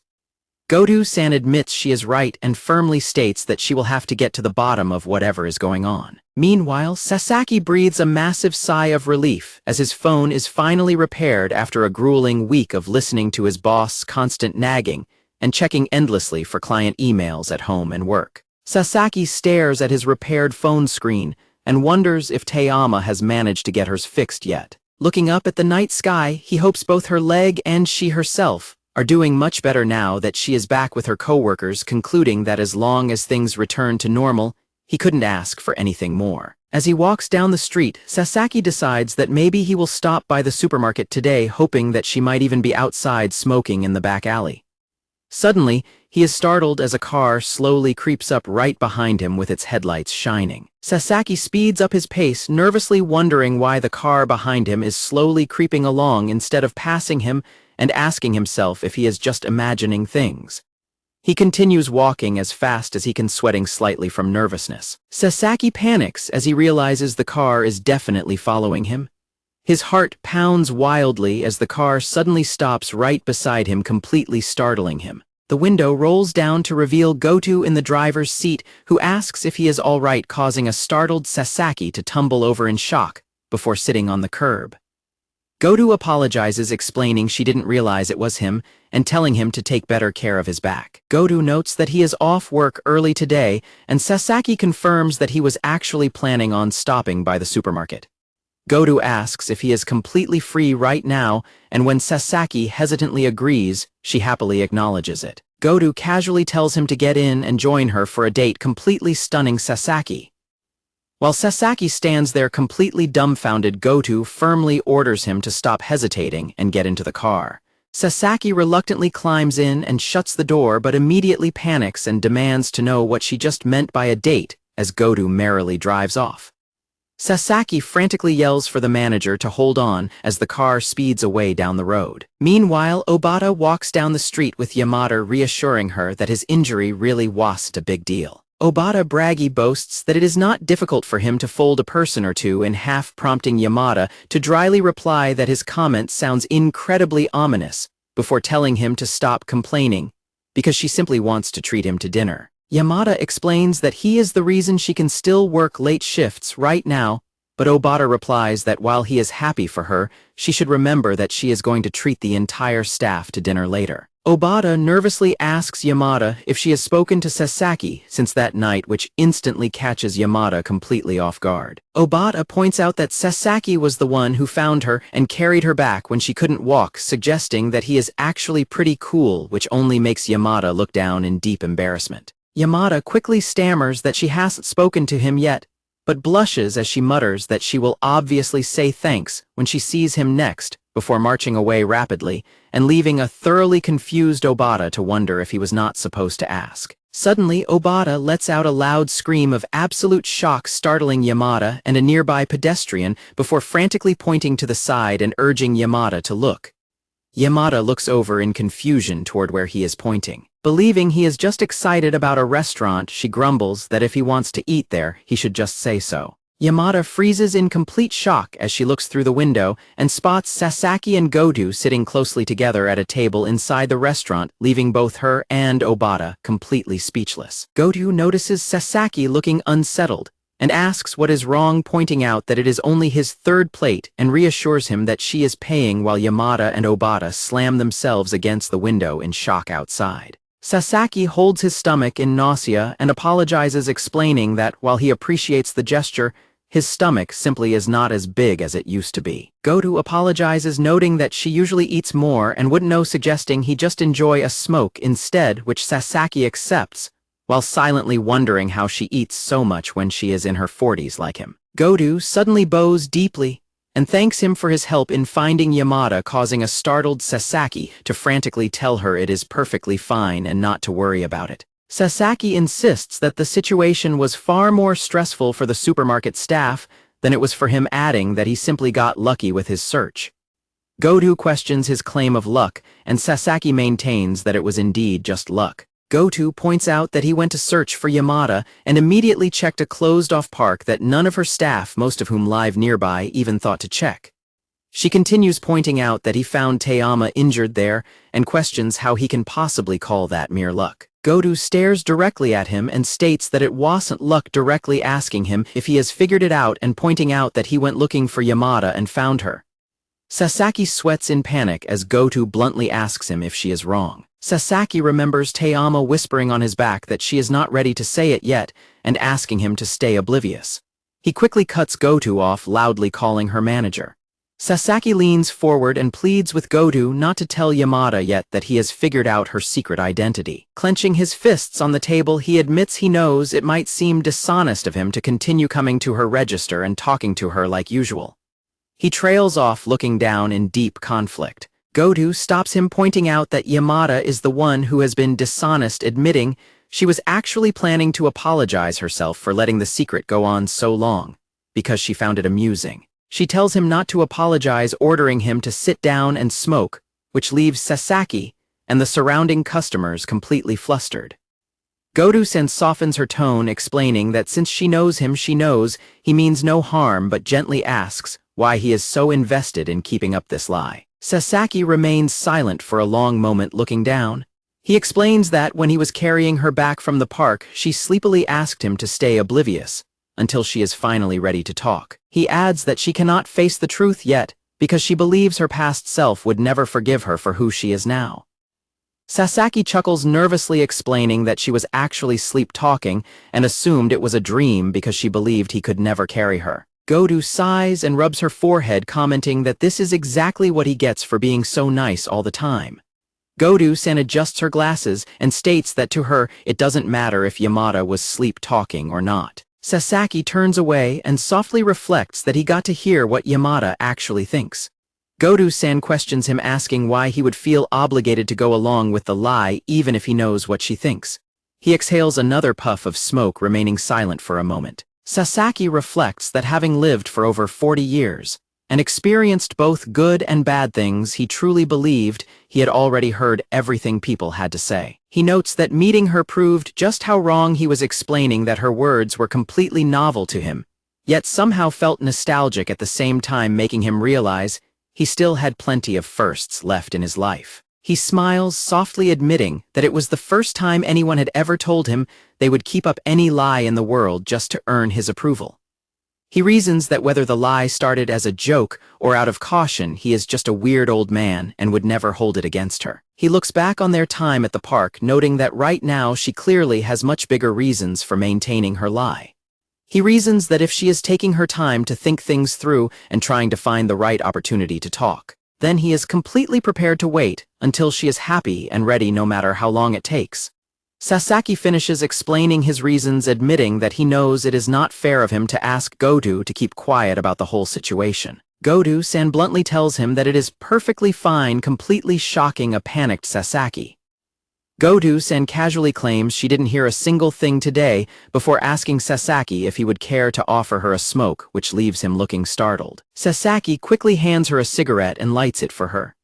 As they smoke, Sasaki notes to himself that Yamada seems to have a knack for bringing in strange customers, while Godu-san quietly reflects on Sasaki's vow to wait for Yamada as long as it takes. Outside the restaurant, Yamada continues to glare through the window with a look of intense irritation. Crouching outside, Yamada nervously stammers about what they could possibly be talking about and wonders if they are on a date, while a terrified Obata frantically tries to calm her down as she glares with raw intensity. Obata urges Yamada to stay calm and just act cool, and Yamada insists she is completely fine, unaware that Godu-san has caught them lurking outside.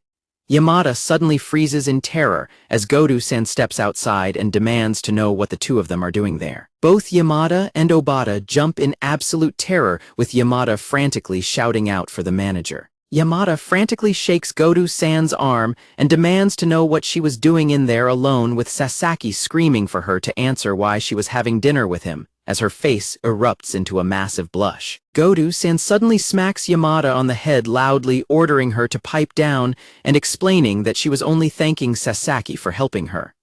A sweating Obata is left wondering what happened to acting cool. While Obata sighs in relief, Sasaki turns to Godu-san and thanks her for paying for the meal while he was in the bathroom. Both groups stand silently in the alleyway as they lock eyes. Sasaki warmly greets Obata and Teama, noting that it has been quite some time since they last saw each other. Sasaki begins to ask if she has been doing all right, but stops as she stares back at him with wide, shocked eyes.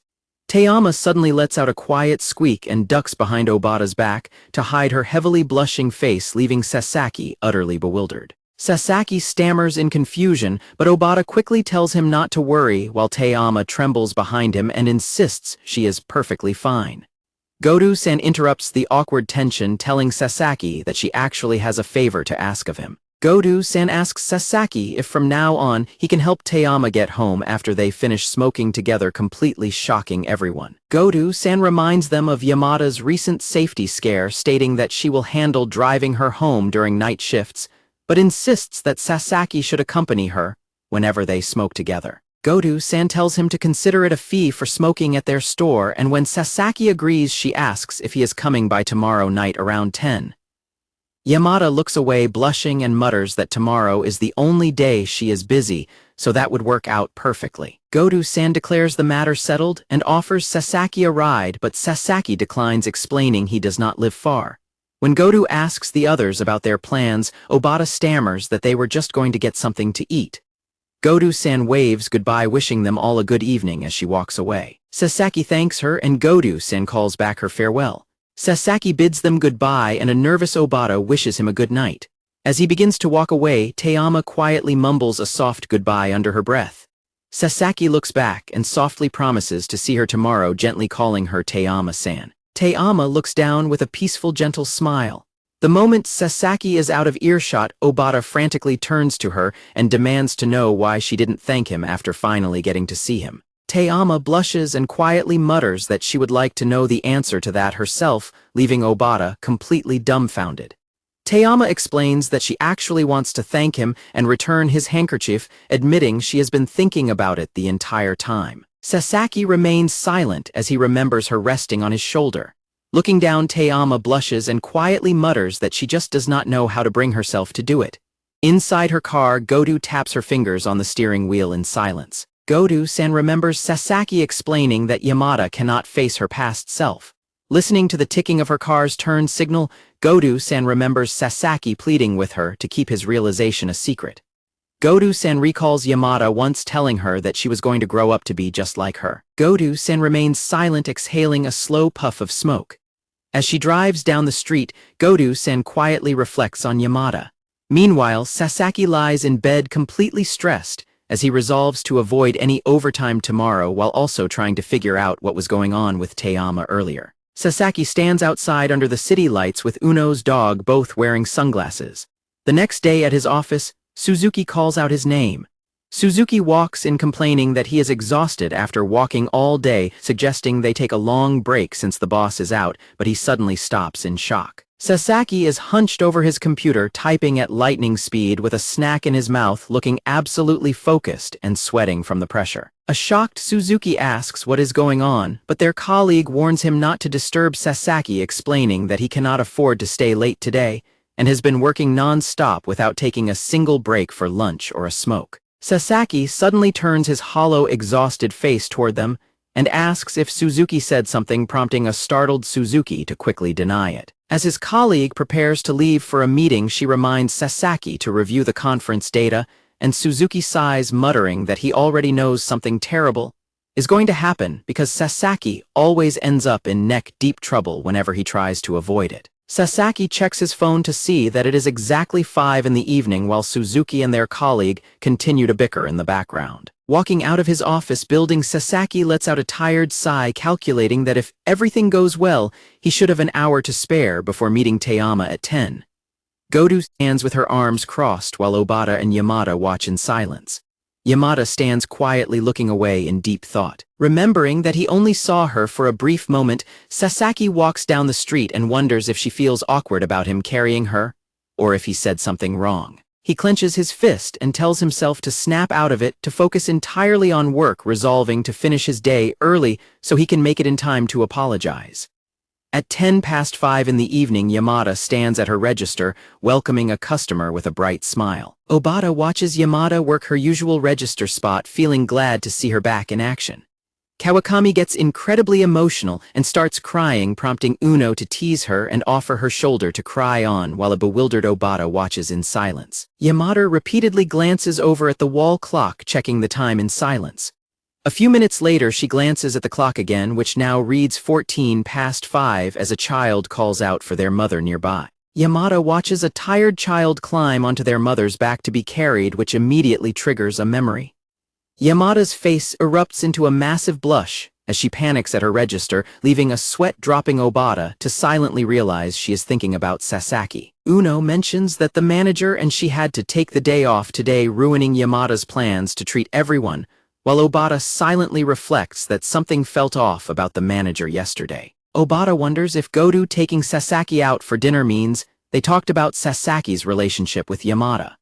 Obata reasons that if they had talked about it, Goto-san would have emerged looking victorious and chipper, especially if she had successfully pressured Sasaki into taking care of Yamada. Yamada asks Obata why he is spacing out, and Obata turns around to address Kawakami instead. Kawakami and Miyamoto excitedly agree that having Sasaki walk Yamada home from now on would represent huge progress, while a sweat-dropping Obata quietly agrees. At 9:30, Teyama stands in front of a mirror at home, adjusting her hair and deciding whether she should let it hang down. Teyama covers her face in absolute embarrassment, muttering to herself and asking what on earth she is doing. Walking briskly to the store, she tells herself that this was all Goto's idea, and that they will just have a smoke together like usual before he walks her home, noting that he has walked her home before, and the only difference today is that they agreed on it in advance. She sits on a crate out back and lights her cigarette. Sitting in the alleyway, Teyama blushes deeply as she takes a quiet drag of her cigarette. She looks down at her hands, telling herself that she simply needs to make sure she does not act the way she did last night. Teyama reasons that, as the others said, Sasaki was really just looking for Yamada that night. She thinks to herself that he only found her as Teyama by complete accident, and believes that his reason for helping her was simply because he is unable to walk away from someone in need. She tells herself that he is just so kind that he cannot help but offer people the exact words they want to hear. Looking out into the night, she concludes that there is absolutely no reason for her to be getting so flustered over his kindness. Meanwhile, Sasaki stands completely dumbfounded in a heavily crowded train station as commuters all around him panic and talk frantically on their phones. He stares in utter disbelief at the station's electronic display board, which shows that all train services have been canceled due to tracks being blocked. Realizing he is running out of time, fearing that Teyama will think he has ditched her, a heavily sweating Sasaki turns and runs toward the exit, hoping he can quickly find a taxi to make it to the store in time. Outside, he finds a massive crowd waiting for taxis with none in sight, forcing him to hope that a bus will work instead, only to find the bus stop equally crowded with frustrated people waiting in long lines. Sasaki collapses to the ground in despair, bitterly wondering why this had to happen to him on this of all days. Suddenly, Sasaki's eyes widen as he hears a clinking sound and spots a rack of rental bicycles nearby. Sasaki immediately hops onto a rental bicycle and begins pedaling furiously down the street. He pushes himself to his absolute limits, sweating heavily as he resolves to make it to the store by 10. Sasaki calculates that cycling to Moro Station will take 47 minutes, leaving him 10 more minutes to return the bike and sprint to the supermarket. Panting heavily, he tells himself that he just needs to completely ignore the fact that he is 46. Suddenly, 2 police officers pop out of nowhere and order him to immediately step off his vehicle.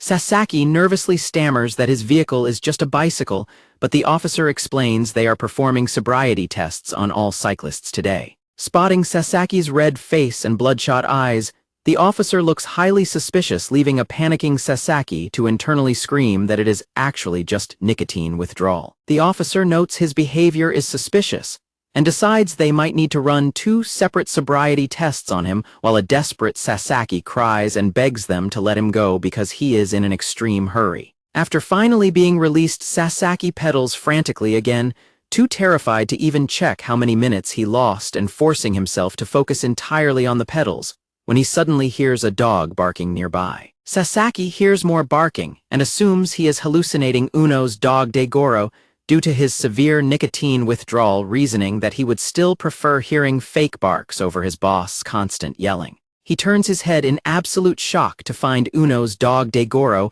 actually wearing sunglasses and happily hanging out of the window of a car right next to him. The window rolls down further to reveal Nishizono in the driver's seat, who adjusts her sunglasses and casually greets him. The car speeds forward down the road. Sasaki thanks Nishizono for being a lifesaver, but she asks if she is getting in the way of anything. He quickly reassures her while wondering to himself what she meant by coming back from a holiday villa where she spent the summer. Nishizono points out that although he wanted to be at the supermarket by 10, they are on track to arrive 5 minutes early, which pleasantly surprises Sasaki. Sasaki slumps in the back seat with a sigh of relief, prompting a curious Nishizono to ask him what this urgent trip is actually about. Sasaki explains that he has an arrangement with the same person he told her about earlier, while Nishizono continues to navigate through the night traffic. Sasaki nervously explains that he is merely fulfilling the store manager's request to smoke with her and walk her home. However, Nishizono points out that for the sake of this simple arrangement, he worked all day without a break, completed a third of a triathlon on a rental bike, and fought a valiant struggle against the police. Nishizono gushes that his dedication sounds exactly like a shoujo manga, though she playfully teases that it might actually be more of a gag manga, leaving Sasaki looking completely mortified. Nishizono gently tells him that his self-deprecation is not true in the slightest. Nishizono asserts that actions speak louder than words, arguing that when you run to meet someone regardless of the obstacles in your way, there is only one word that comes to mind. She quickly stops herself in embarrassment, apologizing for overstepping, while Sasaki quietly realizes that running to her is the only thing he can really do. Looking into the rearview mirror, Sasaki quietly explains that there is a certain expression he never wants her to make again, because it hurts him deeply to see her look that way. He declares that if he can prevent her from looking like that, he does not care what he has to endure and would happily go through another grueling day like today if necessary. He thinks to himself that this is about the only thing. He concludes that this is the only thing he has not felt hesitant about lately, completely shocking Nishizono, who lowers her sunglasses to stare at him in surprise. Suddenly realizing how embarrassing his confession was, Sasaki screams in panic and frantically begs Nishizono to drop him off right there, thanking her profusely as he prepares to exit the car. Sasaki quickly gets out of the car and bids her and Daigoro goodbye. As Nishizono watches him with a concerned expression, Sasaki stands on the pavement, blushing heavily from embarrassment. As Sasaki walks away, Nishizono watches his back and silently notes that it is almost as if he is a completely different person now. Sasaki realizes in horror that the car's clock was actually broken and stuck at 9:45 the entire time. Sasaki sprints down the sidewalk on foot as fast as he can. Sweating and completely out of breath, Sasaki arrives at the supermarket back alley, only to find Tayama still sitting huddled on her crate with her head buried in her arms. Tayama sits in silence, looking completely dazed. Sasaki pants heavily as he walks into the back alley. He stops and catches his breath, looking completely exhausted. Sasaki stands quietly and looks at her as she sits holding her unlit cigarette. Sitting on her crate, Tayama drifts off and begins to doze. Sasaki stands there trying to remember what he had originally planned to do. He clenches his fist and mentally retraces his chaotic evening, recalling that he had rushed over to apologize, have a smoke together, and then see her off. He takes a slow step forward toward her. Sasaki crouches down on his knees and holds his head, admitting to himself that his mind has gone completely blank. As Tayama quietly dozes off, Sasaki is touched by the realization that she has been waiting here for him all this time, happy that things have returned to how they have always been. He reaches out his hand toward her. As Tayama continues to doze, Sasaki watches her with a gentle smile but suddenly panics as she begins to slip off her crate. Sasaki lunges forward with a cry of warning and catches her in his arms just in time. He holds her close against him to steady her. Tayama groggily lets out a soft moan as she begins to wake up. She slowly blinks her eyes open. Staring up at him in her dazed state, she sleepily calls out his name. Clinging closely to him, she softly murmurs that his embrace feels incredibly real and warm. Yamada's eyes suddenly widen as she realizes what she just said, while a thoroughly panicked Sasaki jumps back and bows in embarrassment, frantically explaining that he only grabbed her because she almost fell off her crate, leaving Yamada to blush deeply and cover her face. Sasaki nervously calls out her name as he checks his phone, which now displays the time as exactly 10:30. Yamada continues to apologize profusely, while a sweating Sasaki quickly tries to explain that he never meant to scare her. Yamada violently headbutts him right in the face in her extreme embarrassment, letting out a loud cry as Sasaki reels from the impact. As Sasaki lies flat on his back on the ground in pain, Yamada loudly yells at him that he is late. On a rainy night, Sasaki and Tayama stand close together under a single large umbrella. Sasaki hesitantly tries to apologize for being late, but Tayama coldly cuts him off, repeating that it is fine, and shuts down his attempt to explain himself with another flat refusal. Staring at her angry face as she repeatedly tells him it is fine while chewing on her cigarette, a sweating Sasaki realizes in terror that she is completely closed off and is just saying it is fine to everything. Sasaki nervously points out that she is smoking already, but Tayama just silently exhales her smoke and turns her head away.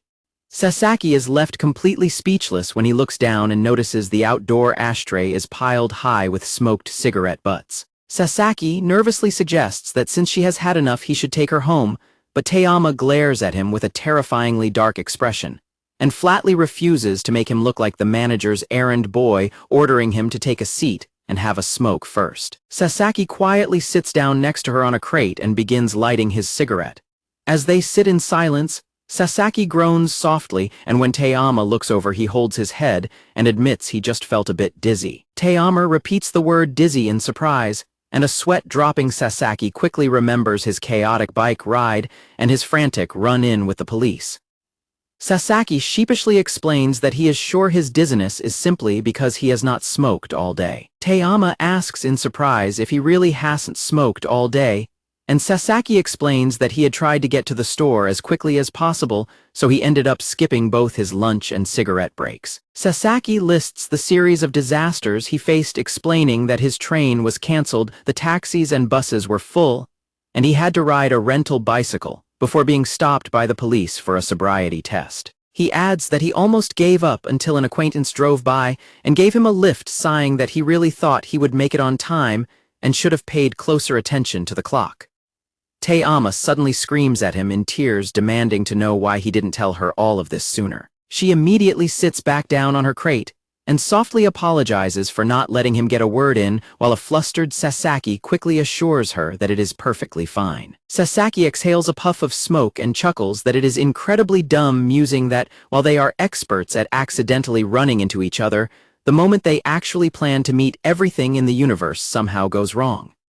Tayama snickers at his observation, and Sasaki smiles and apologizes. Tayama admits she had so many thoughts running through her mind, but now feels silly, before looking down and warmly thanking him for staying with her the other day.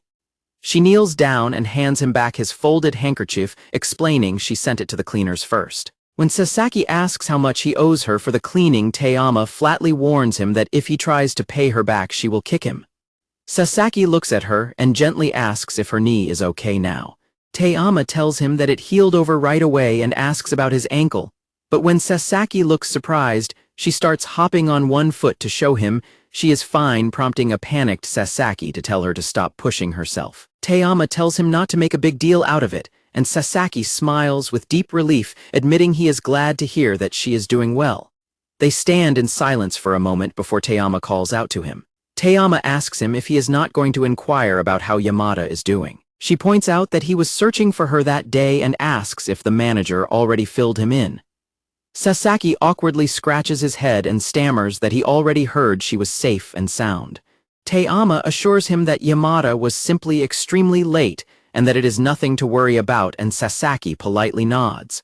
Sasaki tells her that it is good to hear and thanks her for telling him. As Teyama takes a drag of her cigarette, she silently remembers him crying in sheer relief when they were reunited. Teyama puts out her cigarette and mentions she is ready to leave, and Sasaki puts out his cigarette as well, stating he is ready anytime while remembering his promise to accompany her despite living in the opposite direction. Sasaki jokes that just as the manager said he has to pay his smoking fee, adding that with the weather being so nice he doesn't mind an extra walk.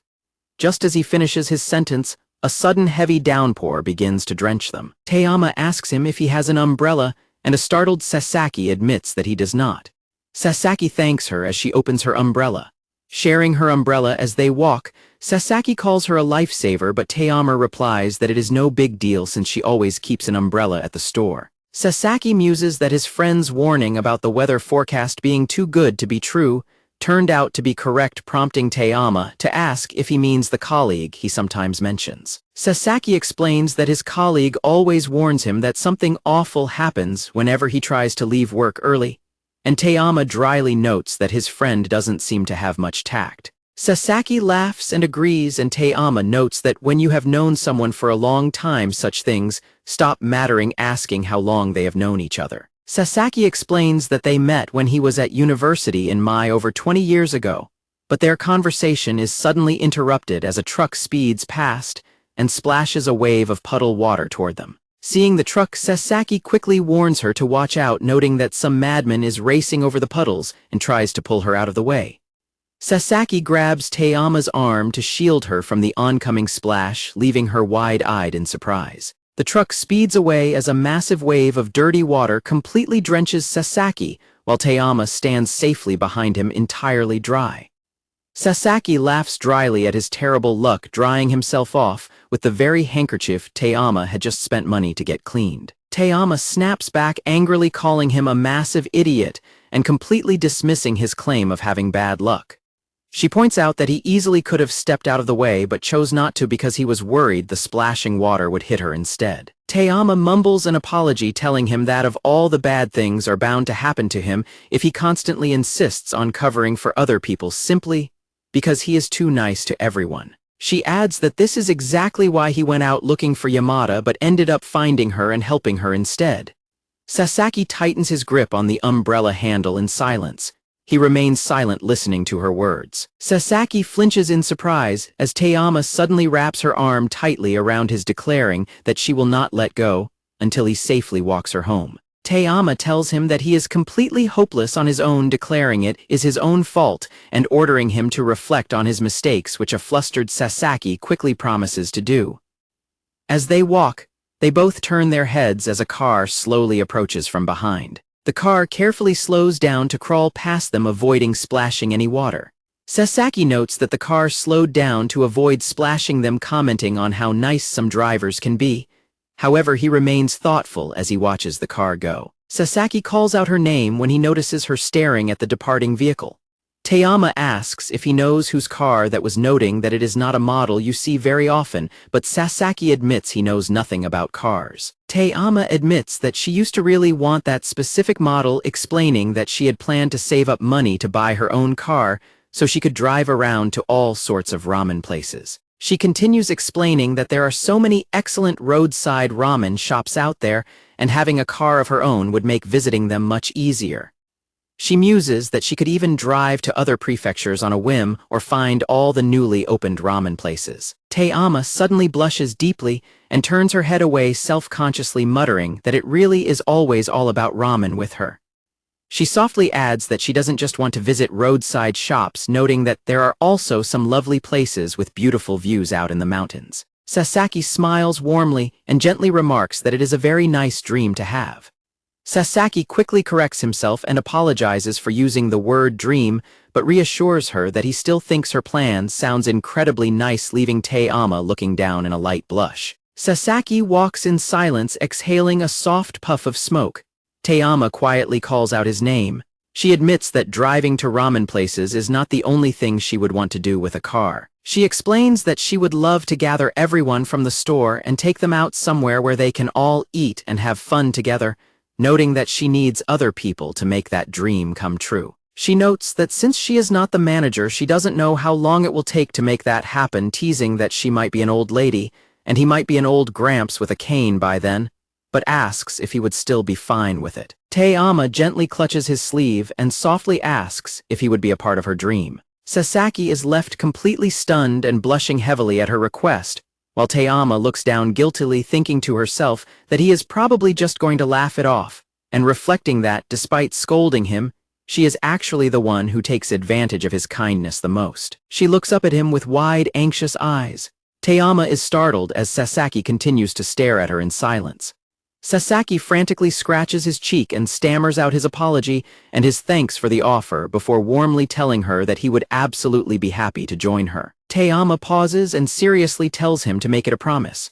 Sasaki smiles gently and says he promises, but is immediately caught off guard when she firmly tells him not to do it like that. She calls him an idiot, leaving a thoroughly confused Sasaki to awkwardly ask if she wants him to write the promise down and sign it.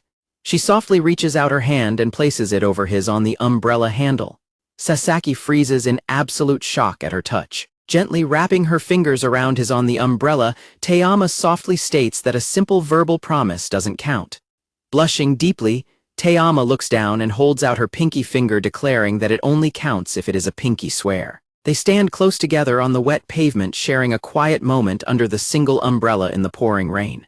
Having reached her building, Te-ama hands him the closed umbrella and tells him to keep it for today, but Sasaki protests, saying he doesn't want her to get soaked. Te-ama warmly thanks him for walking her and wishes him a good night as she slides the door shut, while a smiling Sasaki tells her it was no problem and wishes her a good night in return. Te-ama warns him not to expect her to hold his arm next time, and a blushing Sasaki frantically protests that he wasn't expecting anything of the sort.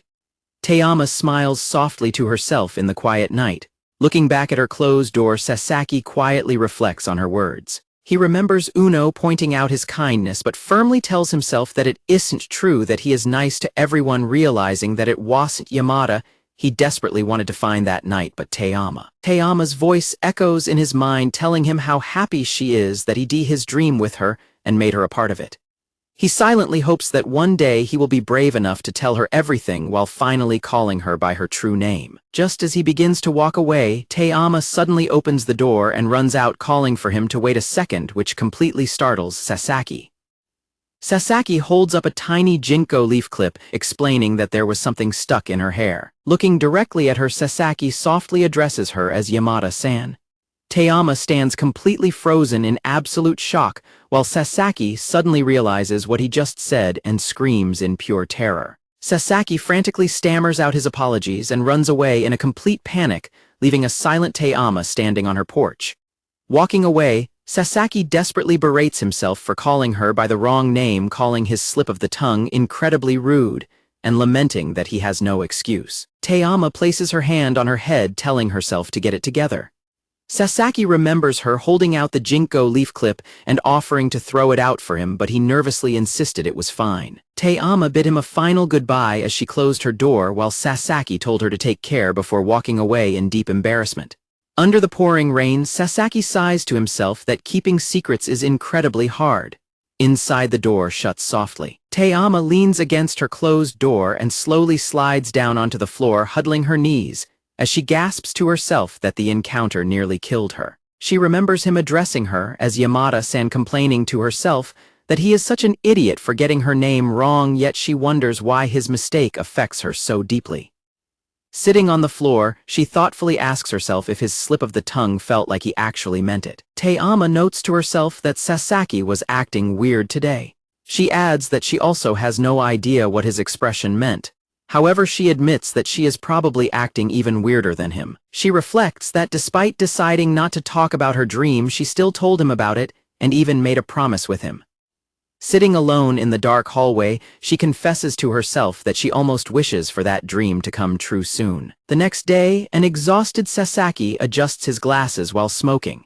At the supermarket, Goto-san hands out annual employee performance review forms to the staff, explaining that headquarters requested them. She informs the staff that they have until next week to finish them, noting that the forms for floor staff and admin are different. Obata complains about having to do another review, but Yamada tells him to just wing it. Goto-san then adds that headquarters warned them not to sugarcoat poor performance. Meanwhile, Sasaki sighs tiredly as he looks over his own performance review form at his office desk.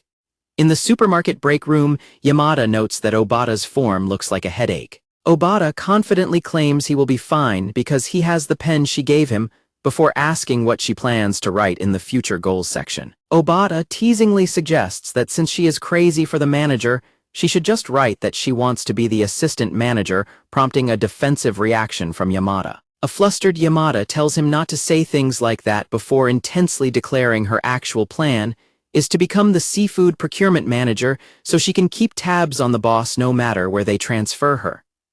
Obata calls her plan underhanded but brilliant, and Yamada proudly agrees. Obata gets up from the table and asks Yamada if she has already finished her form.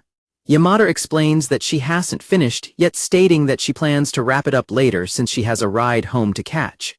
She bids Obata and Kawakami goodbye as they wave her off. Later that night at her apartment building, Yamada sits at her desk and begins writing in the optional future goals section of her form.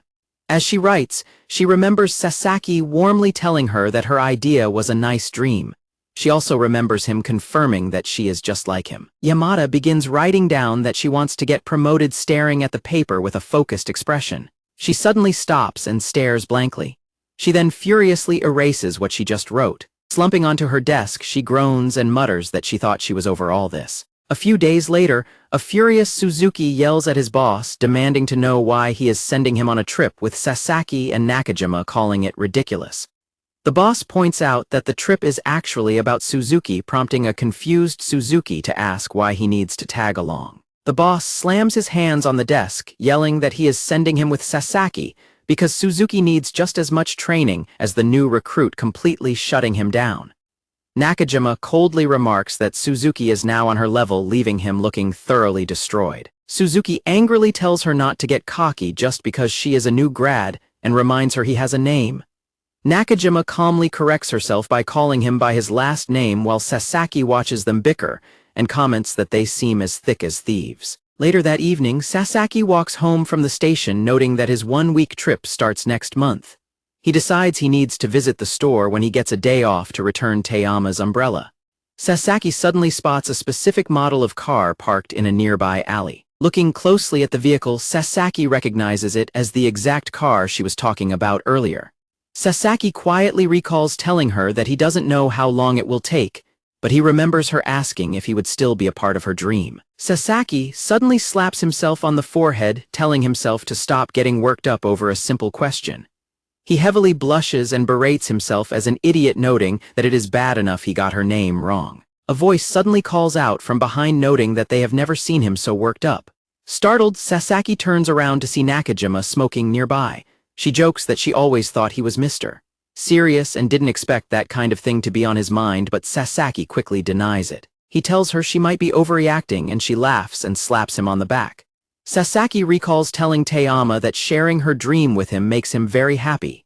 Holding the ginkgo leaf clip in his hand, Sasaki smiles to himself and admits that it is a little embarrassing even for him. Sasaki walks down a quiet residential street looking thoughtful as he holds his belongings. He suddenly stops when he hears a familiar bark nearby, noting to himself that he recognizes the sound. Someone calls out Degoro's name as the dog happily wags its tail. Sasaki pats Degoro, assuming the dog gave Nishizono the slip while she was shopping. He suggests they head to the supermarket together, but suddenly notices a man awkwardly laughing while hiding behind a pillar and asks what he is doing out there. The stranger stammers in confusion as Sasaki spots a pair of cracked glasses lying on the ground next to Daigoro. Sasaki crouches down and picks up the broken glasses, noting they are in rough shape and asking the man if someone dropped them. Sasaki looks up to see the man clinging tightly to a telephone pole, flinching in fear. Blushing heavily, the man apologizes and admits he cannot see clearly, asking a bewildered Sasaki if he happened to find his glasses. Sasaki and the man walk over to a nearby tobacco kiosk where Sasaki inserts coins into a cigarette vending machine. Sasaki hands the man his exact change, and the man politely thanks him for the help. The man thanks Sasaki for leading him to a nicer spot, but Sasaki quickly tells him not to mention it.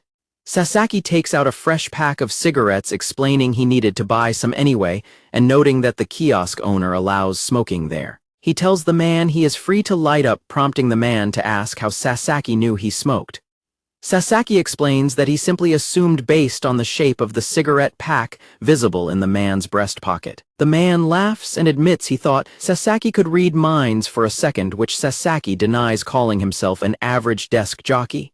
Sasaki then asks if the man can even see through his severely cracked glasses. The man confesses that he might as well be blind right now, but notes they are better than nothing, leaving Sasaki looking highly concerned. Sasaki looks down at Daigoro and nervously asks if the dog was the one who broke his glasses, admitting he didn't take Daigoro for a troublemaker, but the man quickly denies it. As Sasaki sighs in relief, the man adjusts his glasses and admits that despite being 36 years old, he cannot handle dogs to save his life. He explains that he got lost in the alleyway, and Daigoro likely just approached to check on him, but he got so spooked that he climbed the telephone pole and lost his glasses in the process.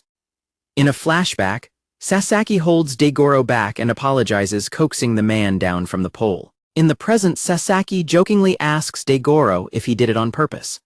The man apologizes for acting weird and calls the situation embarrassing, but Sasaki frantically reassures him not to worry about it before trying to change the subject. Taking a drag from his cigarette, the man asks Sasaki if he lives somewhere nearby. The man replies that he usually works in Sakagachi. Sasaki notes that his own office is located there as well and asks what brings the man to Morimoro. The man explains that he is supposed to help out in the area next month and came to scout the route early to avoid getting lost, hoping to pop in for a quick hello. Sasaki respects his dedication, but jokes that the plan went up in smoke. Sasaki kindly offers to show the man around the area. Sasaki explains that since he lives nearby and knows the area well, he could at least act as his replacement glasses for the day. The man politely declines, asking if Sasaki was on his way home. Sasaki admits he was just planning to grab some groceries first. The man apologizes for taking up his time and insists he will manage on his own. Sasaki quickly clarifies that he has nowhere urgent to be right now, offering his help again if the man needs anything else. The two men sit side by side in a quiet moment, looking at each other as they smoke. The man suddenly apologizes out of nowhere, leaving a startled Sasaki to ask what he is apologizing for. The man honestly confesses that he was actually relieved when his glasses broke. He explains that during his entire trip there he had a sinking feeling because he had previously caused a lot of trouble for someone at the place he will be helping out next month. The man states that a job is a job regardless of his personal feelings, but admits he failed to keep his chin up despite knowing he should. As he speaks, Sasaki quietly puts out his cigarette in the ashtray. The man stands up and apologizes for turning down Sasaki's helpful offer without a good reason, especially after Sasaki had already been so kind to him. Turning his back to leave, the man expresses his sincere appreciation for all of Sasaki's help. Sasaki remains seated and watches the man quietly. The man pauses with a deeply somber expression. Sasaki checks the time on his wristwatch while keeping his unlit cigarette in his mouth. Sasaki suddenly speaks up calmly, telling the man that he is exactly the same way. Sasaki confesses that if his own glasses broke in that situation, he would be glad too. He explains that he experienced something similar in the past, where avoiding a difficult situation eventually turned a place he once admired into a place he dreaded. Sasaki adds that recently he has been thinking differently about things. Looking at his cigarette, Sasaki questions if there is really a point in forcing oneself to stubbornly soldier on. He reflects that pain and fear are natural parts of life, and notes that people are frequently faced with things that knock them off their feet. Sasaki adds that when something bad happens, people do not just vanish into thin air. He explains that people just keep working, plugging along, and eventually accepting their fears. Sitting on the curb, Sasaki notes that taking things at your own pace is what it really means to keep your chin up. Sasaki quickly apologizes for rambling, admitting that it is actually a new perspective for him as well, since he has only ever tried to bottle up his fears in the past.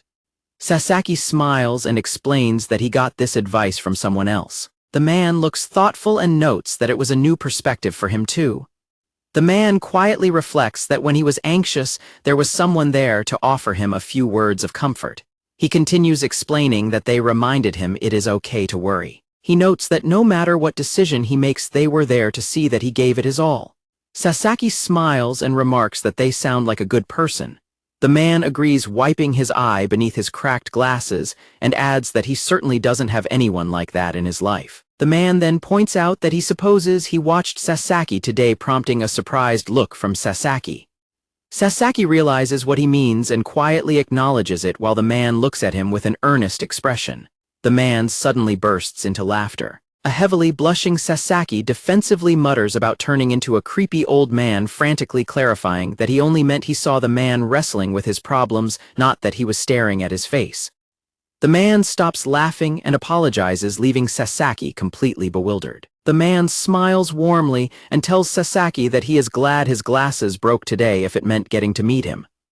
As the man turns to leave, Sasaki asks if he can find his way back to the station. The man confirms he can and thanks Sasaki again for everything, noting he has to go the other way and wishing him well. Before the man can walk away, Sasaki quickly asks for his name. The man turns around and notes that he already knows his name is Sasaki and that the dog is Daigoro. The man then introduces himself as Noma, warmly expressing that it has been a real pleasure to meet him. Noma's footsteps click against the pavement as he walks away into the night. Sasaki watches him leave and softly calls out to a sleepy Daigoro. Sasaki admits to Daigoro that he never thought he had it in him to give someone that kind of pep talk. Standing quietly under the streetlight with the dog, Sasaki reflects that Noma's worries hit close to home, and he feels glad that for once he was able to tell someone that it will be all right. Sasaki wonders to himself when exactly he changed so much, feeling nostalgic as he remembers his time with his mentor. He reflects that these days he is able to feel a simple happiness whenever she talks to him about the future. Suddenly the leash slips from Sasaki's hand and he panics as Daigoro starts to run off. Daigoro stops and barks happily in front of a nearby chain-link fence. Sasaki catches up to the dog and stops in surprise. A startled Obata greets him from behind the fence, and Sasaki wishes him a good evening, explaining that Daigoro might have given his owner the slip again. Obata nervously offers to keep an eye on the dog, and a relieved Sasaki happily accepts, explaining he wasn't sure how he was going to shop with the dog. Sasaki promises to let Obata know if he runs into the owner. Obata crouches down to pet Daigoro through the fence, muttering that he is just there to clean and asking the dog if it wants to watch. Sasaki thanks Obata for his help, but then pauses to ask him one more thing. Obata nervously guesses that he wants to ask about Teyama, which Sasaki confirms. Obata explains that he hasn't seen her today and assumes she is off work, leaving Sasaki to softly remark that it is a shame. Sasaki admits that he was hoping to see her. Obata suddenly realizes something, remembering Yamada's belief that Sasaki has been admiring her at the register all this time. Sasaki asks if something is wrong, and a panicking Obata frantically shakes his head and denies it, leaving Sasaki looking completely confused. Sasaki decides to leave him for now and thanks him again as he walks away. Obata nervously bids him goodbye and watches him leave with Daigoro in silence. Sasaki heads to Teyama's apartment building. A smartphone screen displays the time as 8 minutes past 6. Yamada slumps over her desk with a heavy groan, struggling to fill out her employee performance review form. At the supermarket smoking area, Sasaki apologizes to Teyama for forgetting to bring her umbrella with him again. Teyama tells him not to worry, since it is just a spare, even offering to let him keep it because its large size fits him better anyway. Sasaki gets flustered and insists he couldn't possibly accept it. Teyama teasingly asks if she should swing by his place to grab it and come in for a cup of coffee, causing a heavily blushing Sasaki to stammer in panic. Seeing his reaction, Taeyama laughs and tells him to just keep the umbrella, which Sasaki awkwardly accepts. Sasaki happily brings up that he bumped into Daigoro on the street the other day, asking her to guess what happened next. Sasaki talks to Taeyama but notices that she is dozing off right beside him. Taeyama suddenly snaps awake and apologizes for nodding off, asking what he was saying. A slightly flustered Sasaki quickly brushes it off as nothing and suggests he walk her home now instead. As they walk, Taeyama notes that she really should get the manager to stop forcing him to accompany her. Sasaki quickly insists that he does not mind one bit, humming in agreement. Upon reaching her door, Sasaki bids Taeyama good night. She thanks him and says she will see him next time as she waves goodbye. Watching her go, Sasaki quietly wonders to himself if she is struggling to get enough sleep. At the supermarket break room, Mizawa suddenly bursts in and cheerfully asks a slumped-over Yamada about her performance review, reminding her that the deadline is tomorrow. Mizawa explains she was just wondering because Yamada usually hands things in before anyone else, adding that she isn't trying to pressure her. When Yamada just shivers in silence, Mizawa leans in and loudly yells that she cannot hear her. A panicked Obata quickly asks Yamada what the matter is. Yamada slowly sits up with a deeply exhausted expression, letting out a soft sigh as the others watch her in concern. Seeing Yamada's completely drained face, an alarmed Mizawa immediately turns around and yells out to the floor lead that they have a problem. Mizawa dramatically announces that Yamada is asleep, while Yamada slowly nods off while sitting upright in her chair. Yamada gets up and excuses herself, stating she needs a smoke to wake up. Kawakami apologizes for bringing up the performance review, but Yamada casually assures her that she will get it to the manager tomorrow, noting they do these reviews every year anyway. Yamada yawns as she walks out the door, leaving Obata and Kawakami to watch her leave in silence. Obata notes that Yamada has been acting like a zombie for the past week, while a nervous Kawakami points out that she still has not handed in her form. Obata tells Kawakami he feels like she is overreacting. However, Kawakami insists it is an absolute catastrophe that Yamada is not sleeping and hasn't submitted the form, explaining that Yamada usually submits those forms on day 1 every other year. Kawakami begins to panic and asks if Yamada is going to leave them, prompting a sweating Obata to quickly tell her that she is definitely overreacting now. Obata awkwardly suggests that Kawakami should just ask Yamada what is wrong for once. Kawakami admits she knows it is a massive leap, but insists she is still very worried. Kawakami frantically declares she cannot do it because she is a fish out of water when it comes to talking about people's problems. Obata dryly notes that this is not the time to be cracking jokes about being in the fish section. Kawakami thoughtfully suggests that maybe they could get Sasaki to talk to her instead. Obata silently considers her idea. Obata recalls Yamada aggressively warning him not to get in Sasaki's way in the past. He snaps back to the present and asks Kawakami if Yamada still has a bone to pick with Sasaki.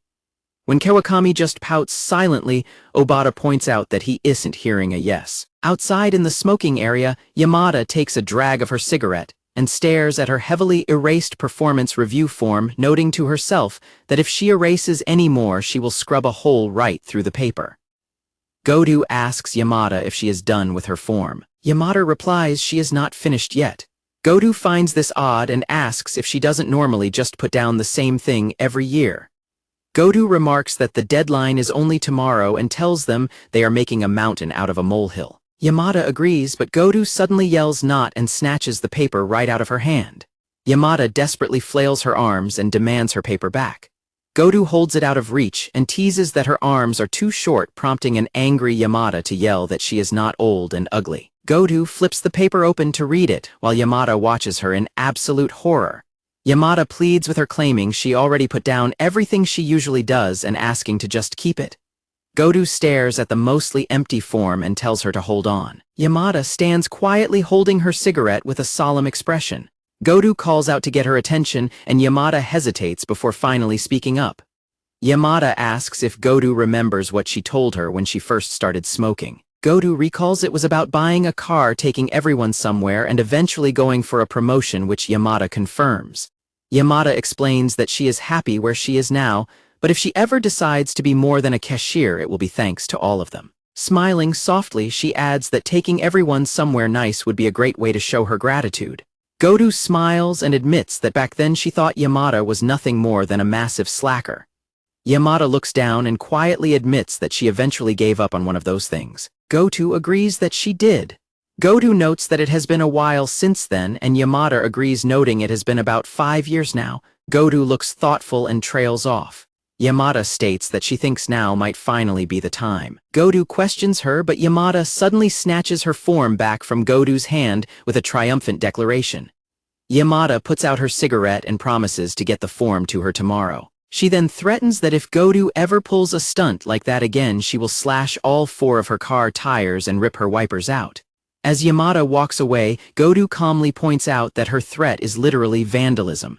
The next day at the supermarket, Sasaki grabs a sushi bento box from the shelf, happily noting that it is half off. Sasaki notes that even at night the sushi at the store always looks picture perfect.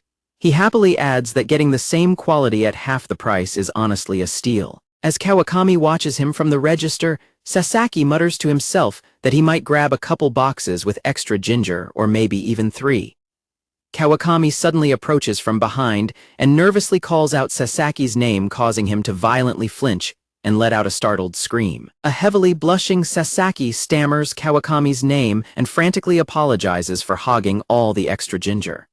Kawakami looks at him in confusion, wondering to herself just how crazy he actually is about ginger. Kawakami tells him she does not care about the ginger, but nervously asks if he could do her a favor. Sasaki looks surprised and asks what she needs. Kawakami heavily sighs and explains that it is about Yamada. Sasaki repeats Yamada's name in concern. Kawakami explains that Yamada has not been herself lately, noting that her mind seems to be somewhere else and that she hasn't been sleeping well. Kawakami adds that because Yamada is tough, she will not talk to anyone about her problems. Looking down at the floor, Kawakami hesitantly asks Sasaki if he could check in on Yamada to see if she is doing all right. Gripping her apron tightly, Kawakami admits she knows it is none of her business and that she should probably be asking Yamada herself. However, she confesses her belief that Yamada will likely open up to Sasaki more than to her. Sasaki softly calls Kawakami's name and sincerely thanks her for reaching out to him. Sasaki tells Kawakami that he hears her concerns and assures her that he wants to help Yamada just as much as she does, leaving Kawakami staring at him in surprised relief. Sasaki excuses himself to leave, and a slightly stunned Kawakami tells him to go ahead. Kawakami quietly watches Sasaki walk away down the aisle, murmuring to herself about him. She reflects that she did not expect him to make such a serious face while completely sober, letting out a soft sigh as she looks away. Yamada stands alone in silence. Yamada silently asks herself why she is thinking so hard about the situation. She reflects that she had already given up on her idea and wonders why she is suddenly changing her mind overnight. She bitterly concludes that this indecision is exactly why she hasn't gotten anywhere. Obata slowly approaches Yamada and nervously calls out to her. Yamada notices Obata and asks if he is leaving late. Obata nervously stammers that he had to redo the monthly report. Yamada dryly remarks that he seems to redo them every month, sympathetically adding that he sure has it rough as the produce lead. Obata stammers her name and gently suggests that if something is on her mind, she should maybe talk to Sasaki about it. A surprised Yamada turns to him and asks where that suggestion came from. Obata nervously points out that she has been acting a little off lately, but Yamada defensively asks what that has to do with Sasaki. Scratching his head, Obata admits he does not really know, but points out that she always seems to look better after smoking with Sasaki. Yamada's eye widens in surprise as Obata gently suggests that Sasaki might be some sort of magic cure for her. Yamada suddenly pouts and turns away, flatly refusing his suggestion and leaving Obata completely shocked. Looking down sadly, Yamada explains that it is her own personal hang-up, so Sasaki wouldn't be able to help her anyway. She reminds Obata that she doesn't want to ruin the image Sasaki has of her, concluding that she needs to get over this by herself or she will never move forward. Obata stands silently listening to her reasoning. A voice suddenly calls out Obata's name, causing him to glance over in surprise. Outside the fence, a slightly blushing Sasaki approaches and asks if Teiyama is working tonight, admitting that he was hoping to see her. Meanwhile, Yamada quickly crouches down to hide out of sight behind the wall. Still hiding, Yamada listens in surprise as Obata softly calls out her name. Obata gently asks Yamada if she ever considered that maybe Sasaki cares much more about her than she realizes. Yamada stares up at him in complete confusion. Yamada stands up and demands to know what that even means, insisting he explain himself, which instantly causes Obata to panic. A heavily blushing Obata nervously stammers, trying to come up with an excuse. Obata abruptly tells her to scratch that and dashes away, yelling over his shoulder that he and Kawakami are there if she ever wants to talk and warning her not to bottle things up. Yamada yells for him to come back because she still doesn't understand what he meant. Yamada turns around and suddenly bumps right into Sasaki, freezing in shock. Sasaki looks surprised and stammers a greeting to Yamada while she stares back at him with a look of absolute panic. Sasaki quickly scoots back and apologizes for scaring her, but Yamada frantically waves her hands and insists that she should be the one apologizing since she jumped out at him.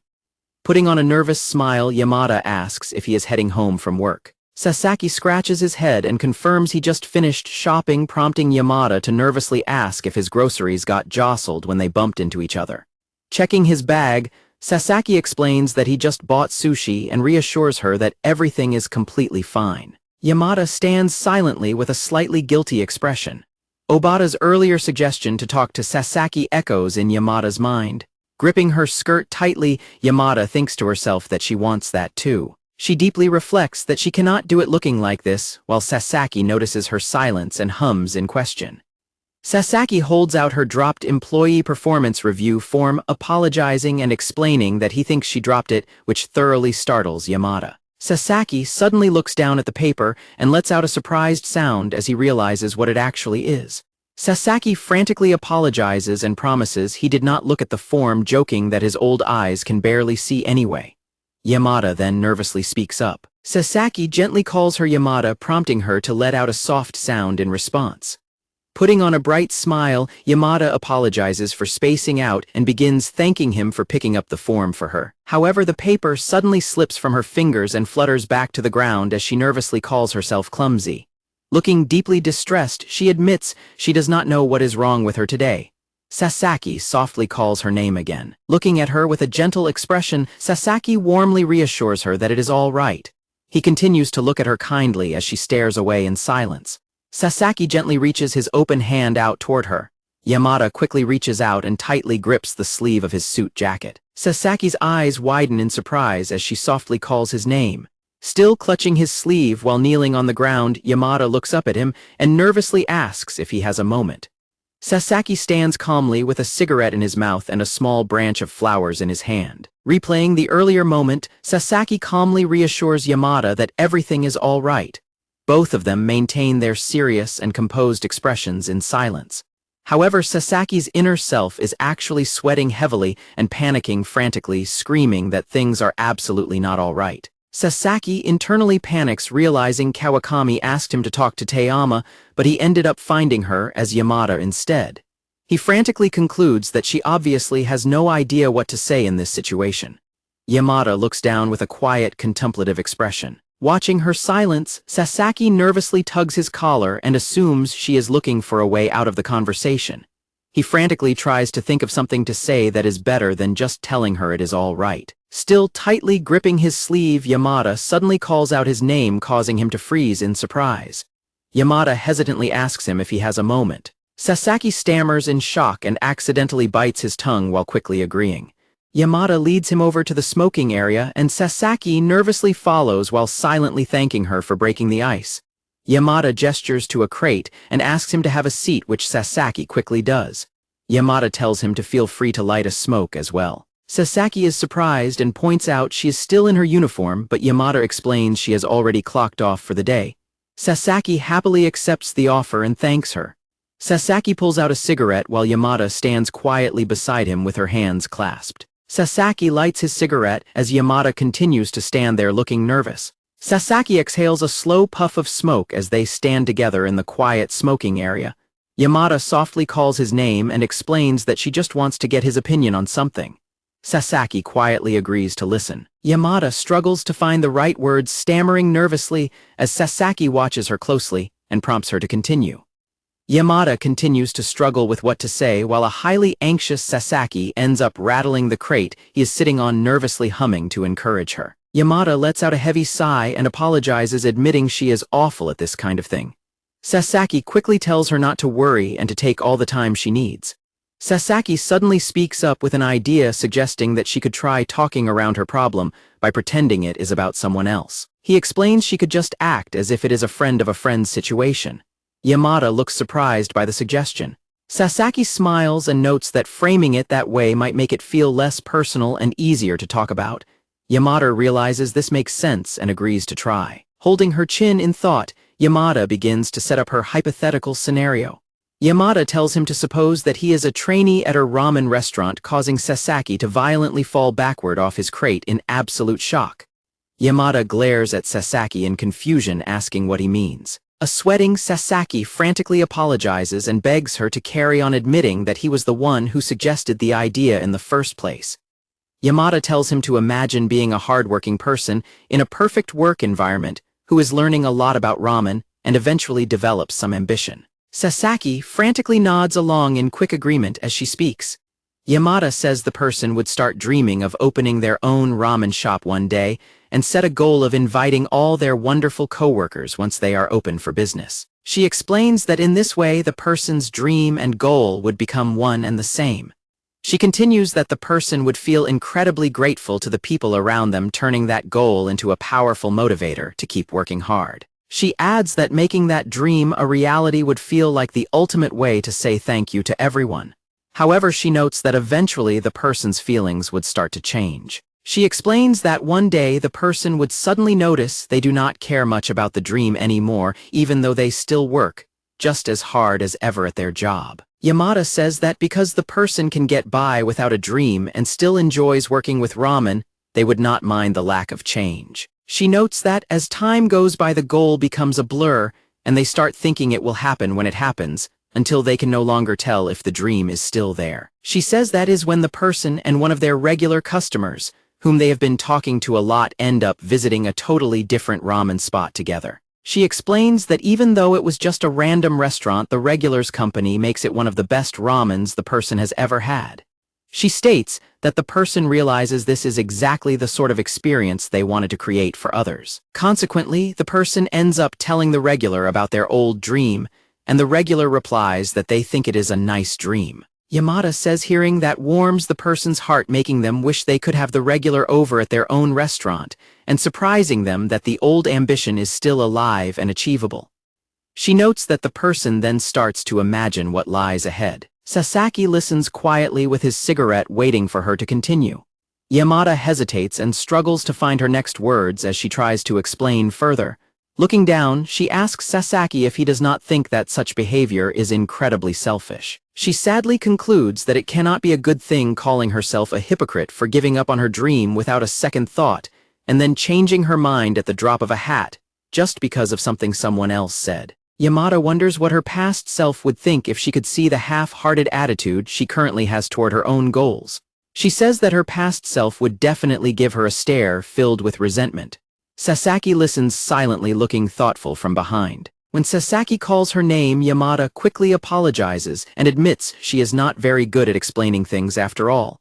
Sasaki asks Yamada if she would mind if he answered her with an analogy of his own. Yamada agrees in confusion, and Sasaki begins his hypothetical scenario by telling her to imagine a specific situation.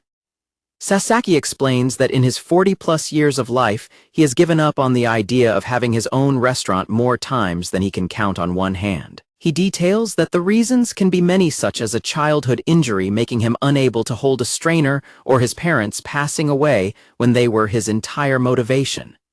Yamada reacts in sheer wide-eyed shock to his surprisingly grim examples. Realizing how bleak his scenario sounded, a panicking Sasaki quickly apologizes and clarifies that he did not mean to make things go so dark.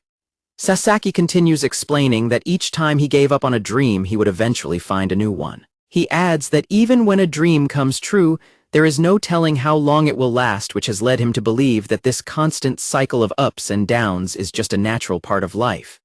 Sasaki nervously asks Yamada if his perspective sounds like a mere cop-out. Yamada disagrees, saying she thinks he is right, but notes that framing it that way feels a certain way. She confesses that putting it like that makes life seem rather demoralizing.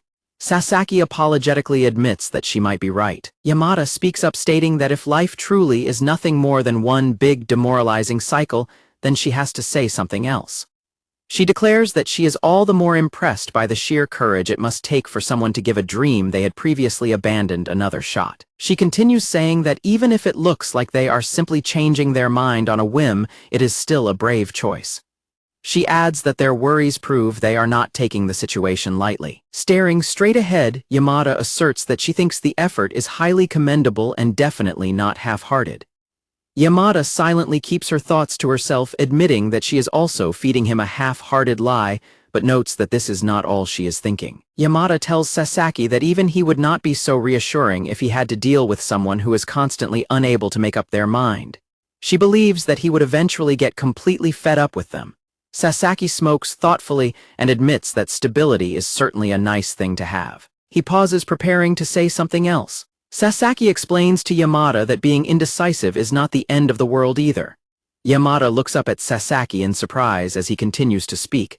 She stares at him with wide, emotional eyes, taken aback by his gentle words. Sasaki looks down at her with a gentle, reassuring smile. Sasaki snaps out of his thoughts and quickly apologizes to Yamada for zoning out. Sasaki realizes that his reassurance might have sounded like yet another cop-out. He worries that he is just making excuses for her instead of actually helping. Yamada quietly clutches his sleeve tighter and asks why he is always acting like this. A flustered Sasaki nervously calls her name as she grips his sleeve, but Yamada suddenly stops herself in realization and blushes. Yamada frantically apologizes and coughs in embarrassment, while a panicked Sasaki quickly reassures her that it is completely fine and he does not mind at all. Yamada nervously explains that something in her subconscious must have driven her to tug on his sleeve, hoping she did not stretch his jacket, as Sasaki frantically shakes his hands and tells her not to worry. Sasaki scratches his head and assures her that it honestly does not bother him wherever she decides to grab onto his clothes, since no harm is done. Yamada asks if he is absolutely sure, and he nervously confirms. Yamada suddenly reaches out and takes hold of both of his hands, asking what would happen if she did that, which causes a startled Sasaki to violently shudder in shock. Sasaki falls back off his crate in pure shock, prompting a panicked Yamada to ask if he is all right. She quickly apologizes and frantically clarifies that she meant he could grab onto her clothes, stuttering in embarrassment. Sasaki sits on the ground with a heavily blushed face, letting out a soft, awkward laugh. Yamada suddenly smiles and teasingly admits that she did that on purpose. When a bewildered Sasaki lets out a sound of confusion, she softly adds that she already knew exactly what he meant. Yamada closes her eyes and smiles warmly, softly apologizing to Sasaki for her behavior. As Sasaki stands in the smoking area, he recalls Yamada previously asking him why he was always acting like that, while she continues to laugh softly. Looking down at her, Sasaki silently thinks to himself that he is only like this because of her. He reflects that all he is doing is thinking of what she would say and trying to pay her back. Sasaki continues to think about paying her back for everything she has done for him, while Yamada thanks him and notes she has taken up enough of his time. Sasaki, sitting on the floor, smiles and assures her it is no problem. Yamada bids Sasaki safe travels on his way home, and he thanks her as he turns to leave.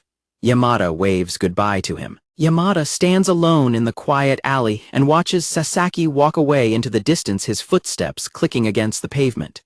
Yamada reflects that Sasaki has always been this way from the very first day they met, remembering him asking her if it was bitter. She remembers his reassurance that while seeing a new side of someone might be enough to crush one's entire impression of them, it is not the end of the world either.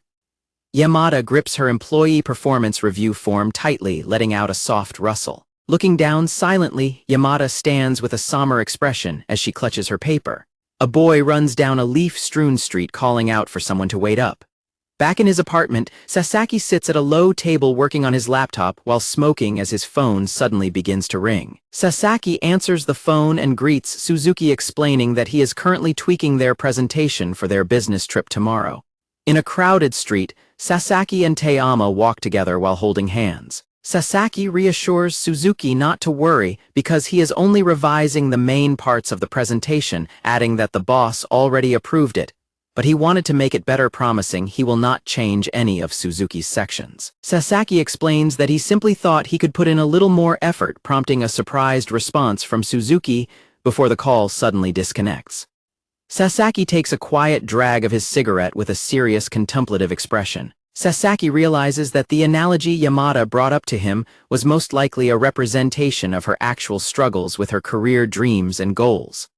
Sasaki notes to himself that while he is usually the one complaining about his job, this is the first time she has actually opened up to him. Since she deals with him that she does not know what course to take, Sasaki decides he wants to step up his game so he can be someone who can truly be there for her. He pauses, thinking that there is actually more to it than just that. He realizes that if he steps up and helps her, she will likely tell him that it was a nice thing to do. He blushes and admits to himself that even though she has called him dense for over a year, even he can easily guess that much. Sasaki suddenly wonders in panic if that reaction is exactly the same as back when they were walking under the umbrella in the rain. Sasaki sits at his desk trying to convince himself that she really did seem happy about what he said, but suddenly burns his hand on his cigarette and screams in pain. Sasaki stands quietly in his kitchen running cold water over his burned hand while trying to cool off. Sasaki suddenly notices Tayama's clear umbrella leaning near the front door. He scratches his head and reflects that even though she told him he could keep the umbrella, he still feels like he should return it. Later on, Sasaki walks outside down the street with the umbrella in his hand, passing by a tall chain-link fence. Sasaki suddenly realizes that the sun has already come up, making him realize she probably will not even be at the store. Some passing kids whisper that he is a weirdo for carrying an umbrella on a sunny day. Sasaki suddenly stops when he spots Uno-san sitting on a crate nearby, looking completely exhausted. As Uno-san dozes off, she suddenly slips right off her crate and disappears from sight, causing a startled Sasaki to panic and look around in confusion. Sasaki begins to shiver in panic, wondering if she actually just fainted and fell straight off the crate. He immediately runs over to her, calling out to ask if she is okay. Sasaki peers behind the machine to find Uno-san crouching down and hiding in fear. When he asks her what she is doing, she nervously stammers in response.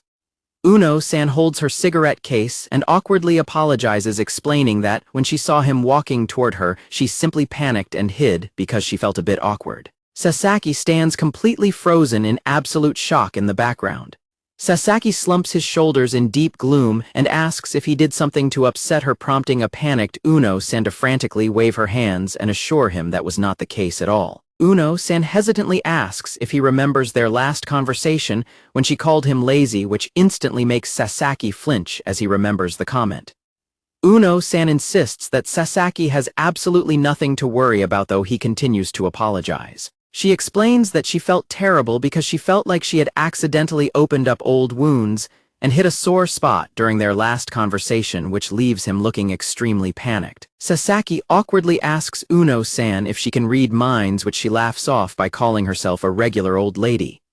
She then asks why he is there so early, and Sasaki explains that he came to return an umbrella that Tayama-san had lent him. Uno-san mentions that Tayama-san is on the morning shift and should be out for a smoke break soon, offering him a cigarette while he waits. Sasaki hesitantly accepts, and she tells him it is the least she can do to make up for her earlier comment. Sasaki accepts the offer and quickly lights up his cigarette. Sasaki comments on how cold it has been getting lately, and Uno-san notes that November is already approaching. He mentions needing to stock up on heat packs, and she agrees, reaching into her pocket to pull something out. Sasaki is surprised to see her holding a cigarette pack and asks if she has started smoking, remembering Tayama-san saying she did not smoke. Uno-san confirms she still does not smoke and tells him to listen closely. Uno-san gently shakes the cigarette pack in her hands. Hearing the hollow sound, Sasaki asks if the pack is empty, and Uno-san explains that it is actually a keepsake from someone she used to know. Sasaki is puzzled by the idea of an empty pack as a gift, and Uno-san chuckles and explains it was given to her over 30 years ago. Sasaki asks if that was around the time she first started working at the supermarket, which she confirms. Sasaki is surprised to hear this, and Uno-san laughs softly as she begins to tell him about a local policeman who used to patrol near the store back then. Uno-san jokes that if she had tried to smoke in the area back in those days, the policeman would have easily caught her. She laughs and tells Sasaki that he and this man, whom they called Kevin-san, probably would have hit it off. Sasaki suddenly chokes on his smoke and asks if Kevin was a foreigner. Uno-san laughs and explains that he was Japanese but exceptionally tall, so because of his height and his job as a security officer, they started calling him Kevin. Sasaki apologizes for laughing, admitting the nickname sounds incredibly silly, but Uno-san warmly assures him it is fine since she always felt the exact same way. She asks that she once asked the policeman if the nickname bothered him, but he replied that he felt honored to be treated like a friend, adding that he used to smoke in that very spot all the time. Sasaki looks thoughtful as he takes in her story. Sasaki asks if the policeman was the one who gave her the empty cigarette pack, and she happily confirms that he was. Uno-san laughs and recalls that one day when they were alone, she casually mentioned liking the design on his cigarette pack. She explains that he immediately emptied out all his cigarettes, even though the pack was still half full, cleaned it out, and handed it to her without her even asking for it. She reflects on how strange it was that looking at his face in that moment made her feel a sudden wave of deep emotion, as if that empty pack was the only thing she would ever need. Sasaki asks where the policeman is now and if they still see each other from time to time, but Uno-san quietly replies that they do not see each other at all, apologizing for getting too sappy. Sasaki quickly assures her that she does not need to apologize. Uno-san looks down and smiles softly in silence. Uno-san looks down wistfully, admitting that she wishes she knew the answer to that question herself. She explains that one day around this exact time of year, the policeman simply stopped showing up entirely. She continues that since they had not hired him, none of them knew why he left, and as time went on, everyone else at the store forgot about him. Looking up, she admits she did not want to be the last person to forget him, since that would mean he was truly gone for good. She explains that she decided to take some time every year around this time to sit in that spot and remember him. She fondly recalls how he was always the type to listen quietly with a smile, noting that even just sitting together and watching an airplane pass by in silence felt deeply meaningful. However, Uno-san admits that she also harbors another feeling about their time together. She wonders if she had not relied so heavily on that silence and had been more willing to speak her mind, he might still be around today. As Sasaki begins to ask what she means, Uno-san dismissively says that this year will be her last time doing this anyway, before suddenly bursting into a violent fit of coughing. Sasaki panics and yells to ask if she is okay, calling for help as Uno-san clutches her chest and mutters that her heart is giving out. Uno-san suddenly sticks her tongue out and cheerfully reveals she was just kidding, causing a completely startled Sasaki to lose his balance and crash heavily to the ground. A relieved but exasperated Sasaki complains about her prank, while Uno-san explains she only did it to break the heavy tension. However, she seriously adds that she really does intend to make this year her last, as it is finally time for her to let go. She holds the old cigarette pack tightly, stating that she needs to say goodbye to it. She clarifies that she has to say goodbye to this specific keepsake. Sasaki asks if he can take a closer look at the pack, and a surprised Uno-san agrees. Examining the pack, Sasaki confirms he recognizes the brand and notes it has been ages since it was discontinued. Sasaki smiles and reveals that he also used to smoke that exact brand back in the day because he liked its design and name, noting what a coincidence it is that he had the same taste as the policeman. Uno-san kindly offers the empty pack to him, which startles Sasaki. When he declines on the grounds that it is too special, she points out she has no use for it anymore and would rather he keep it than have it get thrown away. Sasaki agrees to take the pack, promising to bring it back to her whenever she feels like remembering the policeman again. Looking down at the pack, Sasaki warmly promises that he will make sure to bring it right over whenever she needs it. Uno-san closes her eyes and smiles warmly, expressing her sincere gratitude to him. Left alone in the smoking area, Sasaki sighs and reflects that, while Uno-san told him to wait for Taeyama-san, before heading off to the slot machines, loitering in broad daylight like this feels far too awkward. Sasaki decides that maybe he should just leave and come back another time. Suddenly, a hand reaches out and violently yanks Sasaki backward by his hood, catching him completely off guard. As his heart beats rapidly in fear, Sasaki frantically stammers an apology before Taeyama-san coldly greets him from behind. Crouching right behind him, Taeyama-san asks him what he is doing there so early. Sasaki turns around in shock and calls her name, while Taeyama-san casually waves back at him. Sasaki explains that he is leaving for a week on a business trip starting tomorrow and wanted to return her umbrella today. When Tayama-san points out she told him to keep it, Sasaki awkwardly laughs and admits that holding onto it felt wrong.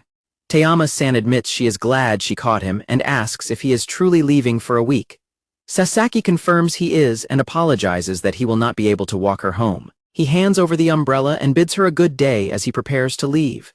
Before Sasaki can walk away, Tayama-san grabs his hood and violently yanks him back once again. Sitting with her back to him, Tayama-san asks Sasaki if he still remembers their pinky promise. A sweating, Sasaki nervously confirms that he does, reminding her of her plan to get a car.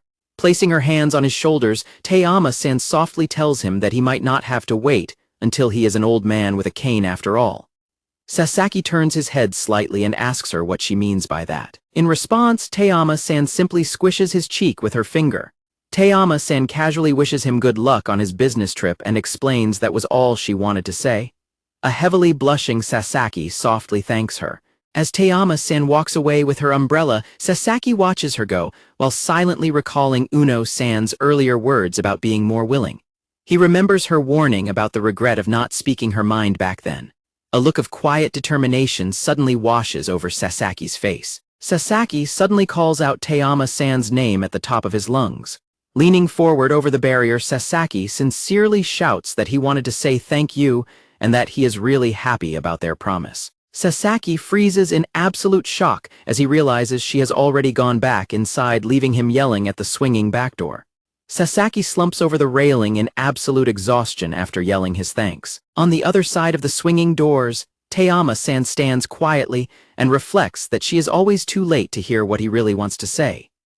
Meanwhile, Uno-san speaks to the store manager on her phone, noting her surprise and happiness to hear that Yamada is planning to try for a promotion again. Uno-san walks down the street commenting that it is wonderful news and asking if the manager will tutor her again like in their past study sessions.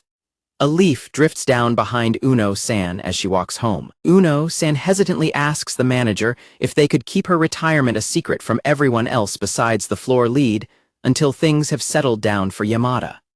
She explains that her quitting is hardly a big deal, but she does not want the news of her departure to distract Yamada from her goals. She expresses her belief that Yamada will understand, noting how long it has been since Yamada last felt this motivated. At the supermarket, Yamada opens her locker to find a promotion examination application form inside. Sasaki smiles softly as he holds the empty cigarette pack in his hand. He silently reflects on the truth that things cannot stay the same forever. Yamada stands quietly in the locker room looking thoughtful. Yamada hesitates as she speaks to the manager in her office. Looking over Yamada's practice test, the manager notes that it is actually not as bad as it could be for someone who has not studied in 5 years. Yamada bluntly points out that objectively speaking her score is still quite poor. Yamada curls up in her chair and groans in frustration, muttering that she will never pass. The manager tells her not to give up so easily, reminding her that these are only practice questions. Pointing to the test paper, the manager acknowledges that written exams have never been her strong suit, but reassures her that she has plenty of time to study before the test in March. The manager reassures Yamada that she is already well prepared for the interview and practical sections, especially with her recent cashier contest win. She then asks about the week-long training course required at headquarters. When the manager mentions there is no rush and suggests she could take the course next month, Yamada firmly declares that she will do it right away. The manager agrees and promises to submit the application, adding that she will have Mizawa handle Yamada's shift schedule. Yamada hesitates for a moment before calling out to the manager once more. Yamada asks the manager if she is going to ask why she is suddenly interested in a promotion again. The manager sighs and calls it an idiotic question, addressing her as Yamada. Yamada insists she is being serious, but the manager counters by asking if she would even answer if asked, adding that it just sounds like Yamada wants attention. Yamada lets out a frustrated groan. The manager adjusts her glasses and stays quiet for a moment in thought. The manager explains that if any of her staff want to improve themselves, she does not care about the how, the why, or how many times they try, because her job is to support them until they are happy. She asks Yamada if she already knew that, and Yamada softly agrees. Yamada hesitates before adding that she has something else to tell her. Yamada confesses that she is thinking of telling Sasaki the whole truth about herself. She explains that she needs to apologize for lying to him, and then she wants to see where things go from there. The manager sighs and tells Yamada that it is entirely her call, leaving Yamada looking surprised. Yamada is surprised by the manager's calm response and asks what is with the lukewarm reaction, pointing out she is usually the one obsessed with romantic comedies and asking if she grew tired of it. The manager stands up and tells her not to point her finger. Settling back into her chair, the manager reiterates her belief that the two of them will be completely fine regardless of what they say to each other. She tells Yamada to just go ahead and tell him the truth already. The manager suddenly pauses and asks if Sasaki is still walking her home. Yamada looks confused and confirms that he is. The manager teases her about whether she forgot that she was the one who asked him to do so in the first place. A blushing, annoyed Yamada quickly brushes the comment off, claiming she has far more important things to think about right now. Yamada looks thoughtful and explains that she brought up her plan because it has been long enough now. The sun sets over the supermarket exterior as another quiet night begins. A few days later, a loud, rowdy voice echoes in the street as Suzuki and some co-workers make a scene while walking down the sidewalk. A heavily intoxicated Suzuki yells out to their boss that they are the best in town, laughing loudly about how much he loves beer. The female supervisor complains about how embarrassing his behavior is while Sasaki watches the display with a tired sigh. The supervisor apologizes to Sasaki for making him witness such a display, though she notes that this is simply what Suzuki is normally like. The supervisor tells Sasaki to go home and rest, while she handles getting Suzuki home, explaining that she is used to dealing with drunk behavior because of her father. Sasaki recalls their boss previously thanking him for closing the deal and telling him he earned some rest, leaving him standing on the street in quiet reflection. A red-faced, drunken Suzuki aggressively shouts that what he said is a load of garbage, telling Nita that he has done more than enough himself and should not think of himself as worse than some old coot, which startles the supervisor and Sasaki. Sasaki and the supervisor watch Suzuki in complete wide-eyed bewilderment as he continues his drunken tirade. The supervisor rubs her temple, complaining that it is unbelievable for him to call her by her first name for the first time only when he is completely drunk. Sasaki meanwhile stands behind her, laughing heartily at the situation. Walking home and pulling his rattling suitcase behind him, Sasaki silently admits to himself that even he did not expect the trip to go quite so well. He recalls various moments from the business trip, including successfully delivering his presentation, shaking hands with a satisfied client, and Suzuki and Nakajima energetically celebrating their success afterward. He thinks to himself that he is truly glad that he gave it his best shot. He smiles warmly as he reflects that the experience was actually quite fun and felt just like the good old days. Sasaki suddenly stops in his tracks as he realizes something. Looking up, Sasaki realizes he completely walked past his own house and ended up right outside the supermarket instead. He is startled when someone suddenly taps him on the shoulder from behind. Sasaki violently shudders and lets out a terrified scream as a hand firmly grabs his shoulder. Turning around in relief, Sasaki recognizes her and calls her name. Teyama-san casually wishes him a good evening and asks if her hands were really that cold to scare him like that. Teyama-san asks if he is back from his trip, and Sasaki confirms he was just on his way home. She notes she was wondering what that rattling sound was before suddenly snatching the handle of his suitcase right out of his hand. A bewildered Sasaki tells her he can carry it himself, but Teyama-san ignores him and walks away, rolling his suitcase, telling him he better catch up if he wants it back. Noting how heavy it is, she asks how much stuff he actually needs for a trip, and he explains he has his laptop and clothes inside. Sasaki watches her for a moment with a slightly weary but gentle expression. In the background, Yamada's practice exam paper sits clipped to a folder on top of a plastic crate. Sasaki's eyes widen in surprise when Teyama-san suddenly calls his name. Teyama-san asks him if he wants to sit, and a startled Sasaki quickly sits down beside her on the crate. As he lights his cigarette, she asks him where exactly he went for his business trip. Sasaki replies that he went to Hakata in Fukuoka, prompting Teyama-san to ask if that is home to one of the big three ramens. Sasaki confirms this, listing Hakata, Nagahama, and Kurum as the top three most famous tonkatsu ramens. Sasaki admits that although he has been to Hakata a couple of times, he never knew that, and never actually tried their ramen, which Teyama-san chuckles is pretty normal. She then asks what his favorite ramen is, and Sasaki replies that his favorite is the Nagaoka style. Sasaki explains that the one time he tried it was quite a long time ago, so his preference might just be his nostalgia talking. Teiyama-san quietly notes that she doesn't really have any excuse to go all the way to Nagaoka. Teiyama-san offers to bring some of his favorite ramen back for him if she is ever in the area. Sasaki is surprised and promises to pay her back, noting he can easily fit one pack into his budget. Sasaki quickly corrects himself, asking if she would actually need more than just one pack. Teiyama-san shoots him a cold glare and demands to know what he means.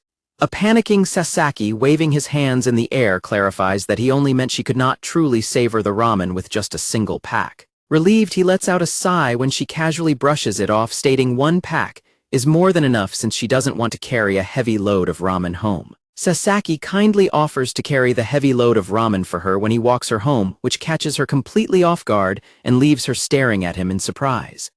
Teiyama-san silently reaches into her bag and calls out his name, prompting a curious look from Sasaki. She hands him a small paper gift bag, explaining that it is a little thank you gift for him. Sasaki is confused, but Teiyama-san explains the manager told her to give it to him for walking her home. Sasaki insists it was unnecessary since she already lets him smoke in the alley, but Teiyama-san bluntly clarifies that her statement means he does not have to walk her home anymore. A crestfallen Sasaki asks if the manager changed her mind, admitting he might be a bit too old to be walking her home. Teiyama-san quickly reassures him that is not the case, explaining the manager just does not want to waste his free time after work, and adds that she herself will be much busier after her shifts from now on. She looks away and gently repeats that he really does not need to walk her home anymore. As Sasaki stares at her in stunned silence, Teiyama-san quietly adds that there is absolutely no hidden meaning behind her words. Teiyama-san puts out her cigarette in the ashtray, noting that he must be tired after his trip, and suggesting they get going. Sasaki dejectedly agrees, quietly adding that he still appreciates the gesture. Looking away, Teiyama-san softly admits that having his company on the way home always made her feel just a little bit safer. Walking side by side, Sasaki quietly replies that he felt the exact same way. He adds that he genuinely enjoyed how walking her home allowed their conversations to keep going for just a little bit longer. Teiyama-san blushes and silently complains to herself that he is always far too nice. Sasaki suddenly calls her name, cutting himself off mid-sentence. Sasaki hesitates before directly asking if he could keep walking her home anyway, causing her to freeze and stare at him with wide eyes in absolute shock. Sasaki nervously explains that he does not want to do it as some kind of smoking fee, but simply because he wants to and does not want her to feel unsafe ever again. Sasaki softly asks her if she would let him make her safety his problem. Sasaki lets out a startled grunt as Teiyama-san suddenly reaches out and violently grabs both of his cheeks. A heavily blushing Teiyama-san demands that he repeat what he just said, gripping his face tightly. A completely bewildered and sweating Sasaki can only let out a sound of utter confusion. Teiyama-san gazes directly into Sasaki's eyes while holding his face, instructing him to say it to her face this time. They stand in silence as Sasaki freezes under her intense gaze. Sasaki nervously stammers, asking if she would let him walk her home, but Teiyama-san firmly tells him that is not what he said and demands he look her in the eye. Sasaki struggles to repeat his words, but his cheeks are squished so much that he can only mumble, prompting her to tell him to stop mumbling because she cannot hear him. Overwhelmed by embarrassment, Sasaki suddenly pulls away and covers his face, frantically apologizing and admitting he cannot say it again, at least not the exact same way. Teiyama-san sighs and mutters that it does not matter, turning around to walk away and asking if he is coming or not. A nervous Sasaki quickly apologizes and follows behind. Teiyama-san asks if his offer to walk her home still stands, which he confirms. She offers to pull his heavy suitcase for him, but Sasaki insists it is fine since he is used to the weight. As Teiyama-san points out he would have to drag it all the way there and back, she suddenly lets out a loud sneeze, startling Sasaki. She continues to sneeze repeatedly as a panicked Sasaki frantically asks if she is all right. Teiyama-san rubs her arms and claims she just has an itchy nose, adding that she has been sneezing at night recently because of the chilly weather, while an exhausted Sasaki collapses onto his back. Sasaki sits up and asks if she is cold, but she flatly denies it. When Sasaki points out she just said it was chilly, she turns away with a pout. Teiyama-san defensively explains that she is not cold because of what she is wearing and insists She has no regrets about her choice of clothes, claiming that saying it was chilly was merely an objective description of the temperature. Sasaki cannot help but let out a snicker at her elaborate excuse, which instantly annoys her. She glares at him, firmly reiterating that she is being completely serious. Teyama-san's eyes widen in surprise as Sasaki suddenly drapes his warm coat over her bare shoulders from behind. Sasaki gently tells her that while she should wear whatever she likes, it is almost November and will only get colder from here. Smiling warmly, Sasaki tells her to make sure she stays warm when she sleeps at night. Teyama-san stares at him with a wide, deeply touched expression. As they walk side by side, Teyama-san silently wonders to herself. She deeply wonders to herself if there is a possibility that Sasaki-san might actually be the one. Teyama-san silently wonders if Sasaki is actually someone who cares more about her than she even realizes herself. Realizing she has stopped walking, Sasaki turns around in concern and asks if something is the matter or if she forgot something. Teyama-san stands in silence, clutching his coat tightly around her shoulders as she blushes. She quickly dismisses his concern, quietly replying that she did not forget anything as she continues walking home. The two of them stand close together on the street. In November, a loud voice suddenly echoes through the office, ordering everyone to get off their butts for the morning assembly. During the meeting, the boss announces that the final quarter was profitable, with their department being the biggest contributor.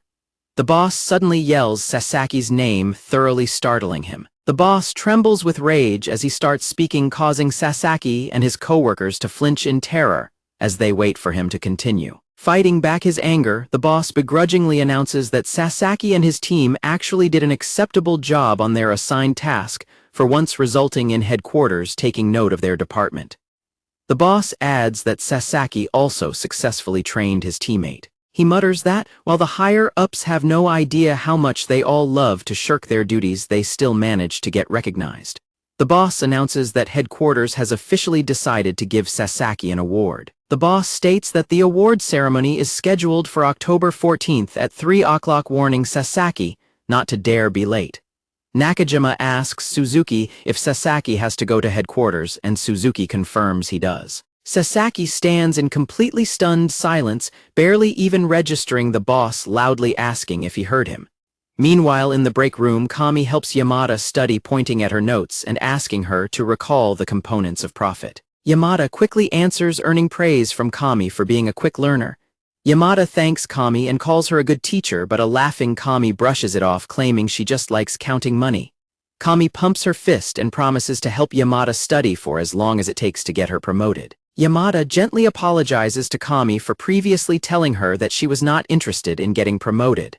Kami smiles and warmly assures Yamada that it is completely fine. Kami admits she should not have nagged her about it, confessing she only did so because she was desperate to be Yamada's friend, much like when she dragged Sasaki into that race. She calls her actions stupid since Yamada already considered her a friend anyway. Kami adjusts her cap and smiles warmly, admitting she just wanted to make sure that their friendship would actually last. Yamada hesitates, starting to say something else to herself. Kami smiles warmly and admits that even though admitting her mistake does not automatically fix everything, she is still really happy. Yamada stares back at her with an incredibly bright, glistening gaze, which instantly makes a flustered Kami blush. Overcome with embarrassment, Kami abruptly shouts that she needs to go check on her section and runs out of the break room, slamming the door behind her while calling out that they will study again next time. Outside the room, Kami sighs and mutters to herself that she still cannot even look Yamada in the face despite wanting to be friends, before quickly running away down the hall. Kami sighs in relief when she bumps into Obata in the hallway, calling him just him, which prompts an annoyed Obata to ask what has got her so incredibly rattled. Kami holds up her hand to stop him, declaring that she thinks she already knows the reason. Kami smugly guesses that Obata is trying to avoid Yamada, which instantly makes him choke in surprise. Kami aggressively accuses him of avoiding Yamada, prompting a panicked Obata to explain that he only did so because he asked her an incredibly awkward question the other day. Kami asks him to explain what happened, offering to apologize alongside him, but Obata insists she would only think it is weird. Kami firmly demands that he spit it out.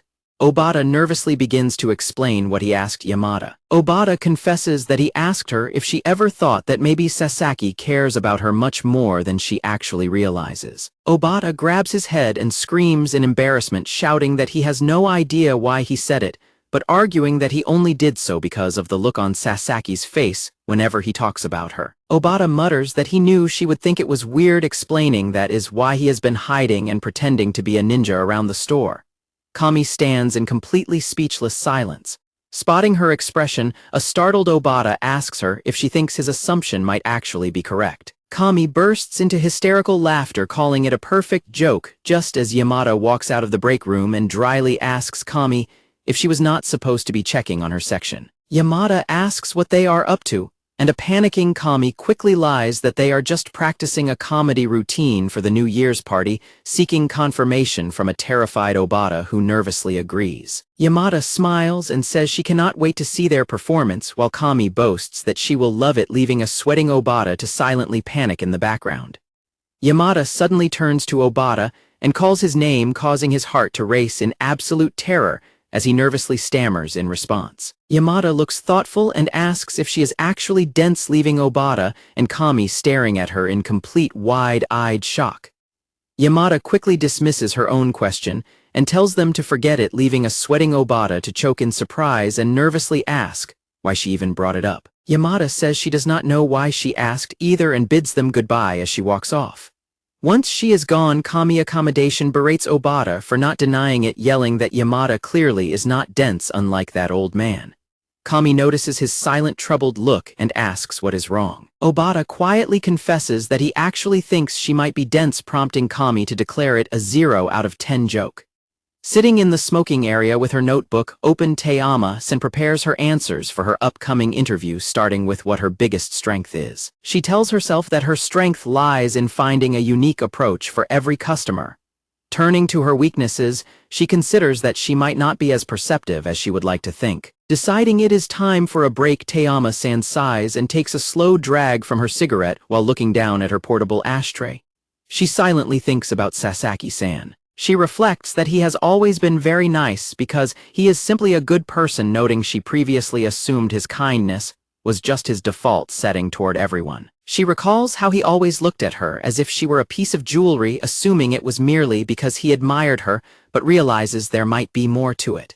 She remembers his warm expressions and their moments walking together under the umbrella in the rain. She quietly wonders if there really is more to his feelings than she initially thought.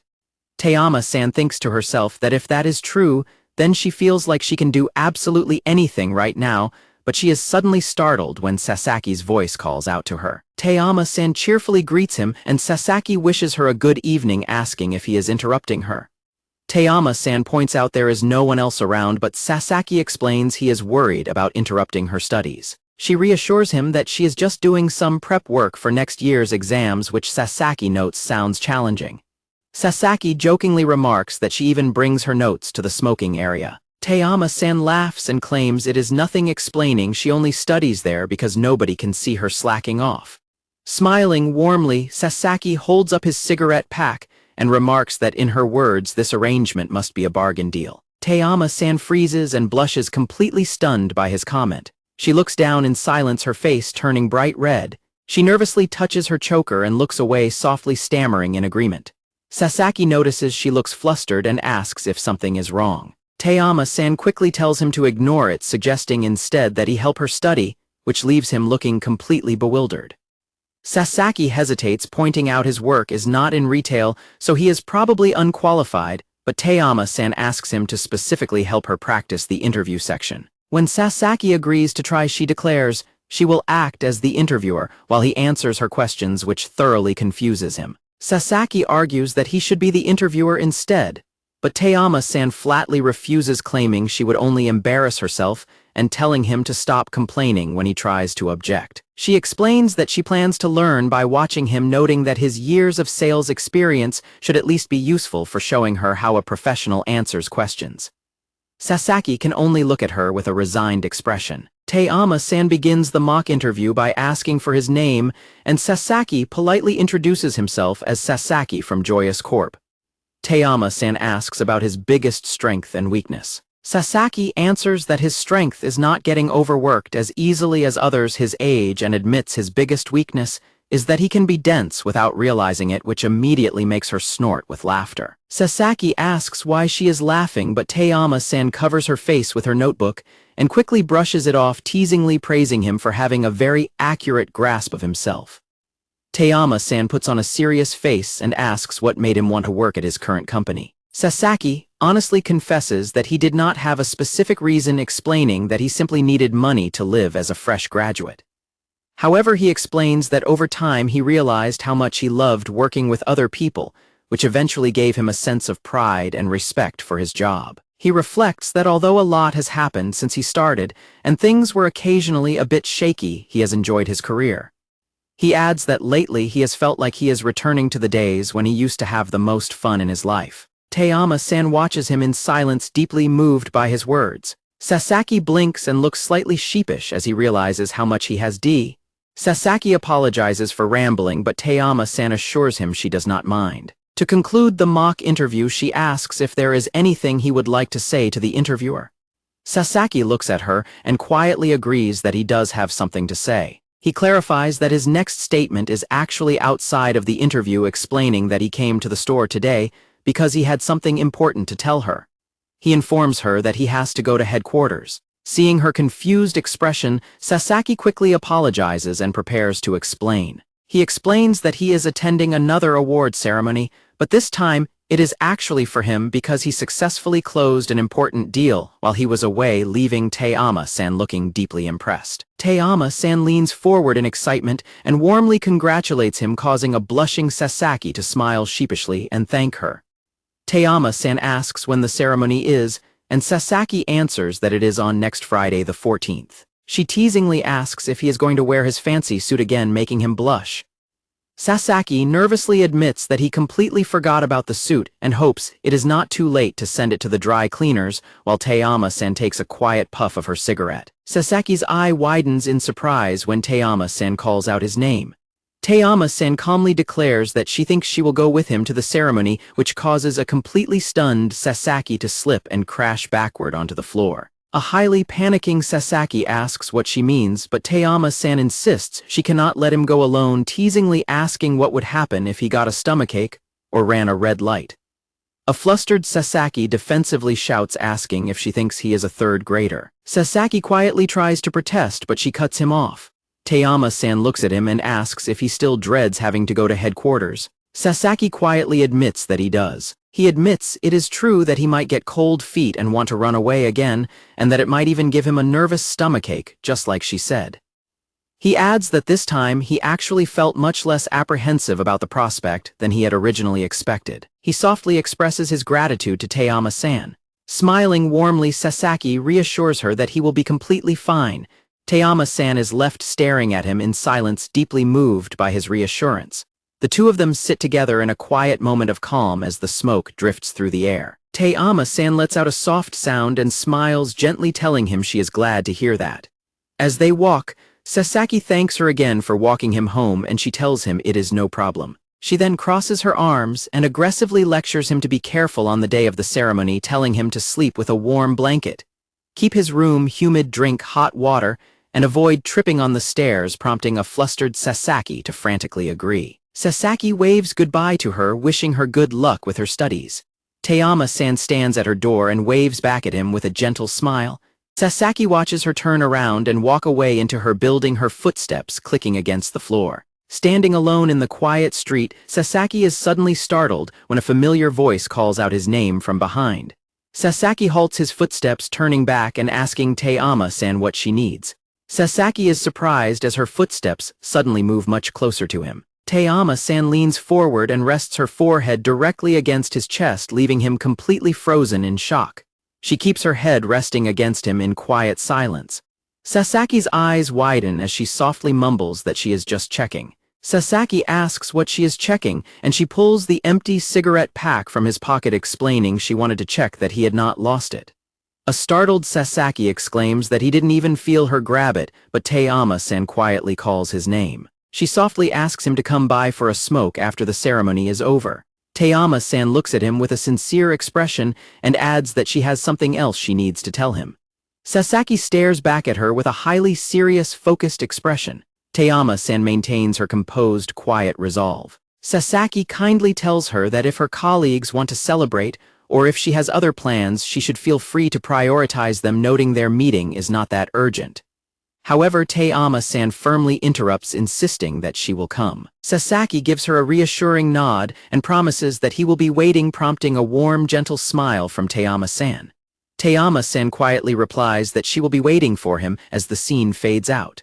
Sasaki and Yamada both look down in quiet thought as their stories continue. On Thursday, November 6th, a tearful, distressed Sasaki stares into a shopping bag, crying that what he just bought was incredibly expensive. A recap explains that Sasaki accidentally burned his nice shirt while ironing it before the ceremony, prompting him to ask Suzuki to recommend a good place to buy another, with Suzuki teasing that Sasaki will owe him dinner for it. Sasaki continues to weep, lamenting that a good store is certainly not a cheap store.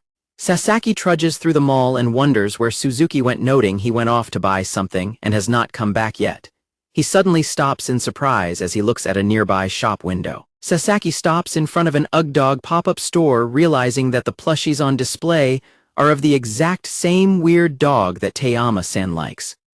Sasaki stares at the merchandise in the pop-up store, silently noting that he did not know they sold this kind of merchandise here. He recalls Taeyama-san calling out to him, remembering the matching symbol on her personal bag.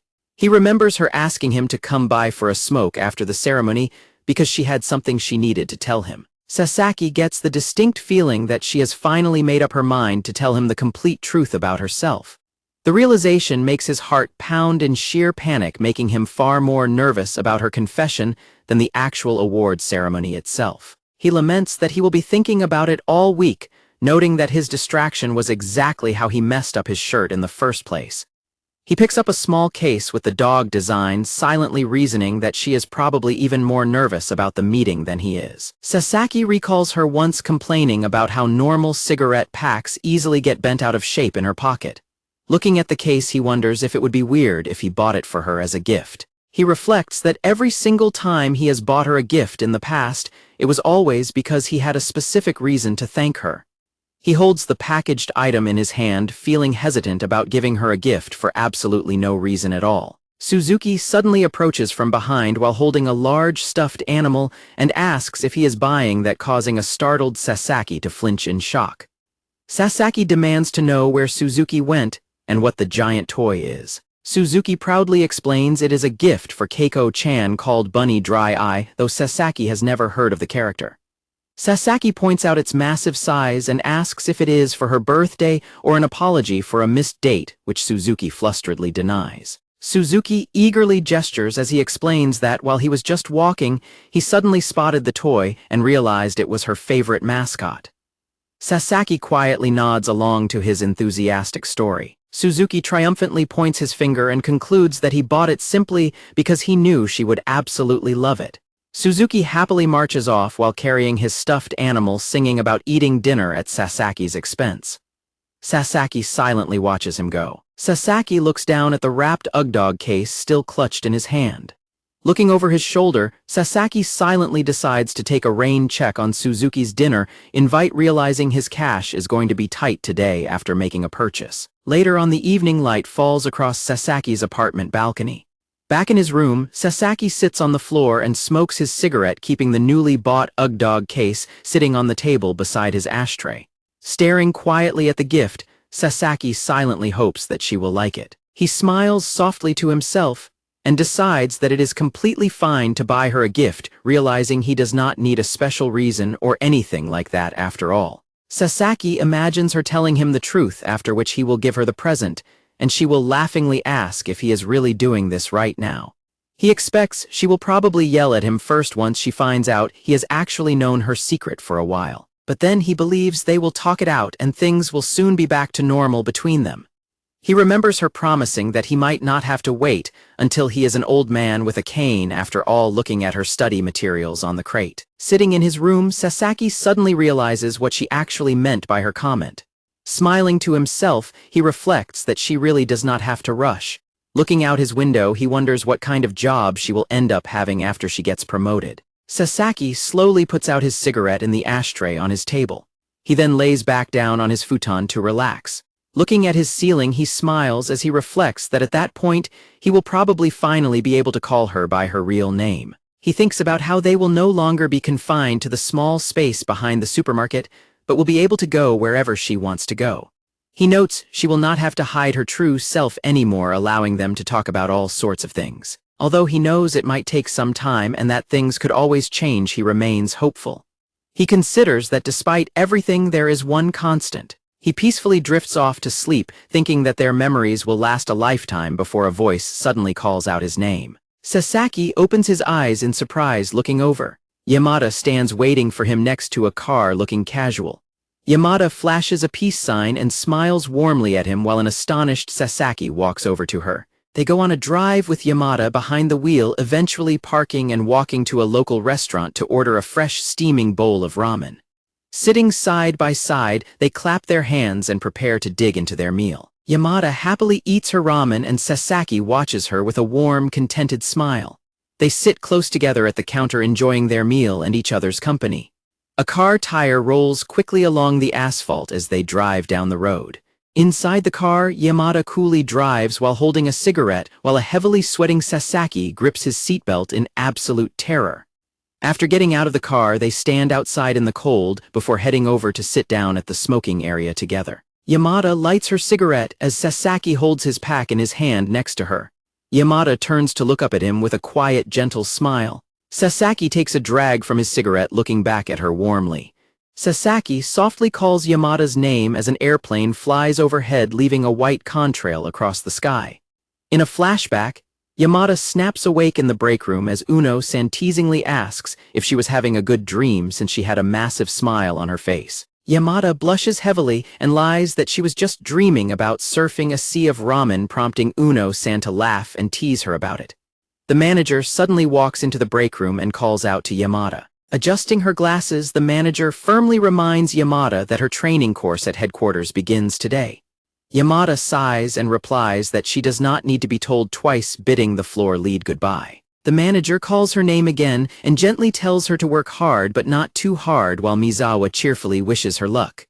Yamada walks out with a quiet, thoughtful expression. Outside the closed break room door, Mizawa loudly comments on how much she respects Yamada, recalling how much Yamada used to hate the idea of going to headquarters. Mizawa admits she is not sure why Yamada hated it so much and asks if anyone knows, while Uno-san turns to Mizawa to bring up another topic. Uno-san asks what happened to the membership campaign, prompting a sweating Mizawa to admit she forgot to reply to them, but eventually sorted it out. An angry manager yells at her, and Uno-san casually adds that someone is actually coming over today to discuss it, just as a hand reaches for the door handle. Back in the present, Yamada quietly shuts her locker door. She tells herself that it is happening next Friday. She gently rests her fingers against the cool metal of the locker. Yamada silently thinks to herself that she bets he is going to be incredibly shocked when she tells him. Yamada continues to imagine his reaction, guessing he might get super embarrassed when he thinks back on everything, or perhaps get upset with himself for not realizing it sooner, while she will apologize and have him tell her she does not need to do so. Ultimately, she feels absolutely certain that he will patiently hear her out. She wonders what will happen next. Remembering Sasaki's reassurance that he will be all right, Yamada resolves to do her best as well. She walks down the hallway, feeling comforted by the thought of having Sasaki by her side now. As Sasaki calls her name, a blushing Yamada firmly decides that she is definitely not going to tell him about her dream. Meanwhile, a man in a gray suit walks past a vending machine in the hallway. Yamada stops and looks back in surprise when she hears the clicking sound of footsteps approaching. She is surprised to see a man walking by, initially wondering if it is Sasaki and worrying that he might have overworked himself too hard. Yamada's eyes widen in absolute shock when the man stops and addresses her by her name. Noma looks at her and asks if it is really her. Yamada can only stare at him in stunned, speechless horror as he notes that it has been a long time. Yamada stammers Noma's name in shock as she remembers his past words about the harsh realities of a job. Yamada stands alone in the shadows, looking pensive. On November 8th, Noma introduces himself to the store staff, explaining that he works in the customer service department at headquarters. Noma explains that he will be overseeing the New Year's points card membership campaign and asks for their cooperation. The supervisor tells everyone to get back to work while some staff members whisper in excitement about the headquarters trio being back together. The supervisor complains to Noma that Misawa still has not changed and never reads her emails, prompting Misawa to object. Kami laughs and calls Garu-senpai a bully, teasing Misawa about what she did wrong this time. The supervisor suggests that since Noma will be around for a while, he should attend their New Year's party, promising that they always make it a lot of fun. Noma stands in quiet thought as the staff members energetically chatter around him, arguing about who will pay and asking if he is good with alcohol. Noma politely declines the invitation, explaining that he is only there temporarily and does not want to intrude on their inner circle, asking them not to worry about him. Noma turns and walks away, reminding them that the store is already open and they should not keep their customers waiting, which leaves the rest of the staff laughing awkwardly. Meanwhile, Kami and Obata sit at a desk looking on in shock as Noma walks off. Noma approaches Garu-san and asks if she has a minute.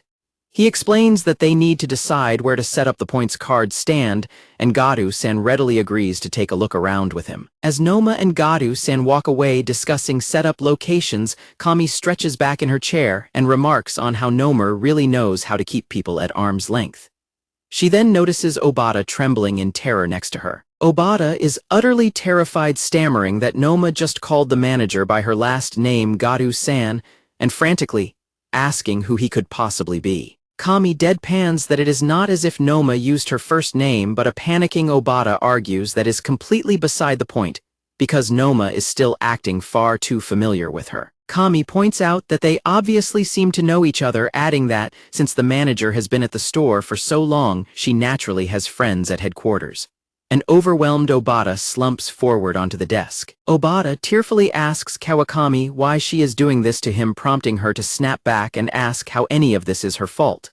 She then suggests they simply ask Noma what his relationship with the manager is, which immediately surprises Obata. Obata hesitates, pointing out Noma seemed rather cold, but Kawakami confidently tells him to leave it to her, boasting that she knows exactly how to make people talk.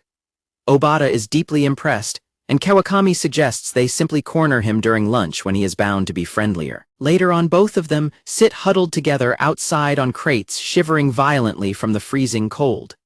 Inside the doorway, the supervisor and Uno-san watch them in concern, wondering if they ate something bad. Kawakami furiously yells out that Noma is not just cold, but absolutely arctic, leaving the supervisor completely confused. In a flashback to a few hours ago, Kawakami and Obata cornered Noma on his way out to lunch, eagerly inviting him to join them in the break room so they could chat. However, Noma flatly declined. He coldly stated that he would prefer to eat outside, instead completely shutting them down. Back in the present, Kawakami and Obata recall how Noma calmly argued that he was dressed warmly enough and preferred not to be interrupted, leaving them completely speechless about his choice to eat outside during winter. They remember Noma turning on them to ask if they were the section leads for fish and produce. He then sternly critiqued Obata's produce section, pointing out that a customer had complained about a lack of salads and suggesting that they should increase morning deliveries to satisfy office workers. Obata and Kawakami flinch in absolute terror under his cold, calculated criticism. Noma then turned his attention to Kawakami's fish section, questioning the cleanliness of her kitchen and holding up a torn half-price sticker he found on the floor, warning her of the potential issues it could cause. Noma concluded his harsh lecture by reminding them that a section lead is supposed to properly manage their department, warning them not to rely too much on Garu-san or rest on the laurels of their naturally good sales. The devastating criticism left both Kawakami and Obata feeling completely destroyed. Noma continues telling them that while they seem like a close-knit workplace, their customers do not know or care about any of that. He warns them that the customers only care about the quality of the goods, and if that quality is low, none of them will want to spend their money there. Noma walks away, telling them to treat this as a job rather than a hobby, and suggesting they finish their lunch quickly and quietly for the sake of efficiency. Behind him, Obata and Kawakami collapse completely onto the floor in utter defeat. Kawakami yells in frustration that although she knows he is entirely right about everything, she does not understand why he had to react so harshly when she only wanted to invite him to lunch. Misawa comments that Noma is basically a manager himself, surprising Kawakami, who assumed he was only there to run the points card campaign. Misawa explains that back in the day, Noma worked in store planning at headquarters alongside their manager, eventually becoming her replacement when she came back to run this store. She continues that his department's entire job is to help set up new stores and improve existing ones, noting that people often compare their visits to a visit from the in-laws, which she jokes fits Noma's strict personality perfectly. Obata asks if they are close based on how she talks about him, and Misawa admits that while Noma can be a bit direct, she actually likes him a lot because she appreciates how blunt he is. Kawakami silently notes to herself that she is currently looking at another such blunt person. Uno-san speaks up, explaining that every time Noma visited in the past, he always helped out at the register when they were short-staffed, constantly checking in to see if there was anything he could help with. She smiles warmly and adds that she thinks Noma is a much better person than they are giving him credit for. Obata admits it is hard for him to imagine since Noma currently seems to be shutting everyone out, and Kawakami jokes that he must have split personalities. Yamada suddenly returns from her training and greets them. Yamada greets them and asks what they were talking about, prompting an awkward stutter from the group. The staff nervously explain that a new guy from headquarters named Noma-san arrived today. Obata nervously stammers to explain the new points card campaign, prompting Kami to tell him to slow down. Misawa interrupts, telling them there is no need to explain all that since Yamada and Noma already go way back. Yamada is confused while Obata and Kawakami react in absolute shock. Yamada looks thoughtful and quietly confirms that she has indeed worked with him in the past. Yamada awkwardly laughs and claims it was so long ago that she can barely remember it, excusing herself to clock in for her shift as Uno-san bids her goodbye. Yamada walks out the door, letting it swing shut behind her. Obata asks Misawa if Noma is really not that bad, and she insists he is completely fine. Kawakami mutters that Noma might only be fine by Misawa's own blunt standards. Inside the locker room, a hand rests against the metal locker door. Yamada stares down at her locker with a somber, deeply conflicted expression. She firmly pats her cheeks to psych herself up, putting on her customer service persona as she opens the door to head out to the floor. Yamada lets out a soft gasp as she comes face to face with Noma-san in the quiet hallway. Noma-san calmly greets her, first prompting her to return the greeting in a soft, slightly hesitant voice. Noma-san explains that he will be running the points card stand by the service counter for a while and apologizes for not explaining the situation to her the previous night. Yamada reassures him that it is perfectly fine since she was the one who had to leave, thanking him for his hard work. Yamada casts her gaze downward in quiet contemplation.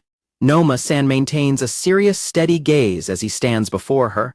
Noma-san calls her attention and firmly clarifies that it was not his decision to be transferred to this branch. Yamada blinks in surprise, prompting him to add that he is explaining this in case she was wondering why he specifically had to be the one assigned here. He explains that he was not looking to stir up bad memories, nor was this assignment something the manager requested, but rather it simply happened to be his job.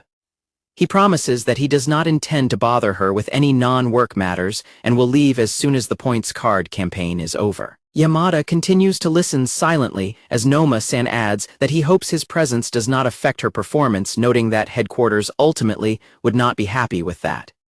He firmly requests that she does not let him distract her from her duties as an employee of the company. Noma-san states that was all he wanted to say and turns to leave, but Yamada suddenly clutches her apron and calls his name.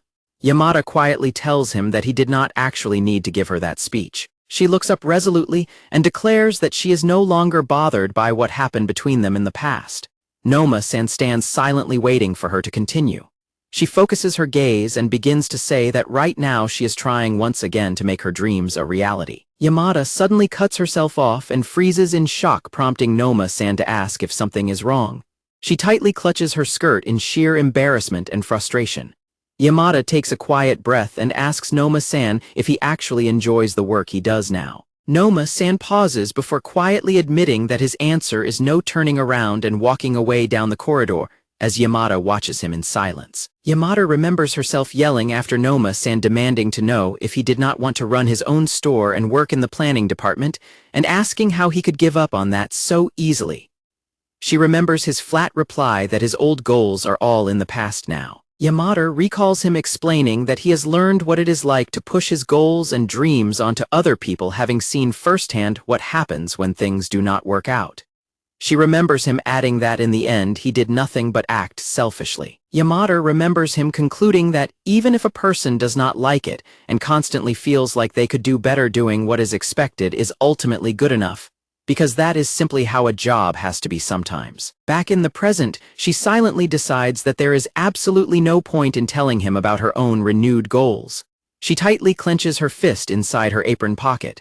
Yamada looks resolute, silently telling herself that she is not like him. On November 9th, Kami suddenly bursts into the room screaming in frustration, yelling that Noma-san chewed her out again, and demanding that Yamada go out for ramen with her immediately to help her blow off steam. Yamada gently turns her down, explaining that it will likely be a while before she can go out for food again. An astonished Obata cannot believe Yamada actually refused ramen, while Kami frantically asks if her stomach hurts. Yamada calmly replies that she is fine but just really needs to focus right now as she picks up her study pen. Yamada silently resolves to get that promotion no matter what. Kami accepts her decision and cheerfully tells her she understands she has to study for the rest of the year, dragging Obata along to go party instead. They bid her goodbye and Yamada waves them off as they leave.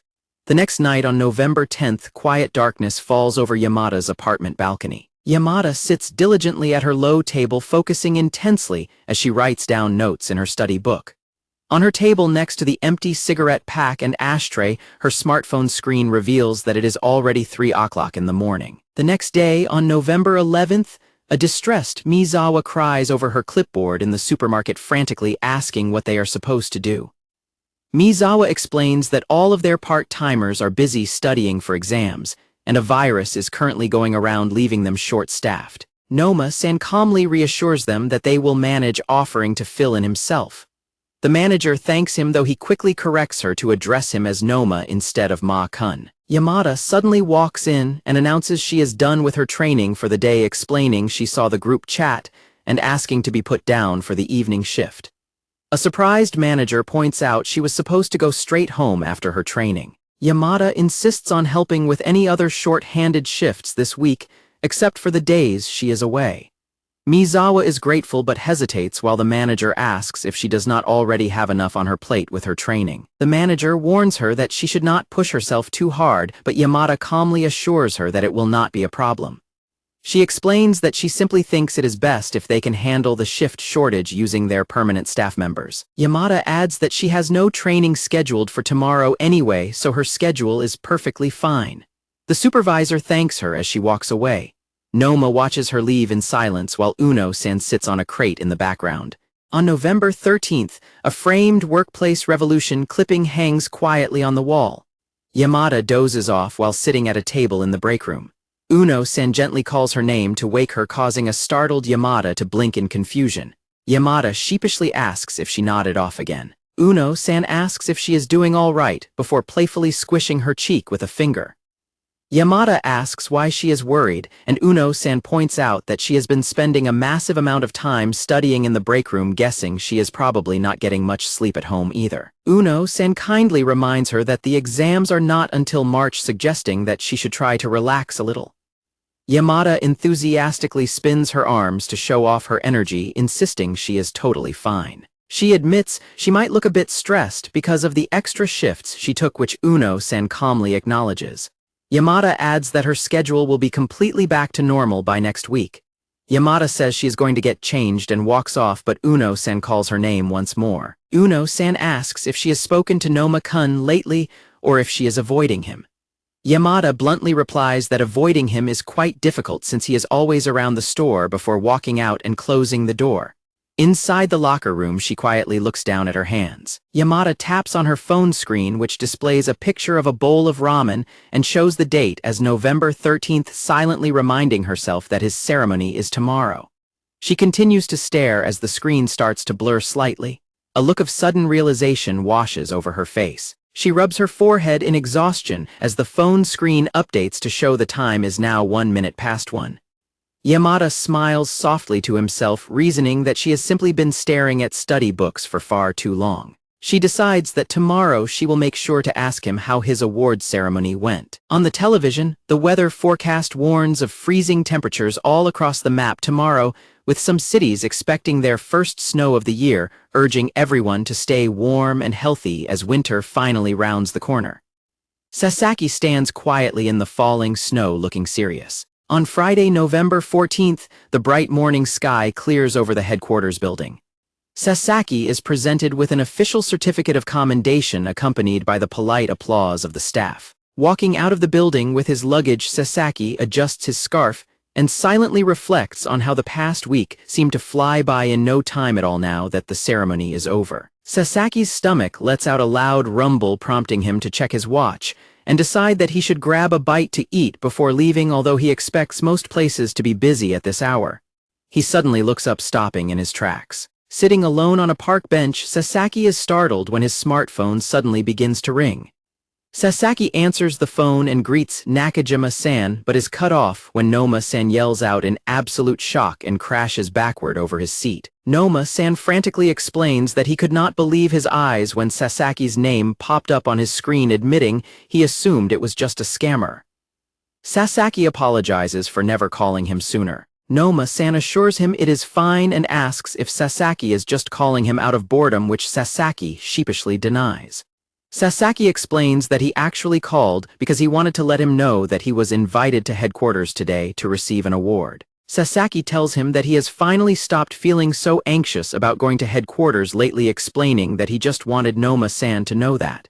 The line suddenly falls completely silent, causing a sweating Sasaki to ask if Noma-san is still there. Noma-san eventually chuckles and complains that Sasaki's maturity is making him feel old.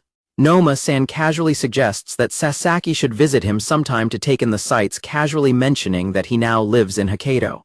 Sasaki gasps in utter shock. Sasaki asks if he moved just like that, and Noma-san explains that he liked Hokkaido so much during his last business trip that he and his wife decided to relocate there, inviting Sasaki over for a long chat about the past and the future. Noma-san adds that there is plenty of good beer waiting for them in Hokkaido. Sasaki smiles warmly and replies that he really likes the sound of that. Sasaki notes that he will have to take some time off work first, and Noma-san laughs and tells him that is fair, asking him to say hello to Murai-kun for him. The evening sky slowly turns red over the supermarket exterior as the day draws to a close. Several coins fall onto the counter with a loud rattle bouncing off the surface. An elderly customer apologizes for dropping the change, complaining that her old eyes are failing her, while Yamada quickly takes the blame and apologizes for the mistake herself. Yamada bows deeply to apologize to the customer, while Uno-san watches her from her seat behind the adjacent counter. Feeling exhausted, Yamada gently rubs her tired eye. Uno-san asks in concern if she is really doing all right, pointing out that she just got back from her training and went straight back to work. She notes the store isn't even busy and suggests Yamada take a little break. Uno-san assures her she can handle things on her own, especially since the manager and floor lead will be back soon, but Yamada hesitates to leave her post. Uno-san smiles warmly at her, and Yamada stares back in surprise. Yamada finally agrees to take a break, but she freezes in shock when Noma-san suddenly walks up to the register area and greets them. Uno-san greets him in surprise, noting she thought he had the day off today. Noma-san explains that the other office computers are busy and asks if either Garu-san or Mizawa-san is around so he can use the service counter computer. Yamada silently recalls that the manager is currently handling a customer complaint and the floor lead had to step out because her child got hurt. Noma-san quietly acknowledges the situation. As a customer walks out with a child, Yamada politely remarks that the timing is quite a shame. Noma-san tells Yamada to go ahead and take her break, offering to cover the register himself. Yamada asks if he is sure, noting she already promised to step in whenever needed, but Uno-san happily accepts his offer and thanks him. Yamada prepares to leave her post to let Noma-san handle the register, but he coldly interrupts and tells her there is no need. He asserts that the current workload is nothing they cannot handle on their own, telling her to go focus on her own work instead. and insisting he is perfectly fine there. Noma-san quietly turns away and says he will get to work. As Yamada welcomes a customer and begins checking out their items, Uno-san watches her with a deeply somber, sympathetic expression. Scanning the items with rapid beeps, Yamada silently tells herself that she is completely fine now. Watching Noma-san from a distance, she firmly reflects that the past no longer bothers her and that she is entirely free to chase her own dreams now. She puts on a bright professional smile and scans the groceries, thinking to herself that she cannot let herself stop just because he happened to show up. She lifts up the shopping basket, silently warning herself about what will happen if she lets herself lose focus now. As Noma-san mutters that he will be the only one, Yamada suddenly feels incredibly dizzy and confused.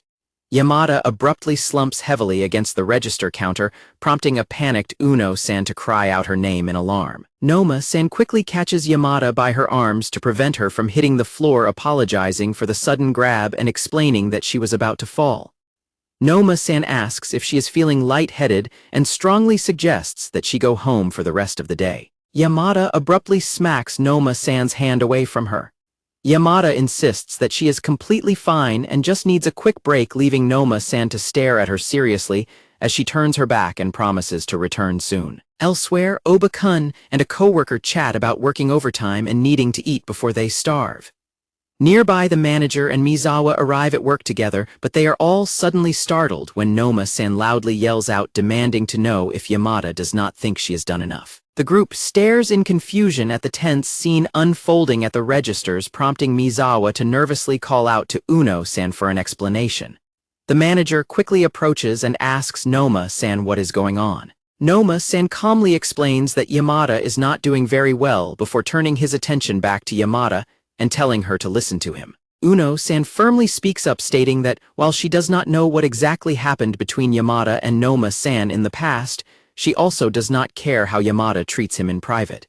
She solemnly reminds Yamada that they are currently in their workplace. Uno-san strictly warns Yamada that if she cannot even grasp that basic fact, she should forget about a promotion and seriously ask herself if she even belongs at the store right now. A heavy silence falls over the group until the part-timers awkwardly step in, offering to take over the register for a bit while they sort things out.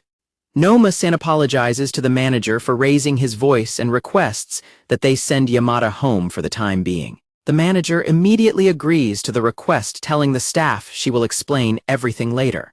Mizawa and the others enthusiastically urge Yamada to go get some rest, assuring her that she can leave the work to them and playfully reminding her that they all need to get along. Yamada stammers in response. Mizawa excitedly blurts out that Uno-san is retiring to the countryside next year, insisting that they should not make any bad memories before she leaves. Mizawa suddenly freezes and gasps in sheer panic, realizing she just accidentally spilled a major secret. Everyone in the area reacts in utter surprise at the news. Yamada asks if Uno-san is really retiring, while Uno-san simply looks down with a quiet, resigned smile. The shocking revelation completely overwhelms the exhausted Yamada. Her knees abruptly buckle, and she collapses backward onto the floor in a dead faint, sending the rest of the staff into an absolute panic. The staff erupts into panic over Yamada's collapse, crying out that they have a casualty, while one dramatically claims to be lethally wounded. Another coworker confusedly wonders if they know her from somewhere, while someone else nervously checks on a wobbling Uno-san, who quietly confirms she is all right. Yamada slowly gets back on her feet, looking completely exhausted and downcast, as apologies are quietly exchanged among the group. A voice firmly calls out Yamada's name to get her attention. The manager instructs Yamada to go wait in the back room, offering to drive her home. Yamada softly apologizes, prompting the manager to firmly call her name again. The manager sincerely apologizes to Yamada for not noticing her deteriorating condition sooner. Yamada's eye widens in absolute shock at the manager's unexpected apology. Yamada softly reassures the manager that it is okay before turning to walk away, leaving the manager and Uno-san to watch her go in silence. Yamada reaches out to grab the door handle and quietly walks down the hallway. She steps into a quiet storage room filled with shelves and pulls the door shut behind her with a soft click. The door shuts completely, plunging the area into darkness. Yamada slumps down onto the floor behind a curtain and hugs her knees, silently asking herself what she is even doing. She recalls the deeply concerned look on the manager's face. She realizes that Uno-san must have kept her upcoming retirement a secret simply because she did not want to distract her from her goals. She visualizes a man's broad back in her mind. Yamada buries her face in her arms, regretfully admitting to herself that she had only been thinking about her own needs this whole time. She remembers Sasaki flashing a gentle smile and reassuring her that he would be completely fine. She recalls him sitting outside with a cigarette telling her that he felt like he was returning to the times when he had the most fun before mentioning his upcoming trip to headquarters.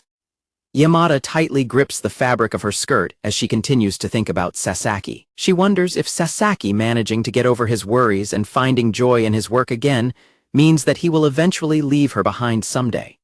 A sudden realization washes over her that she does not want that to happen at all, picturing a slightly surprised Sasaki exhaling cigarette smoke. A voice nearby suddenly utters a soft sound of acknowledgement. She firmly reiterates to herself that she absolutely does not want that to happen. The unseen person casually remarks that it is a good thing. Yamada continues to sit alone in the darkness, reflecting on her own selfishness in wanting to tell Sasaki not to go anywhere. She recalls Noma-san explaining how he learned the hard way what happens when someone forces their own goals and dreams onto others. Clenching her fabric tightly, Yamada admits to herself that she is really no different from Noma-san after all. She huddles on the floor behind the curtain, recognizing that she was doing the exact same thing he had criticized. Outside, the quiet streets are cast in a cold evening light as the day winds down. Sasaki walks along the fence outside, relieved that he managed to make it back in time despite the train delays caused by the snow, and decides to wait out there. He turns around upon hearing some barking and is surprised to spot Nishizono-san walking her dog Daigoro nearby. Sasaki calls out a greeting to her, but she walks right past him looking completely gloomy and unresponsive, leaving him to wonder what is wrong with her. He stands there watching her go, guessing that perhaps she had some trouble at her own workplace. Sasaki suddenly stops and looks ahead as something else catches his eye. He looks up to see snowflakes starting to fall, confirming the weather forecast was right just as a loud metal clanging sound echoes nearby. Looking through the fence toward the smoking area, Sasaki sees a familiar figure walking inside. Inside the shelter, Teiyama-san stands in silence, looking incredibly solemn and downcast. Sasaki freezes in surprise, his heart racing as he stammers and tries to call out her name. He walks up to the entrance and calls out to her, prompting her to turn around and quietly return his evening greeting. As Sasaki walks inside and tries to make casual small talk about the freezing snow and how winter is the best season for ramen, she suddenly cuts him off with a quiet apology. Sasaki stands in stunned silence as she asks if they can postpone their planned conversation to another day instead. She looks away in distress, explaining that something else came up, and she cannot talk right now, but Sasaki quickly waves his hand to reassure her that it is absolutely no problem at all. He gently adds that he is in no rush anyway and offers to just pop in for a smoke another day, bidding her goodbye. Sasaki quietly bids her farewell and turns to walk away, leaving her alone in the falling snow. Yamada quietly thanks him as he prepares to depart. Sasaki stops walking and sighs softly into the cold air. Turning around to face her, Sasaki steps back toward the shelter and asks if she is doing all right. Yamada wonders why he is asking, and Sasaki explains that she looks a little under the weather, wondering if she has been pushing herself too hard with her studies. Sasaki scratches his ear and admits that he has barely slept this past week due to his own nerves over the ceremony, though he quickly assures her that he is perfectly fine. He maintains his gaze and reiterates that he is entirely okay. Yamada looks down, noting that, although she was the one who contacted him, it is too cold and snowy for him to stay, urging him to head home while she rests alone for a little longer. Sasaki hesitates, looking at her clenched fist and admitting that he cannot help but feel deeply concerned, suggesting that perhaps he should stay behind with her. Yamada repeats his word back to him, letting out a soft, bitter laugh. She tells him that she does not understand why he would ever worry about her, adding that whatever his reasons are, they are entirely wasted on someone like her. Sasaki looks at her in surprise, quietly calling her name. She sighs softly and calls herself nothing more than a hopeless kid. Sasaki tries to protest, but she firmly cuts him off, stating that she is indeed hopeless, constantly stuck in the past, incredibly selfish and blind to people trying to help her, until she has already ruined everything. She gives him a pained smile and declares that she is easily the most foolish person there.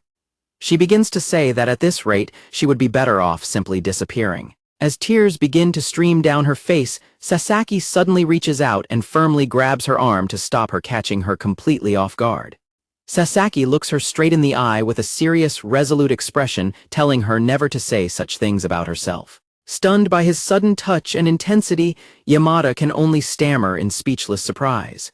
She abruptly slaps his hand away with a loud smack, yelling at him not to touch her. Yamada furiously demands that he go home since he surely does not want to hear any of this, but Sasaki refuses, prompting her to ask why he will not leave when her constant indecisiveness and selfishness must be driving him crazy, though Sasaki quietly replies that he is not sick of her at all. Sasaki slowly reaches out and gently brings his hand up near her face, causing a startled Yamada to freeze in surprise. He softly pats her cheek to calm her down, apologizing for scaring her as she stares up at him in confusion. Sasaki holds her hand, firmly explaining that he cannot leave her alone right now and reassuring her that he would never do anything to hurt her. Looking down at her with deep concern, he gently asks her why she is trying to hurt herself. Yamada's eyes well up with tears as she stares back at him. She begins to stammer a response, while Sasaki continues to wait patiently. She suddenly slaps him across the face, furiously telling him not to speak as if he actually understands her. Tears stream down her face as she cries out that she is not strong or stable like him. She demands that he simply forget about her and leave her alone. Yamada yells that they are nothing more than strangers anyway as the snow continues to fall around them. She turns on her heel and walks away, muttering that she is leaving if he will not, while a defeated Sasaki can only watch her go. He stands in silence as the sound of her clicking footsteps fades into the distance. Sasaki rubs his smarting cheek and looks out at the empty, snowy street alone. Later, the quiet clack of footsteps echoes on the snowy pavement as Sasaki makes his way back home. He looks up at her apartment balcony and sighs with relief, glad to see that she at least made it back home safely. Sasaki walks into his own apartment, quietly letting the front door swing shut behind him. Exhausted, he drops his bag onto the tatami mat with a heavy clonk and trudges further inside, shedding his coat. His spilled bag reveals a neatly wrapped gift box decorated with flower patterns resting on the floor. Sasaki collapses face down on the floor, muttering to himself that he desperately needs a smoke before reaching out to grab a cigarette pack. His hand trembles slightly as he holds the pack in the quiet room. Sasaki recalls her shouting that they are nothing more than strangers anyway. He tries shaking the cigarette pack in his hand to get one out. He remembers her voice wishing they had never met, leaving him completely stunned. Sasaki looks at the package in his hand, wondering why none of the cigarettes are coming out. He lies face down under his low table, suddenly realizing that the pack is completely empty.